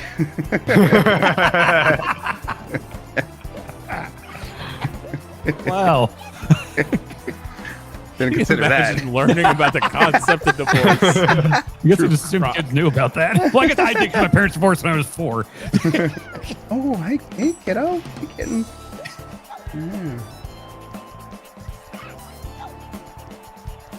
Is it trying to do kind of Rocky music? It sounds like it, yeah. Oh. Yeah, a little bit. A little bit, yeah. Come on.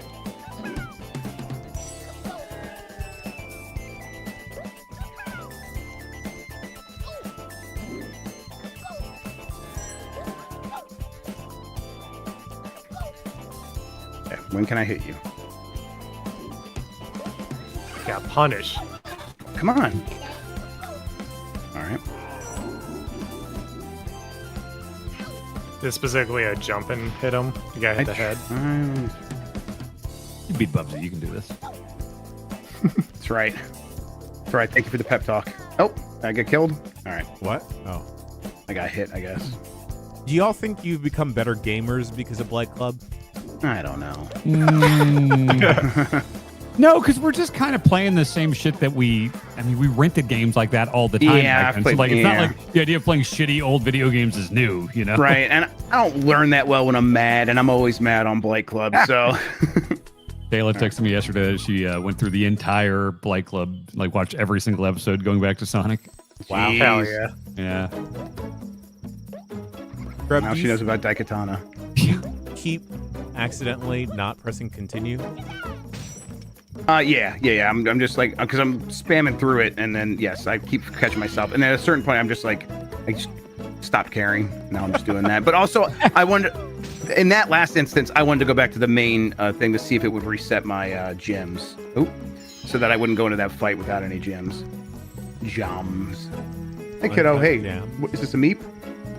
No, that's a no. It has a nose. That's not a meep. It has a nose. Kirby. Oh, nose is a DQ. What? That's why Kirby is a meep. Oh, did I kill a meep? Oh no. Are you mad at me? Oh. Help you turn on Mario Kart. Okay. Just go. Can I grab one. Can I talk to the child? I Can I talk to the child? That was a bad idea. Hey, did you see the news the other day? No. Kirby got arrested. Kirby robbed a bank and got arrested. For real? Yeah, it was in New York. I was there. Yeah, Kirby's in jail. That's not true. Yeah, he might be there forever. Kirby's probably gonna end in jail. What's he saying? Yeah, it's What's he sad. He's saying? going. His trial starts next month. What is he saying? You know what trial is? Kirby's on trial for robbing a bank. You want to yell at him? Kirby's bad now. Kirby's bad now. No. You want to be done with this? Yeah. Go back to your life. All right. Just go to input 2. I'll help you when I'm done. I'm almost done. No. Relatable. Yeah. So I'm busy. I'm working, kiddo. It's so easy. I think that'd be the only positive thing about having a kid for me is you could just constantly fuck with them. It's probably not a good reason to have a kid. Confused more than anything else, so I don't know told what's her going. Kirby got arrested for robbing a bank in New York, and his trial starts next month. Can you imagine? Following. The gimmick is going to go to the playground and say, I learned about divorce, and Kirby's in jail, by the way. Yeah, I can't wait for Grub's kids to need therapy. No, not for my dad, for this weird guy who would always talk to my This dad. weird man in the internet box, yeah. Sometimes sleeps in our basement. Yeah. God damn it. I was originally going to say Kirby's in jail for murder, but You weren't sure if she knew about murder yet? yeah, if she doesn't know divorce, probably doesn't know murder. So it's just robbing a bank. She had a dentist appointment today, that one, the younger one, and she had previously had a cavity and she felt pretty bad about it, but I thought it was because like she had to have a lot of procedures done. She's been good about brushing her teeth, and so they did x-rays, and she had not done x-rays before, but you could tell she was ready to do it this time because she wanted to know for sure, and they found another cavity, and she felt so guilty, like she had not been doing it. I'm like, no, kid, it just happens. Don't beat yourself up. But she was like sobbing. She's like, I brushed my teeth. What did I do wrong? I'm like, it's not like that, kid. Oh. It was so much worse when I was a kid and we didn't know how important all this stuff was. Come on. Christ, no. It's the evil Yeah. tooth fairy. Yeah, exactly.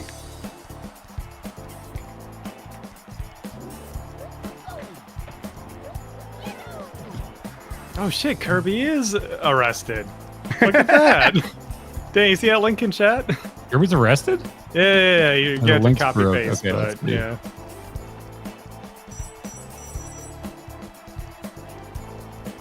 Oh yeah, that's the picture to show her. He used to be such a good boy. That's canon. That's from Nintendo. Play it loud. Man, play it loud with some BS. Yeah, that was I a loved weird it. campaign. I loved it.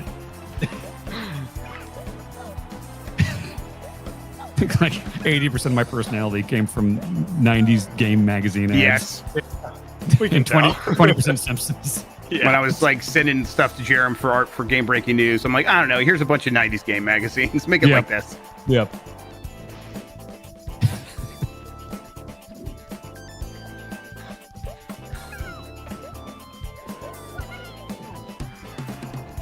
Take that, Flibby. Eat shit, Flibby. Don't come around here no more. Yeah, we don't like you. Oh, Chad says teeth are luxury bones where I'm from. Oh, I know that very well with all my current dental bills.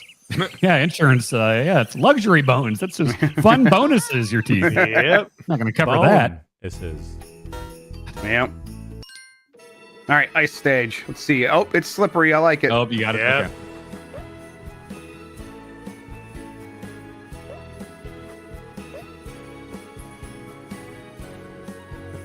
I wonder if you like gave a developer like Astrobot, like went back in time and handed them in the 90s Astrobot.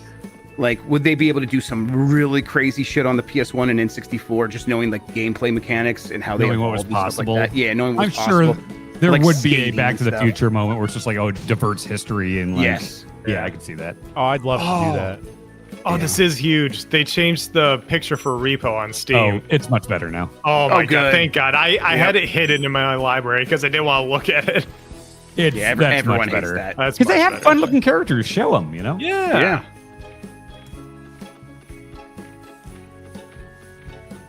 Yeah, people complained about the power block having that on there. They're like, this is disgusting. Really? I thought it was a Yeah. good logo, but not for that game. Yeah, people just hated the teeth. People hate teeth stuff in general. So Yeah, I and get yeah, there's a little bit of like body horror in your logo. That's not what you should lead Sure. with. Taxis, flights. All right, which one do I want? oh, did we get that email? Yeah, I got mine booked. It looks like. Oh, I got to do that. Yeah, that looks good to me. That looks great to me. Non-stop both. Yep, let's do it. What the balls? No, yes. What is it? Why does it do that? I hit yes. Was I not hovered over yes? Okay. I don't know what's going on there. I wasn't paying attention, maybe. All right, Grub. This or Glover? This, yeah. God, Glover sucks. How bad does it suck, man? Am I walking into something? I mean, I don't know. I just like the. Would you be miserable playing it for the entirety of the game's length? Oh, it'd be okay. You can Man, definitely I've say watched- you've played worse. I have definitely played worse. Yeah. Jan, I've watched that clip numerous times of me trying to figure out if you're saying convert. Uh-huh. And it's such a like I still can't tell watching that if any of us actually said convert or if you kept saying convert. Convert. I just want to make sure you got credit if you said convert. I mean, you got him credit. I want someone. I guess I could just do this. I just want like a forever edit of us just going convert. Yeah. Convert. 10 hours. The show that runs for 15 minutes on Power Yeah. Block. Yeah. Oh, that's a good idea, actually.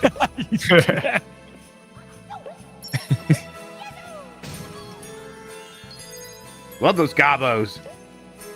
I think if we do Extra Life again the way we did last year, we should have the recurring incentive for Kayla to do a mini blight. Yes, Yeah, absolutely. that was Yeah, so good. Yeah. It's really good. Have costumes ready. Her flailing around the giant gingerbread man. It's terrifying. I don't know if she can give me a haircut again, though. Oh, God. I made sure you kept your ears. No, I appreciate that. That was nice. That was a nice to have. You know, not a must have, but a nice to have. People Yeah. make sure you didn't die in the steam cartilage. closet. Yeah. Yes.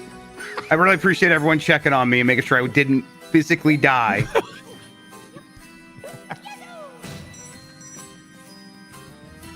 I realized it'd be pretty easy to put a projector noobs in the noobs hole. I've got one of those Switch projectors, and Switch has the YouTube app, and noobs is on YouTube. So I could easily just make the whole room what's have a noobs Switch playing. projector? It's like you put the Nintendo Switch in there. It's like a dock, but then it projects it like a projector. Oh. Yeah, yeah. So you just been like standalone projector. That's interesting. Mm-hmm. Yeah,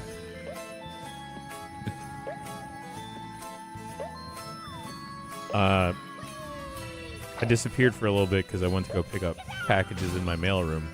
Mm-hmm. I didn't realize, but I got some more magic cards. Oh, with the sent from the company? Yeah. Yeah, influencer. Oh, okay. Well, that's not bad. Dude, I'm almost done. I promise. You guys can figure out how to turn on Mario Kart. You've done it before. Oh, you don't want to put... Okay, so it was the other kid. I can't keep you two straight.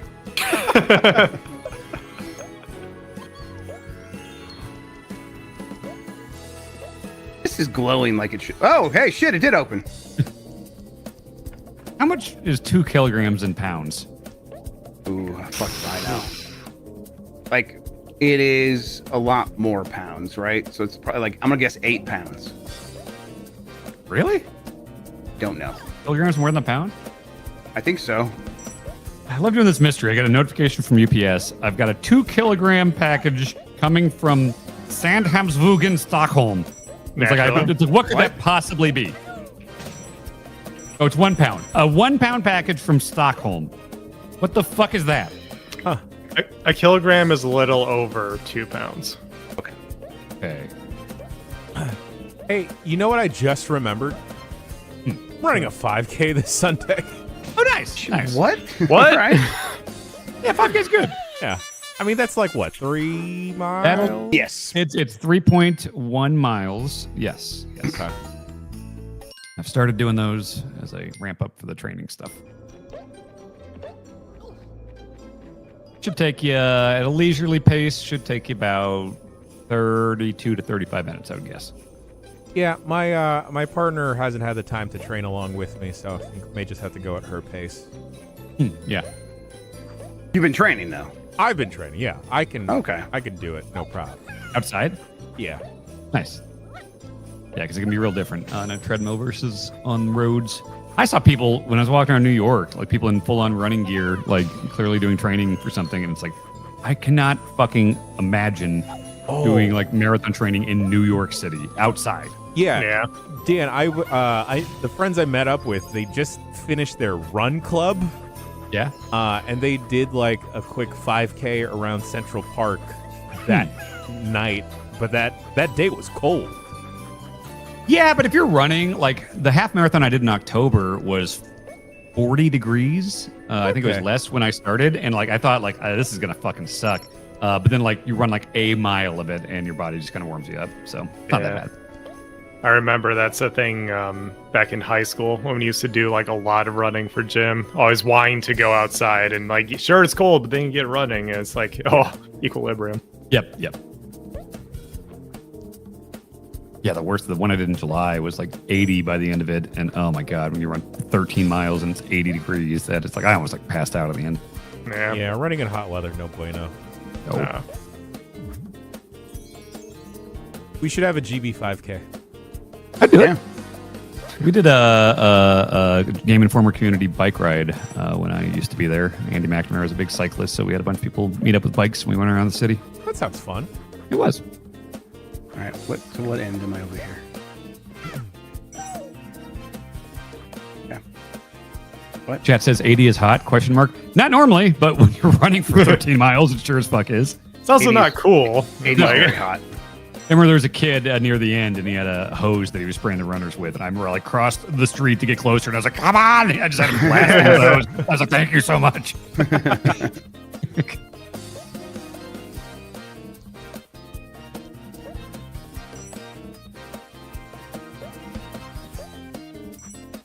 Okay, now how do I get out of here?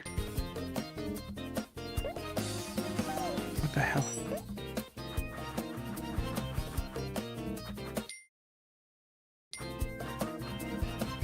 Oh wow! Oh, I could hotkeys? select to do this. Yeah. Love Neat. Oh, I forgot it looks like this. it. I don't like it as much like that. Yeah. Yeah, give me that soft filter. Soft All right, rock. whatever. Yeah, the softest croc. Light rock, soft croc. All right, well, I'm stuck here forever. So if anyone in chat has suggestions on what I'm supposed to do, love it. Am I missing a climbable wall again? You have a key? I don't know. Yeah, I have a key. There's no locked doors. There's just these platforms and then this little hill over here. Bonanza your way through it. Oh, you're right. I should bonanza my way through it. I did. I mean, this was a bonus area. Like it was like a platform hidden beneath the stage that I found. It zoomed me here. Oh, chat says yacht croc. That's something. I like that. We don't know what, but it's something. The Hydro Thunder like kart racing game with croc characters racing yachts. No This is suggestions, but I always thought those moving snow platforms looked like cookies as a kid. Oh, sure. Thanks, Cam. I think they look like Yoshi's eggs. Yeah, that's what I was thinking. I bought a Yoshi egg mug from the Nintendo store in New York, and it was in a box, and I opened it, and it's like unwieldy giant egg. Like, you know, I feel like I would need 3 cups of coffee to fill this fucking Yoshi egg. Is it like an egg that they sort of like chop the bottom and top off, so it's mug-esque? Yeah, it's like jagged on the top. Yeah, and it sits nice. Yeah, it's good, but it's huge. Nintendo store is always a cool place to check out. Yep. Well, I got a key, but I don't have it anymore because I couldn't figure out how to get out of there.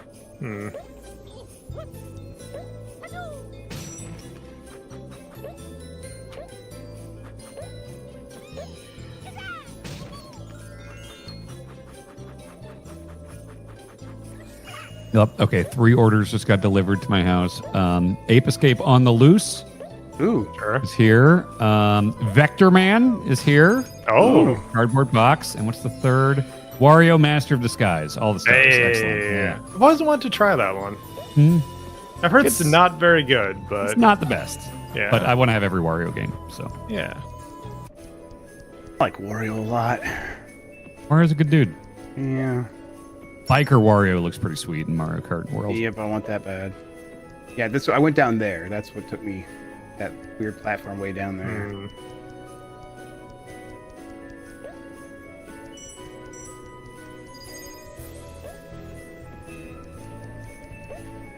Oh, I forgot I had stylus control. Ugh. Weird. I bet you could emulate that without it, maybe. Sure. Yeah, it depends on like how they work. Yeah, if it's like Canvas Curse style, we kind of need it. Right. Wonder, is there a good way to play Phantom Hourglass without stylus shit? I think so. This is an interesting thing because it's something that I did when I played Star Fox Command recently. Yeah, people have figured out how to make it so that you can. Long story short, in an emulator, if you have a patched version of a ROM, you can make it so that the input controls that would be on the stylus, the game interprets them from buttons instead. Oh, okay.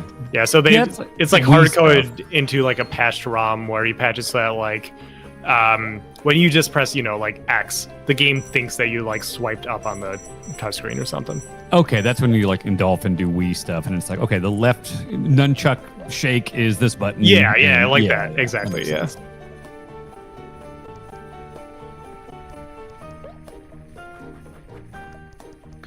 We were talking about Grand Theft Auto earlier for some reason, and ever Far since button. Far button. I want to play Chinatown Wars real bad. That was good. I was a lot great better than I game. expected it to be. Yeah. Yeah, it's fantastic. I wonder how it's aged. That's in what regard? Well, not. I know when people say that, it's usually like Yeah. sensitivity stuff. No, I'm talking about just like the game. I think it's just a GTA 2 style game, isn't it? Yeah, but it had a bunch of like It's kind got of a lot more fun going DS on. gimmicks. Yep. Yeah, it was like maybe better than those games. A lot of I'd like imagine. hot wiring cars and stuff like that. Mini games. Yeah, but I mean, even like just the drug wars element was really good. Yeah, yeah. All right, PAX East is booked. I gotta do that before I'm done here today. All right, we can wrap up. What do you say we get to the weekend, boys? I like weekends. Let's do it. Sounds good. All right. Thanks for hanging out with us, everybody, for UPF, for Croc, and all the other stuff that we tried and failed at.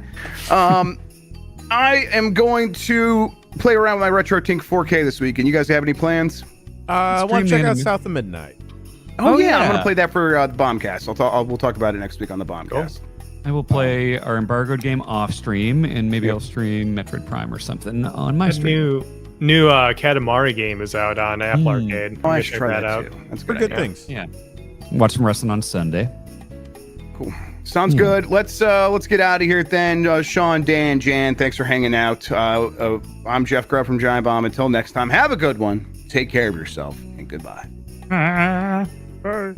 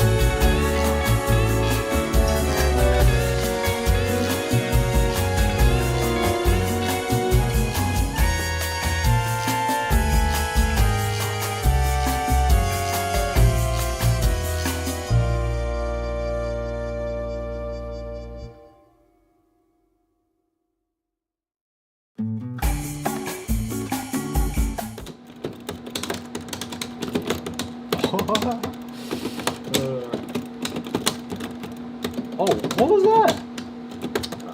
That was 2 clones, was it? Yeah, again, that's like he has multiple attacks that have 2 clones. Okay. And one could be real, one could be fake. On the next Games of Our Lives. He's back. Hi, Emma.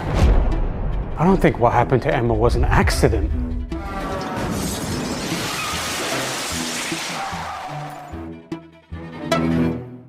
Why don't you reveal who you really are?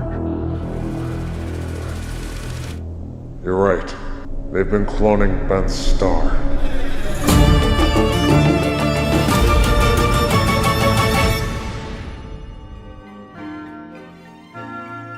You're watching The Power Block. You're watching The Power Block. You're watching The Power Block. Just missed him.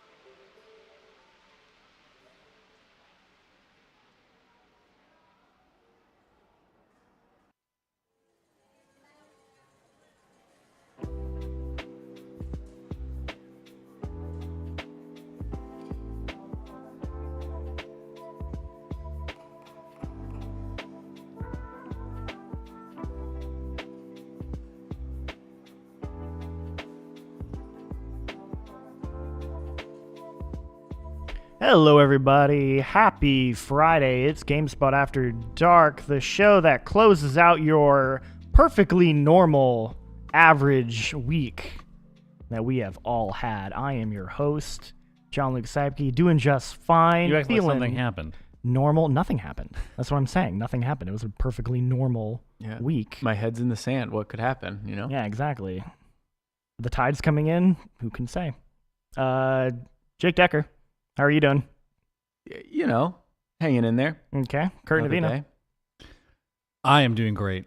Great. I'm thinking about pizza. You were thinking about pizza? Yeah. Where are you going to go? Which is a very brave... I mean, you can't eat pizza today because you're wearing that. No, I can't. Yeah. Looks like you may have already got something on there. Yeah, can you see your fucking... I'm gonna...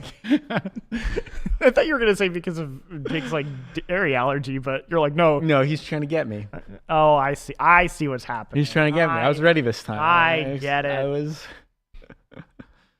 You weren't ready for shit. Yeah, I was. It's getting to the point where I, the fucker, will start to get fucked. I can't. I can't do all the tricks I've had up my sleeve. But don't you worry. I know how to shuffle a deck of cards now. Thanks. To you. Oh yeah. Well, not You've really. known Thanks for a to while. You saw me do it, and I you was were like, "What the fuck?" If he can do it, I gotta be able. Yeah, so now I can do it, but I'll prove it. We should we should play King's Corner. It's been a while. Let's stream that. Yeah, let's do a King's Corner stream. That sounds great. Yeah, we did. We did install the. We have a camera that's installed in the ceiling to look down directly, so you can get a bird's eye view and even see our cards, but we can't see each other's cards. Yeah. Oh yeah, yeah. I call those kind of games, analog games. That makes sense, right? Yeah, it does. Yeah. Because I tried saying like, oh, board games are analog games, and I remember I think it was Lucy James was like, "What the fuck are you talking about?" I was like, It's not. They're not video games, but they're games. They're analog games. Yeah, you hold them with your hand. Yeah, let's just do analog game streams. Yeah, I agree. Thank you. Absolutely, 100%. Yeah, and we'll call it analog. Let's play analog games. Let's play analog games. Yeah. So yeah, it's been a week. We actually got a lot to talk about. There's a lot going on this week, and I'm not just talking about the big news. There's been a lot of games. Other games that I feel like have not maybe been quite in the zeitgeist. Well, I mean, kind of you talk know, about. Unfortunate for them, their embargo has landed. Yeah, they kind of picked on a mysterious embargo that Nintendo had. Yeah, they picked a weird time after their Nintendo Direct. Yeah, so we've covered on the site, on GameSpot, on the Power Block. We've covered the Nintendo Switch 2 stuff a lot, so I don't necessarily want to do like a whole big breakdown of it on here, but I guess there is that big news today where we don't know what the price is going to be. We actually don't know what it's going to be. Yeah. In the U.S., Kind of unprecedented. They halted pre-orders to figure out how they're going to reprice this console. I mean, again, their direct happened on the day that tariffs were being revealed. But even then, they were super cagey in the first place of showing what the price was even during that direct. They didn't show it in the direct, which I assume is because they recorded a few days and they waited till the last minute. But I do find it interesting that they didn't even hold off for like another day. Yeah. So, but I don't know. It seems like they maybe just didn't anticipate. I mean, no one anticipated how high and brutal the tariffs are. So, especially in like areas that they didn't think tariffs would hit, right? Yeah, like sure. It was kind of a shock. Mm-hmm. To be honest, I don't know what else to say about it because everyone has an opinion on it. Everyone has an opinion on it, and also like we don't know. Yeah, I also believe that everyone. I have my own opinions and feelings about its price. I am not on the side of people who are complaining about it. I think I actually feel like it's quite an appropriate price in the market compared to how much everything else is in this industry. But I am also empathetic to that everyone has different situations in their life and different financial concerns. But hopefully, I think it's totally fine to be like disappointed and being like, oh man, I wanted to get it, but like I can't financially afford it. Like that's understandable. Yeah, like, you can be upset about it. I guess just don't. People are being too vocally complaining about it, and I think people have been spoiled with the idea of what things are valued at in general, especially when it comes to games and media and movies, because we live in a service subscribed world in a place where games like Fortnite are free, and therefore people just think that things should be priced differently or be free. Sure. So the concept of actually paying for a game like Mario Kart World that's $80, paying a price for that is just like, what? I've been going a decade and have not spent that much. I've been playing this game for free and getting free updates and so on and so forth. So I'm just saying I'm empathetic to people who have to deal with that stuff. I also think like the price of $60 video games like hung around for a long grossly too time. Considering how expensive it is to make games now compared to 15 years ago, 20 years ago, like it's pretty sizable. But I also get the frustration, like we're in a situation where like I mean, I still pay for a lot of games. I still pay for a lot of my consoles, but I don't pay for all of them. Sometimes they get sent to me, or sometimes I'm able to expense, like... I mean, I just, I straight up would not have as many games if it wasn't for this job. Yeah. I bought my consoles, but never forget, I bought that PS5. I bought my place. And only paid for the $27 reservation fee that Walmart gave because Walmart never charged me the full amount of money afterwards. Right. And I felt You got so one over guilty because I fucking hate that console. Sure. And around me, I watched everyone else be like, I can't get one. Either they're out of stock or they can't afford it. And I was like, fucking shit. $27. I'm like, I kind of fucking hate this thing. I honestly think the only console I've never paid for was my Xbox Series X. And I've been here since I paid for my PS4. I paid for my Xbox One. I paid for my Xbox Series S because I couldn't get an Xbox Series X initially, so I just got a Series S. Paid for my Switch. I paid for my Switch Lite, and my Switch OLED. Yeah. So like I paid for my Oculus. I've paid for all my PCs I've built. I haven't got a console for free while working here. Yeah, it's just the Xbox Series X that I got. I think the main privilege is like being able to borrow stuff from the office if you need it, like a PSVR 2. Yeah. Sure. Yeah. Yeah. Otherwise, yeah. I mean, like it is her job, but it is also a privilege for sure. Yeah. Kind of inside baseball, I guess. But yeah. Sorry, you don't need to hear us being like, "Well, I didn't have to buy this." Like, oh, like that's so fucking stupid. But yeah, I get the frustration about the cost of all this stuff. It's likely going to go up even more. I mean, and hopefully we don't know, but I think it could. It's very likely that it goes up more. And if it goes up more because of the current administration, that really fucking sucks. It really sucks. Saying that, yeah. Maybe it'll also get some people to actually pay attention and like understand the value of what it is they're buying, and why they're buying it, and the value of their lives, and what they're voting for, and what tariffs actually mean. Very silver lining. But anyway, let's move on from all that nonsense for now. Talk about some video games. Kurt, I want to go not analog games. Not analog games, video games, digital games. Kurt, I want to go to you first. Hi. because we had the fine folks of Moonhood of the Midnight Walk in the studio a few weeks ago, and the embargo for that just lifted. If you go to GameSpot's YouTube channel, there is a very long extended gameplay demo that you did with the developers where you get to see that game.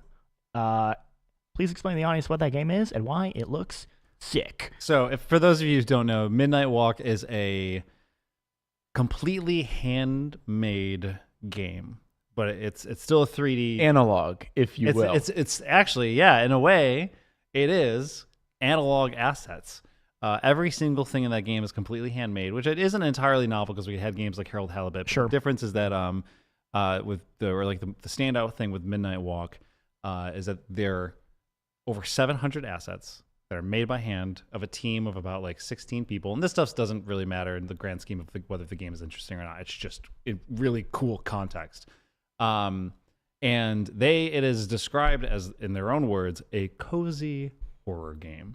And if I had to draw a comparison, what that means is kind of like Over the Garden Wall sort of style, like cozy horror. Sure. But not as goofy and cartoony as whimsy as Over the Garden Wall is. Yeah. The Midnight Walk does feel very, very dark and very serious in its tones, but those tones still have a whimsiness to them, like a variability. Would I be correct in naming like Corpse Bride or I mean, I think like, specifically, stuff like that? I think more so. I mean, obviously Tim Burton's a thing, but I think Henry Selick, who directed, like Coraline, unfortunately, because Neil Gaiman sucks.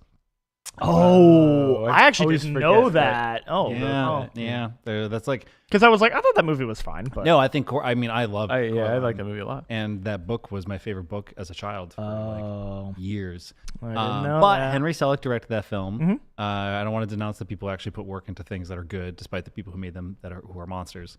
But Henry Selick also was the director of Night Before Christmas, was the director of James and the Giant Peach, and did Monkey Bone, which is like half stop motion and then half live action with Brendan Fraser. Oh, I love James and the Giant Peach. That one, to me, is like, it's so creepy. Of course, right, is a Tim Burton joint through and through. Sure, but no, I think if like that's the easiest, like it's like dark child, like not a child, it's like dark cartoony world. But the Midnight Walk, you play as this. I was able to see like 40 minutes of the game, like up close and personal. And it's a first-person horror game where you play as like, I forget what they're called, like the Awoken one or something. You like come into this world, and it's this dark, twisted, fucked up place, and you basically have to befriend this little Pop Boy. He's named Pop Boy, and he lights fires around this world and allows you to kind of understand what's going on. It's very fairy tale heavy, very dark fairy tale. But the game, was terrifying. Like we were playing it here, and I was like, it has just such like a dark, intense mood and vibe to it, despite being like completely handmade and really whimsy and in that way. But anyways, I can't wait for this game. I adore these artists and these developers who've been working on. I mean, Klaus, the CEO of the company, has been in this industry for ages, and I've always been kind of in love with his style ever since Stick It to the Man. Even though like that game's really goofy, it's like his style has been all the way through. And they did Lost in Random, which I think is also a really unique, interesting, weird kind of like AA game that like has the same sort of art style, the same sort of fairy tale darkness, but like combines a really unique idea of combat and like rolling the dice in the middle of combat, which then like determines the weapons you can use in certain moments. It's really cool. And the Midnight Walk just seems like another extension of that, but this time they're under a new studio that they started, Moonhood. It's sick. It's cool. It's spooky. It's also completely playable in PSVR 2. Neat. But that is neat because they actually really lean into it because there's like is it first person? It's a first. Mm-hmm. Yeah. So that'd be cool, especially like seeing like the detail on all the models. And if you watch the preview, the opening of the game, when you awaken as this character, your sight is completely blurred and you can't hear anything. So you have to like move through the world with very narrow sight, and so that like forces you to like get up to the wall and you can see the fingerprints of like the stuff these people actually created. So like they really lean into this, like making this world feel like tactile and actually like handmade. And for context, like when they make the models, they then 3D scan them in, and that's how they do it. But we asked them, it's like, is it faster? Is it really any faster making these things by hand versus making them in Blender or whatever? Yeah. And Klaus said it is infinitely faster because all they need to do is when they are playing and testing their game, they realize, oh, we're missing a thing, and they just have to go down to the table where they create all their stuff, make it, 3D scan it, and then it's in the game. Oh, it's that's like cool. That's neat. So they cut like it's awesome. And I was saying too, like it's like obviously we've seen games that are handmade, but seeing them with such like finite detail, it like cuts in a weird way, like kind of like undermines like graphical capabilities by actually, well, these things are just being scanned in exactly as they look, and therefore they look amazing. Right. They look so realistic. Swedish, right? Correct. Yeah. Swedish. And then Olav, who is the writer and like director of the game, his like own shoe, like their own items are in the game. So like his shoe is in the game, like used as a thing. And like Klaus's coffee grinder is a thing that like gets up and walks around at one point in the game. That's so cool. But as I was saying, in VR, you can really like get up close.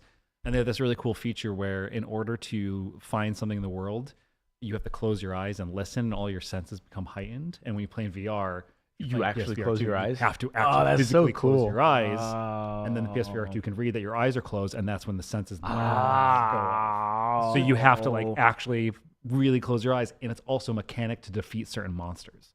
So like certain creatures, in order to defeat them, you have to like look at them and then shut your eyes like to wish them away, and then when you open them again, they're gone.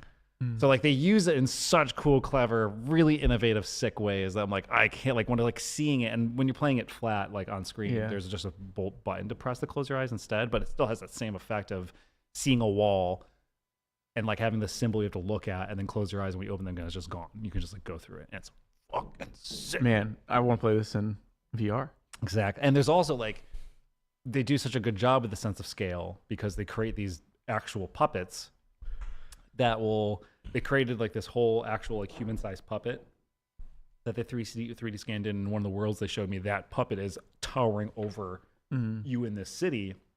So anytime you can look up and like see this thing towering over you, and I was like, this is in VR, this would be amazing. This would be it's just as good flat, but like the idea of scale and scope is just good. So cool to do like a documentary on that game. Yeah, it would. Yeah, fly over to Sweden, hang out with those cool cats, 16 of them. I would love to go back to Sweden. When I went last year, I had a great time. Yeah, maybe we can make something that they would put in their games. That'd be kind of cool.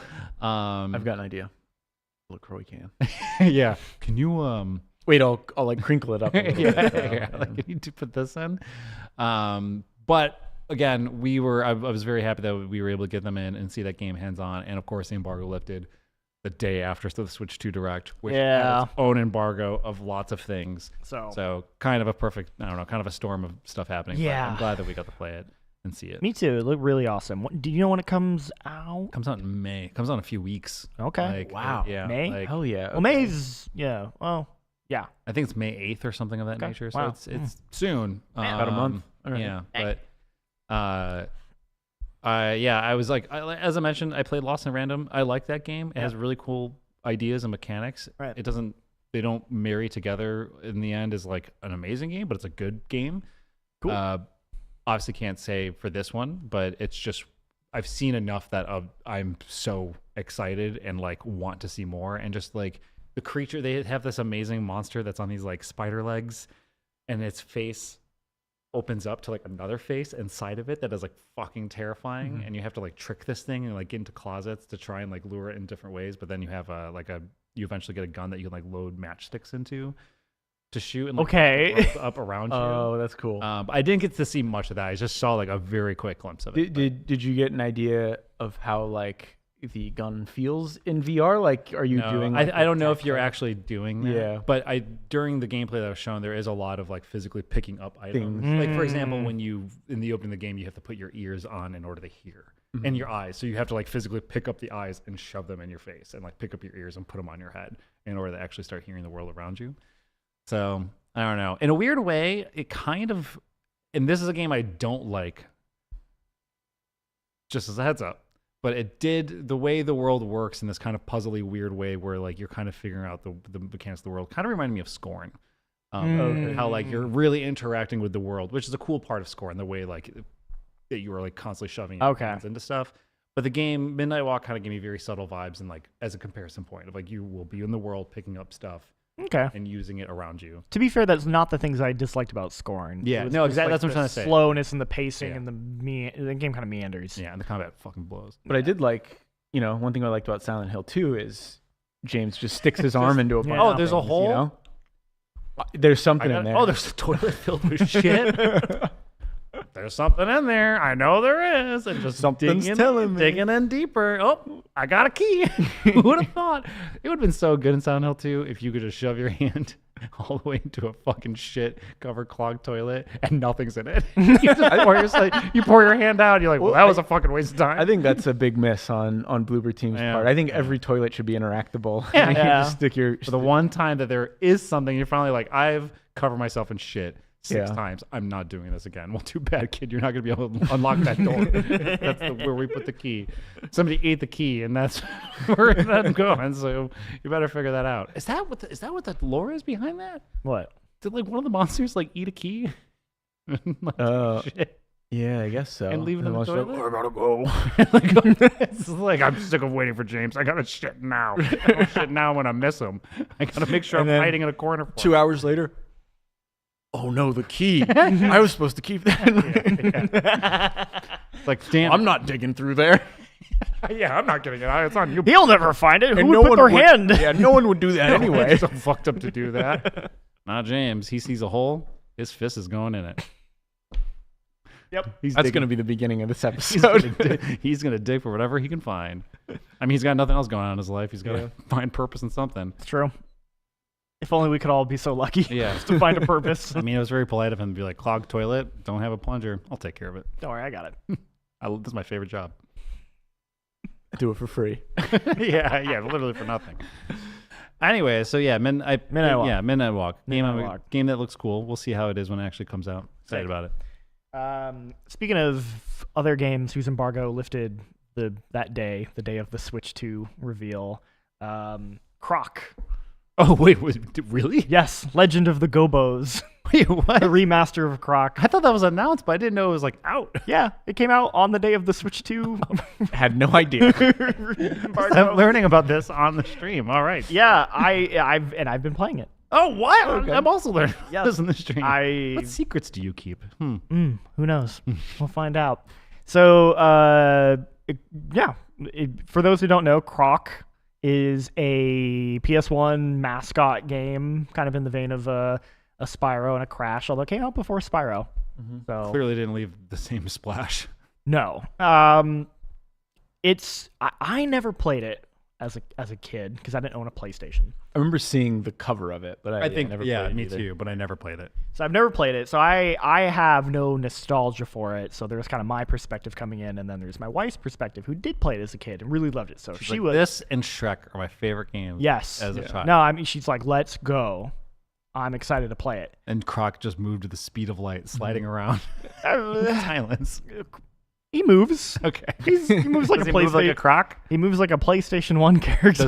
Does he do the death spin or whatever it is the crocodiles do? You know? No, he does. Yeah. There's a sick move though, where you hit like one of the bumpers and he'll do a spin to because like the camera will rotate. Because in the original version, you didn't have camera controls. You don't really need to do the move on the remaster because you have camera controls. But he does this sick like juke where he like jumps and does like a 180 like dive spin, and you're like, damn, Croc, that was a sick move. That's kind of it.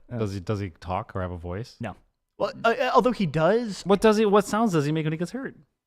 He's like, I don't know. He does make this one sound when you go to a new world, like a fairy who kind of like squishes and squashes him, and he teleports away, and he makes like a little sound. Okay. That's what James does when he puts his.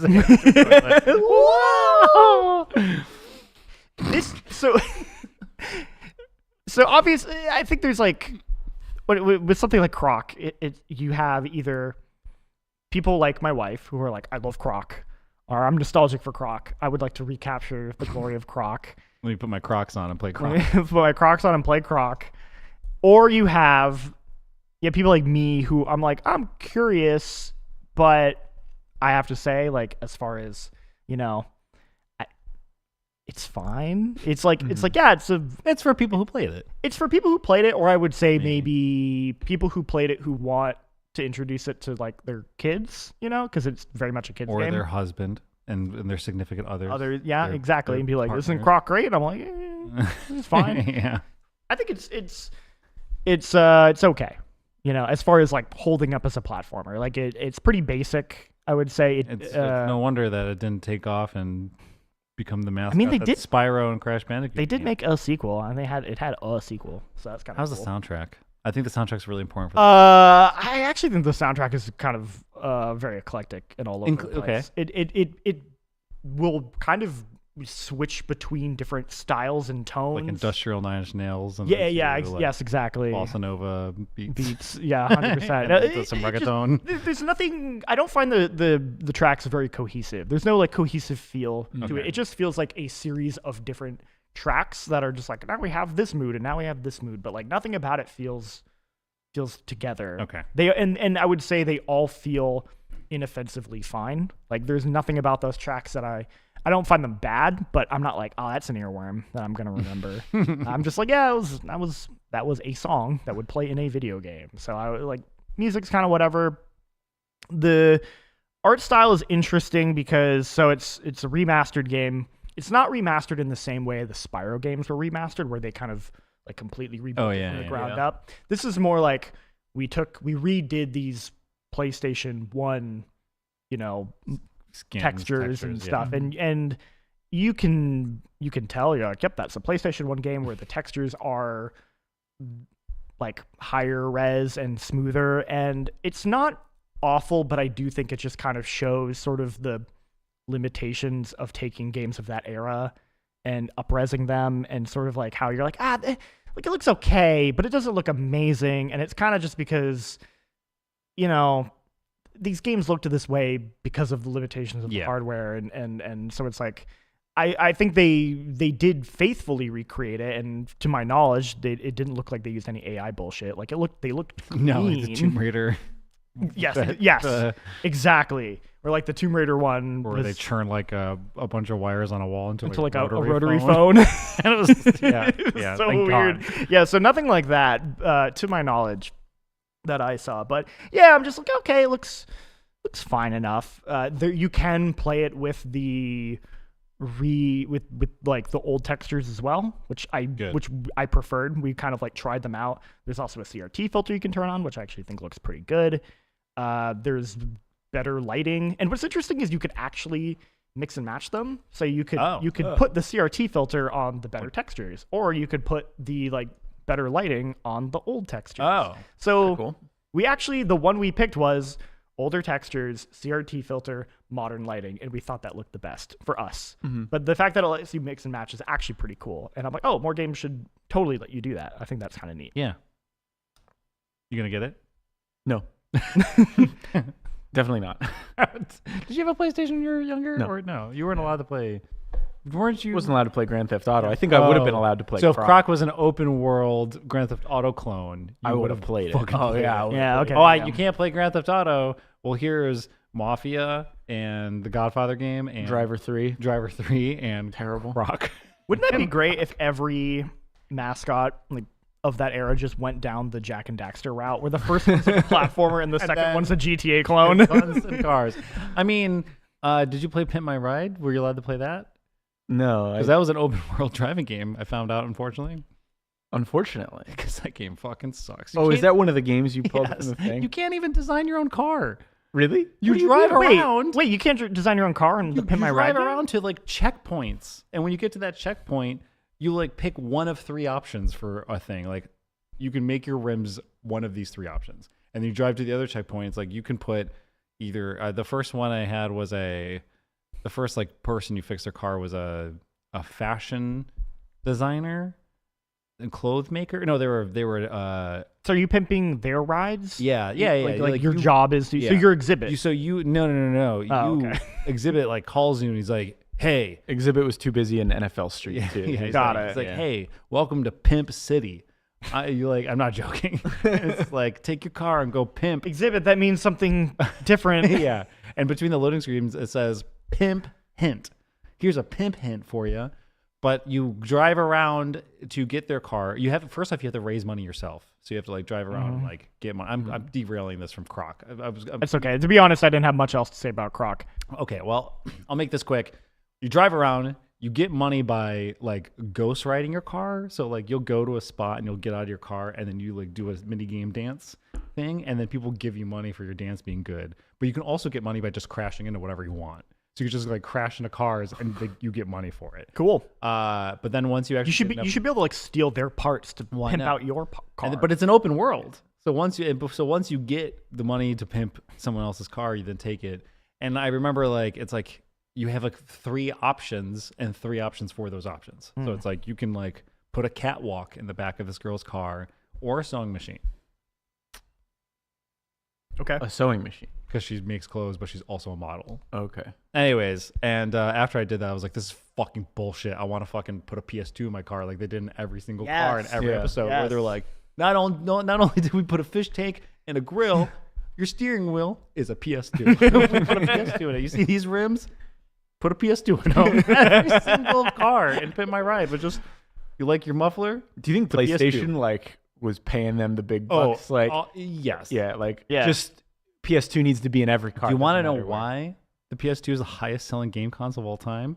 Because Exhibit bought so many copies. And not because of like people buying PS2s to play Pin My Ride. Because Pin My Ride was like, we'll buy 50 million of your PS2s and that's why they were still making soccer games until 2014, because people were driving around in all these Pimp My Ride cars and they need something to play. Exactly.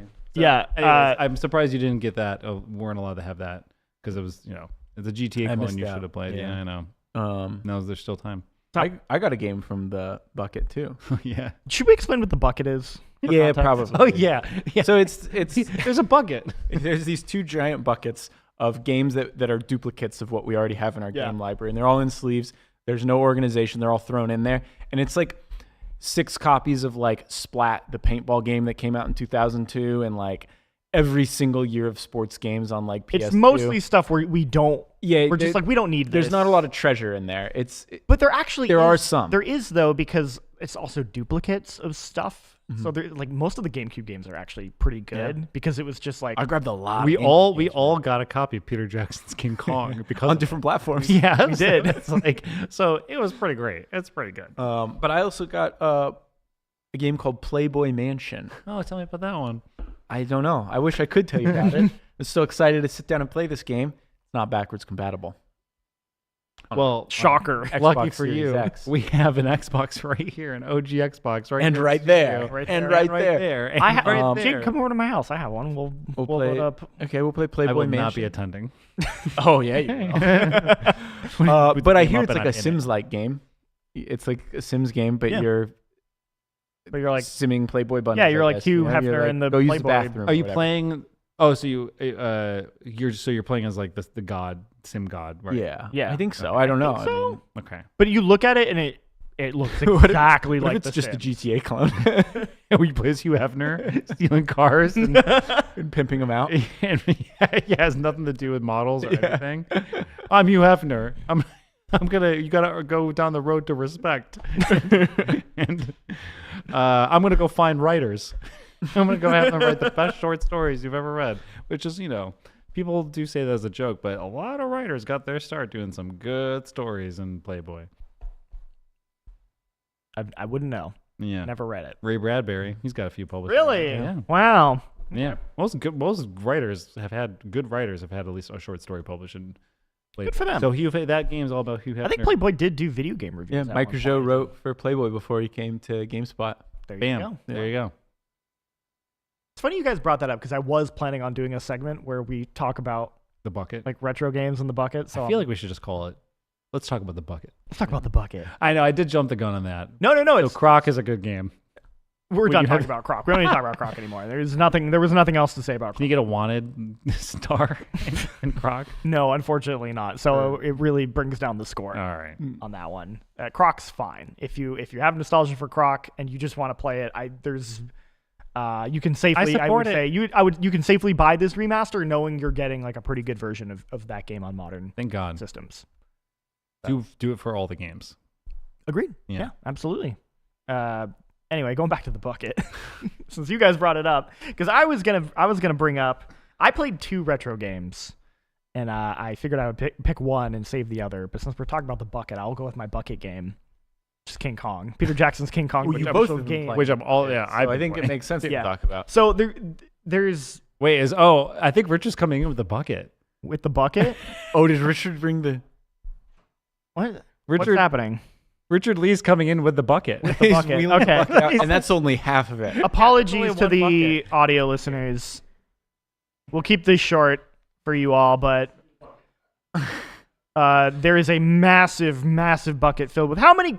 Okay, like Can we do that? Oh, can we do like a bean counter thing and ask? like how many games are in the bucket? And this is only half. There's another bucket about There's a this many. And second I went bucket. through an entire bucket on Tuesday.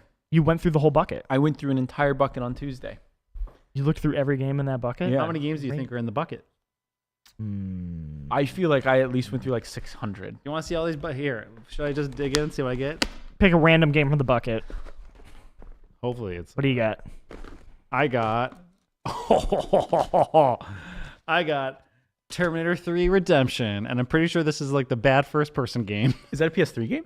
PS2. Oh, PS2. PS2. I was gonna say because there's a couple PS3. There's a games couple in here. PS3 games It's in mostly there. PS2. All right, go reach in. What do you get from the bucket? No, come pick up a game from the bucket. Tie the Tasmanian Tiger 2 Bush Rescue. Okay. Dig in there.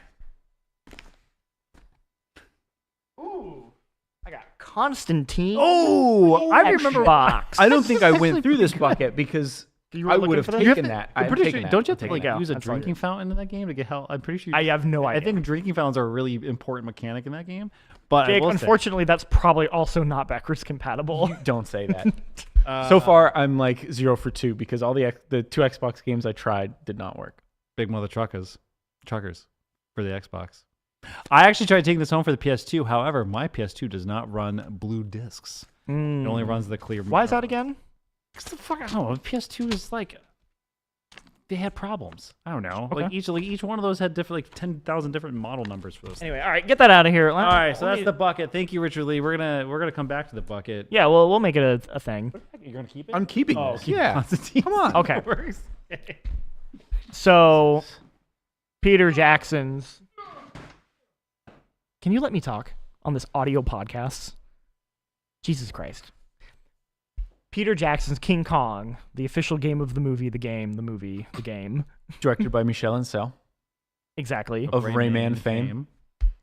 Look at us. I think I feel pretty comfortable saying the greatest game Ubisoft has ever made. It's and so will good. make. It's so good. I don't know if I'd go that far, but it is. What is the greatest? Splinter Cell Chaos Theory. There you go. Yeah, I haven't played I was that gonna say probably like a Splinter Cell or Far Cry 2 maybe. And Far Cry, Far Cry 2, 2 yeah. is good. Anyways, so you're Anyway, so But hold on, I will say, Far Cry 2 King Kong walked, so Far Cry 2 could run. That I would is agree true. with that. No, I would also Yeah. agree with that. So for those who don't know, this is a licensed game Hold on, though. No, okay, sorry. based on Peter Jackson's King Kong. No one had any expectations for this game, and then when it came out, it was like shockingly good, and it's had a reputation as like one of the better licensed games. But Because not it's- talked about much. but I not feel like. talked about as much. I think like people in the know talk about it, Yeah. but it's not as well known as some of like the bigger ones. Chronicles of Riddick: Escape from Butcher Bay. Sure. Kind of the same era. Exactly. What's interesting about this experience, because I've played it before. I had it on PC, and I think I've also played it on 360. I've played this game multiple times. The version we played was the PS2 version, which I assumed, oh, well, that's the previous gen version. Mm-hmm. Obviously, that would be inferior versus the 360, which was the next gen version. It was a launch title for the 360, and then the PC version I had was based on that 360 version. But I had actually found out, thanks to a video by YouTuber Noodle, who actually did a video on King Kong, that in their opinion, the PS2 version looked better. and I Absolutely. I 100% agree. It looks way better. And the reason why is probably just comes down to the fact that like they clearly designed that game originally around the PS2, and it was like the PS2 is at the end of its life cycle.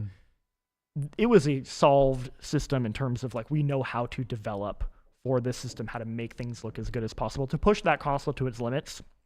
Where the thing about when you play a early next gen games, 360 specifically. 360 specifically, I would say, but just in general, I would say when you play early, in the moment they feel like, oh, they look so much better because like it's HD now and like the textures and the lighting. But the thing is like people don't actually understand how to properly like utilize those new features. So they kind of just take these older models and systems and just kind of like up-res it, and then suddenly you're like, oh, actually that looks really gross and bad. And at the time I thought, well, King Kong looks great. You go and compare them. The PS2 version, despite being a lower resolution and a worse frame rate, looks infinitely better because of all those techniques. Those character models in the 360, like again, because when I was taking this from the office, I was like, oh, it's too bad I don't have a 360 to play that version because X, Y, and Z. And Jean-Luc, I was like, I don't know. I think the PS2 one is better. It is. Like after actually watching the comparison video, the character models of the 360 one, the game still looks good, but the character models compared to those look like fleshy. Or they lost like weird all lighting. Yeah, they lost all character shape and style. Well, like, because weirdly, the PS2 one looks more like the actors than even though the 361 they clearly took a photo of their face that they didn't with because it was like artistic intent versus just like hyper realistic with like dynamic lighting, but like we don't understand how to actually utilize it properly, and it looks like gross. It's also like playing it on the PS2. I have a retro tank which lets me upscale it into HDMI and play it on like my TV. That game actually has 16:9 support. Yeah, no, it's by default. Well, so by default it'll be 4:3 letterboxed. It'll play it that way. Correct. Yeah. But you can then switch it to either proper 4:3 if you don't want the letterbox, or you can actually play it in 16:9 and it like stretches the whole thing. But because I'm playing it on a modern TV with my upscaler, I could actually like get it to be proper 16:9. So I was playing that game upscaled on my 4K TV, and it looked shockingly good. Like my wife came in, and I'm like, yeah, like this is like a PS2 game. She's like, what the fuck? That looks way too good to be a PS2 game. Like that's insane. I think it looks. We do need to talk about why it's so special. Sure, outside than just like it's that. Meanwhile, I am playing on a CRT on a tiny. I bet that and looks it incredible. Fucking awesome. To be fair, I also have a CRT, but the color on it is all fucked up. So I just. But to Jake's point, why does this game matter? Why is this game great? So basically, it's split into two different sections. One section, some sections he plays King Kong. Those sections are okay. They're kind of they drag a little bit. It's like a beat 'em up where you. I'll also say that's it's. But you grab the T-Rexes and that's pretty break cool. their It's jaws, very and on that's always rails. fun. It is King Kong segments. Yes. Yeah. The majority of the game, though, is you're playing as the brutalist himself, Adrian Brody, who, by the way, all of the actors like do voice lines in the game and actually sound like they're giving a shit, which is like very rare. I feel like usually him especially. It was like it's like him, like Jack Black, like all of them. I was like, they sound like they're trying, in a way that like usually they do not. It's crazy. They got Adrian Brody to read off lines for video games. Yeah, and his lines are like 4 magazines on backup. Yeah, I mean that's about it. But it's pretty good though. Yeah.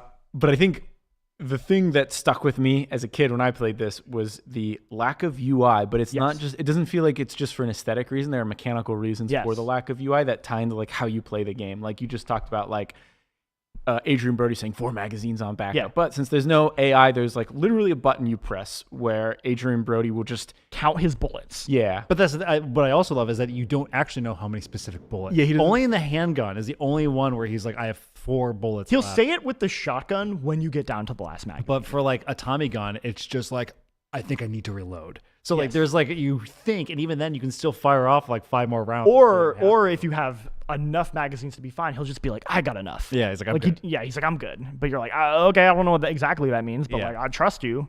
It's a first-person shooter where, like you said, there's no UI to it, so it's all contextual. You know, like you don't even have a crosshair. Yeah. But you don't need it because like the game is designed around that, and I don't know. It's like it's hard to describe because I would say like now maybe it doesn't feel as special because there have been games that have kind of like built on it, like Far Cry and other kind of survival games. But the game's rhythm is essentially like you going through these levels where you'll get to these open areas where you have like dinosaurs, like velociraptors, and you have like the giant centipedes and all the weird, gross things from Skull Island, and you have to like do these little like puzzle combat arenas. They're so tight. Where you are, you'll have limited ammo, you'll have spears that you have to pick up in the environment. You have to pick up in the environment. You can't create like a and you can stab with them, but they actually don't do much damage. But you do a lot of damage if you throw them. But then if you throw them, or you can trick them by getting insects in the world, stabbing those, and then like luring them away. So you're setting fires by you can like run away from combat, or you can lure them into a brush, and then you can light your spear on fire, and then you can throw it in. So there's all these like surprisingly complex dynamic systems that even for that time was like on a PS2. On a PS2, you're like, that feels very modern in a way that like games just kind of didn't do that level of reactivity back then, and that's and kind I of. would argue that we have lost in a lot. I would agree. Well, that's why I think, like you said, it's kind of a spiritual or it started what Far Cry 2 then like ran with, because Far Cry 2 built its entire game around. Far Cry 3 was like, nah. Exactly. Yes. Far Cry 2 built itself around everything is like within the world. You have to like physically pull out your map. Fire is dynamic and just all these sort of systems playing with each other, and like they were doing it with this license game that they did not need to go this hard for. But it's just such a like brilliant example of what happens when you take something that like seemingly could have just been like whatever, but like they gave it to like veteran game developers who actually said like, hey, let's take the time to do something interesting with it. And I believe Peter Jackson himself encouraged that, like was like, hey, we should do something like cool with it, because he saw video games as like more than just like whatever, like you do it with a New license Zealand tie-in. accent though. No. What? Come on. Let's do something interesting. I can't do that. That was pretty good. That was like kind of Scottish, I feel like. Yeah. They kind of all blend in at a certain point. But yeah, it's a cool game. It rules. You should play it if you can. I mean, even if you, is it backwards compatible on the 360?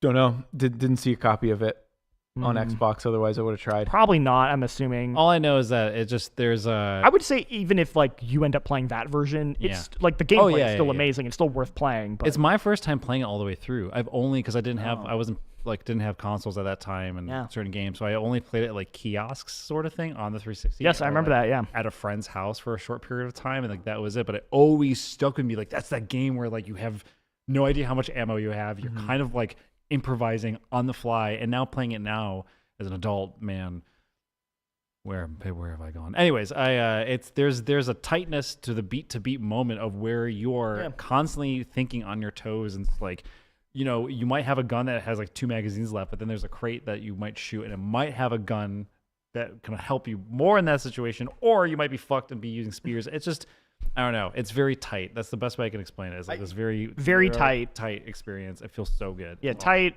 feels ahead of its time. Yeah, is also like a shockingly decent like adaptation of that story. I would say like it takes the story from the movie, but like retells it in a way that works for the video game while still being that story. Like it basically takes that scene when everyone's separated and is like fighting in that pit against all those insects. And then it's just like that scene is so intense. It's so dramatic. It's a lot. And they basically made a game out of that scene. Yes, it's for 4 hours, it's 5 great. hours. Yeah. So highly recommend that if you can find a way to play that somehow. I will save my other retro game for next week. Because I want to take the time for this to talk segment about known as the bucket. The bucket. Except this one I didn't get out of the bucket. Doesn't matter. But you don't need to. You didn't need to say that. Yeah. No, okay. Now you just ruined the lure. All right. I got out of the bucket. I will also save my. I will just say right now, I have watched 2 episodes of the Devil May Cry show. I thought you were going to say Sopranos. Nope. So we all know I don't need to watch that anymore because I've played Road to Respect. Road to Respect. There's no reason. But I will save my full thoughts until I finished it. But so far, I am enjoying it. This is the show with the Y2K Limp Bizkit Evanescence music. Yes, right? I haven't heard the Evanescence song yet, but they do play "Rollin'" as the intro every time, and it's great. It's good. It's very, very silly. But I do want to go to you, Jake, because you were telling me you've been playing a game that I've actually never heard of. I don't know what this is. Oh, is this Look Outside? Yeah. So this is a 2D cosmic horror RPG. Okay. Cool. However, it's structured like Stardew Valley, in a way. So you're trapped in a apartment building for 15 days, and you can't look outside. If you look outside, it's an instant game over. But the whole thing is there's some like weird cosmic weather thing going on. And anyone who looks outside, they just get all. Oh, they go insane. Kind of. Yeah. Well, they don't just go insane. Their like body gets deformed and stuff. So like teeth will start growing out of them and eyes will pop up. But it's all like pixel art. It looks really good. But the whole like sort of Stardew Valley aspect of it is time passes as you go into different rooms, and eventually you'll have to go to bed. You have a hygiene level, so you need to like shower, brush your teeth in order to like kind of keep your sanity. There's cooking, so you might want to cook a meal before you leave, and you can take that with you, and then you explore this apartment building. And I think you're kind of trying to figure out what's going on. I don't know how much it actually answers that, because cosmic horror usually it's about not really explaining the thing, but you're at least attempting to. And it's very survival horror, even though it's in turn-based RPG. It looks like Sweet Home. Oh, okay. That's when I was watching Jake play it, because I heard about it. It like gives me the same vibes as like what happens when you said, what was the RPG? It's very Earthbound. Yeah, like it's like that first-person Earthbound perspective where like you have household weapons like a bat or a knife, a kitchen knife or whatever, and they'll break after a while, but they don't have like durability. It's like there's a random chance of it breaking after each attack. So like, or like you can like have a kitchen knife and it'll randomly break, and it'll be a damaged kitchen knife, and then it'll randomly break and it'll be like a heavily damaged kitchen knife, and then eventually it'll just break. It's also pretty difficult. I picked the recommended difficulty. And it definitely leans into that survival horror aspect in a way that I think is interesting, but a little frustrating. I've definitely lost like 20, 30 minutes at a time because you can only save in your apartment. So like you're kind of supposed to explore the building, and then when you're out of resources, you go back to your apartment, you cook some food, you get some sleep, you save. And as far as I know, that's the only place you can save. So like there's been a couple times where I've been exploring for like an hour or so, and then I stumble on an enemy that I am not prepared for, and it just kicks my teeth in, and then I lose like 40 minutes, and that's usually when I Alt F4 and I'm like, I'll come back to this later. I don't want to have to do that again. Yeah. But I think it's really clever. It's a Devolver Digital published game. Cool. Has a lot of cool ideas. It's creepy. I really like cosmic horror as well. And I think this does like a cool body horror, cosmic horror, where it's like you don't really know what's going on outside because it's just game over if you look outside. So you just kind of hear what people who have looked outside as they're losing their mind, what they kind of describe, and usually it doesn't make any sense.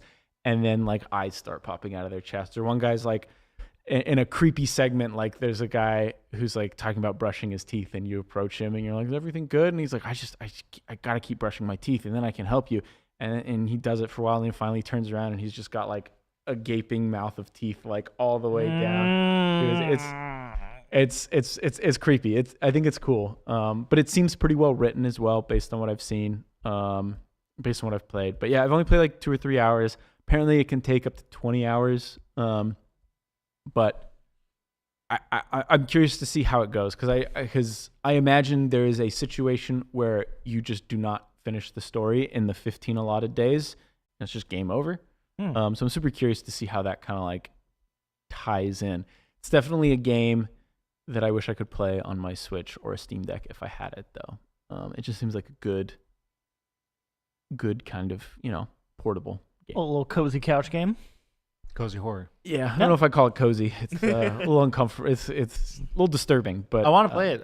I saw it like pop up in the Whispers of the World somehow, some shape, form, and I made a note of it. But then when I actually saw you playing at your desk, I was like, oh fuck, that's that game. That, I wasn't. Music's good too. It's very like John Carpenter inspired. It's Okay. like a lot of synths and like kind of bright synths compared to like some dark and foreboding music. Like I think it works. Like when you're in your apartment, it's kind of like a bright synthy track, and then you leave, and the sound design is really good. It's cool. I'm gonna get it. I think it's like $10 too. Oh, okay, yeah. I'm gonna check that out. I feel like there have been a plethora of amazing like indie horror games lately, like smaller tier stuff. That I'm just like what? Prove it. Well, for Xbox. Well, it's funny. Like this is a much smaller game. I think it was a demo. I even talked to you about it. There's a game called like I'm gonna butcher the name because I'm not gonna quite right, but it's like I might not be a person or I might not be human. Oh, you told me about this. It's called it's I'm not human, like something like that. Something like that. You told me about it, but I didn't. There was no demo available. I don't know. I would like to play it. The game where you have to like you let people in your house and you kind of it's whether or not they're human. When or not. It has a sort of similar premise where you basically like the world, for whatever reason, like the ozone has disappeared, and it's like the sun is just like it's too hot to be outside in the day. So like nobody travels around during the day. They always travel around at night. So you'll have people like knock on your door and be like, "Hey, can I stay here for the night?" But they might not actually be a human, and then you have to decide whether you want to let them in. Papers, please, but you also watch them, right? Like they're in your house. Yeah, so you can go into each room in your house, and they'll be there, and you can like ask them questions. And every day on the news, the reports will be like, "Hey, like if you want to tell if they're human or not, check their teeth." So then you can like go around to people, and you can be like, "Hey, show me your teeth." And then, but you only have like so much energy, so you can only make certain decisions throughout the day. And if they like show you their teeth and they like look a certain way, you'll like pull out a gun and be like, "I'm gonna shoot you now," or you can choose not to. That's a game that I think is a little more of like a concept that they're kind of working on building out. But it's a super cool idea, and I feel like you're getting a lot of innovation and like interesting ideas in that space. As long as they're just not copying existing genres or things. Yeah. I'm trying to actually, because there's a constant struggle that I'm having trying to find games, even music. I have this, like, I feel like we live in this like era of imitation in a way where it's like, we're not getting the stuff that we want, so therefore we're starting to create things that remind us of the things that we wish we had more of. Yeah. And I feel like indie music is suffering the same problem where I hear so much music where I'm like, I know exactly what album you listen to make this album. Right. I get it. You like My Bloody Valentine. Like, I understand. Totally. It's funny. You mentioned Papers, Please. And while I think the game I Might Not Be Human is different enough. It does Papers, look different Please, enough. Yeah. There is another game I saw that is very much just, hey, it's Papers, Please. And it's you're a person at the door of this apartment complex. And everyone outside might be a shapeshifter. So they'll come in and be like, hey, I just need to get back into my apartment. And you have to be like, show me your ID, go through the checks and balances. And it's like a cool, well-made game, but you're also like, this is less poignant Papers, Please. Yeah, you're like, this is just Papers, Please, but with like shape-shifting like John Carpenter aliens. Yeah. And you're like, that's neat. Like it's not I'm bad, but it's also like, you've seen that before. I've seen it before. I've played it before, and just a different, and that's fine. Those are why genres exist, but that's not that to bring this all the way back. It's why I'm so excited for the Midnight Walk, because the Midnight Walk does look genuinely different. Yeah, it does look genuinely new. 100%. So I'm excited for that. But yeah, like the Don't Look Outside. Look outside. Look outside. You're not supposed to look outside, but the game is called Look Outside. Like I think that game, like that looks like a game that would be on my alley. But again, it's like when I saw it, I was like, oh, this reminds me a lot of Sweet Home, a horror RPG game on the NES. Yeah, same sort of deal, top down, go through a world, have an enemy encounter, first person, googly, messy mush of worms. You fight like a mound of worms in Sweet Home. But I do want to play it for $10. Come on, I can do that. You fight a lot of rats too. I'm not sure. Well, Anifal had. Oh yeah, those Plenty of rat fucking rat encounters fighting. were worse. Yeah, I'm kind of ratted out for the moment. Yeah. So after, although I think I have a clip recorded of a rat jumping at me and me doing a fist into it and it exploding. So I have to look that up. I will say the rats are not rats. They're like, it's just messed up. Okay. Okay. Yeah. All right. Well, I think we're going to go check that out. And I think that's a podcast for this week. Thank you, everyone, for tuning in to GameSpot After Dark. We appreciate your patronage as always. Always nice to close out the week for everyone. Kurt. Greetings. Thanks for being here. Thank you for inviting me. Thank you for allowing me to be back. Jake, we'll have to find out if you can play Constantine next week. Yeah, do you I'm going to figure out tonight. Yeah? That doesn't count. I know. Yeah, that was. I didn't even touch That you. was I didn't even touch you. And I'll talk about The bucket. And whether Devil May Cry is good when I finish watching it all. Can you close it out with a Limp Bizkit impersonation? No. Well, I wouldn't even. Do the chorus. I wouldn't even know. You could do it. What, like, let's roll in song like. Keep rolling, rolling, rolling, rolling, rolling. Yeah, that's good. And there's like the one line where he's like, "Hey ladies, hey fellas." Yeah, see, that's really good. All right, thank you. Is that the song with the line where it's like you could take that cookie? Oh, that's all I did for the nookie.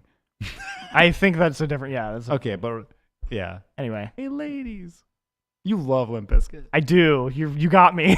Fred Durst, your favorite director.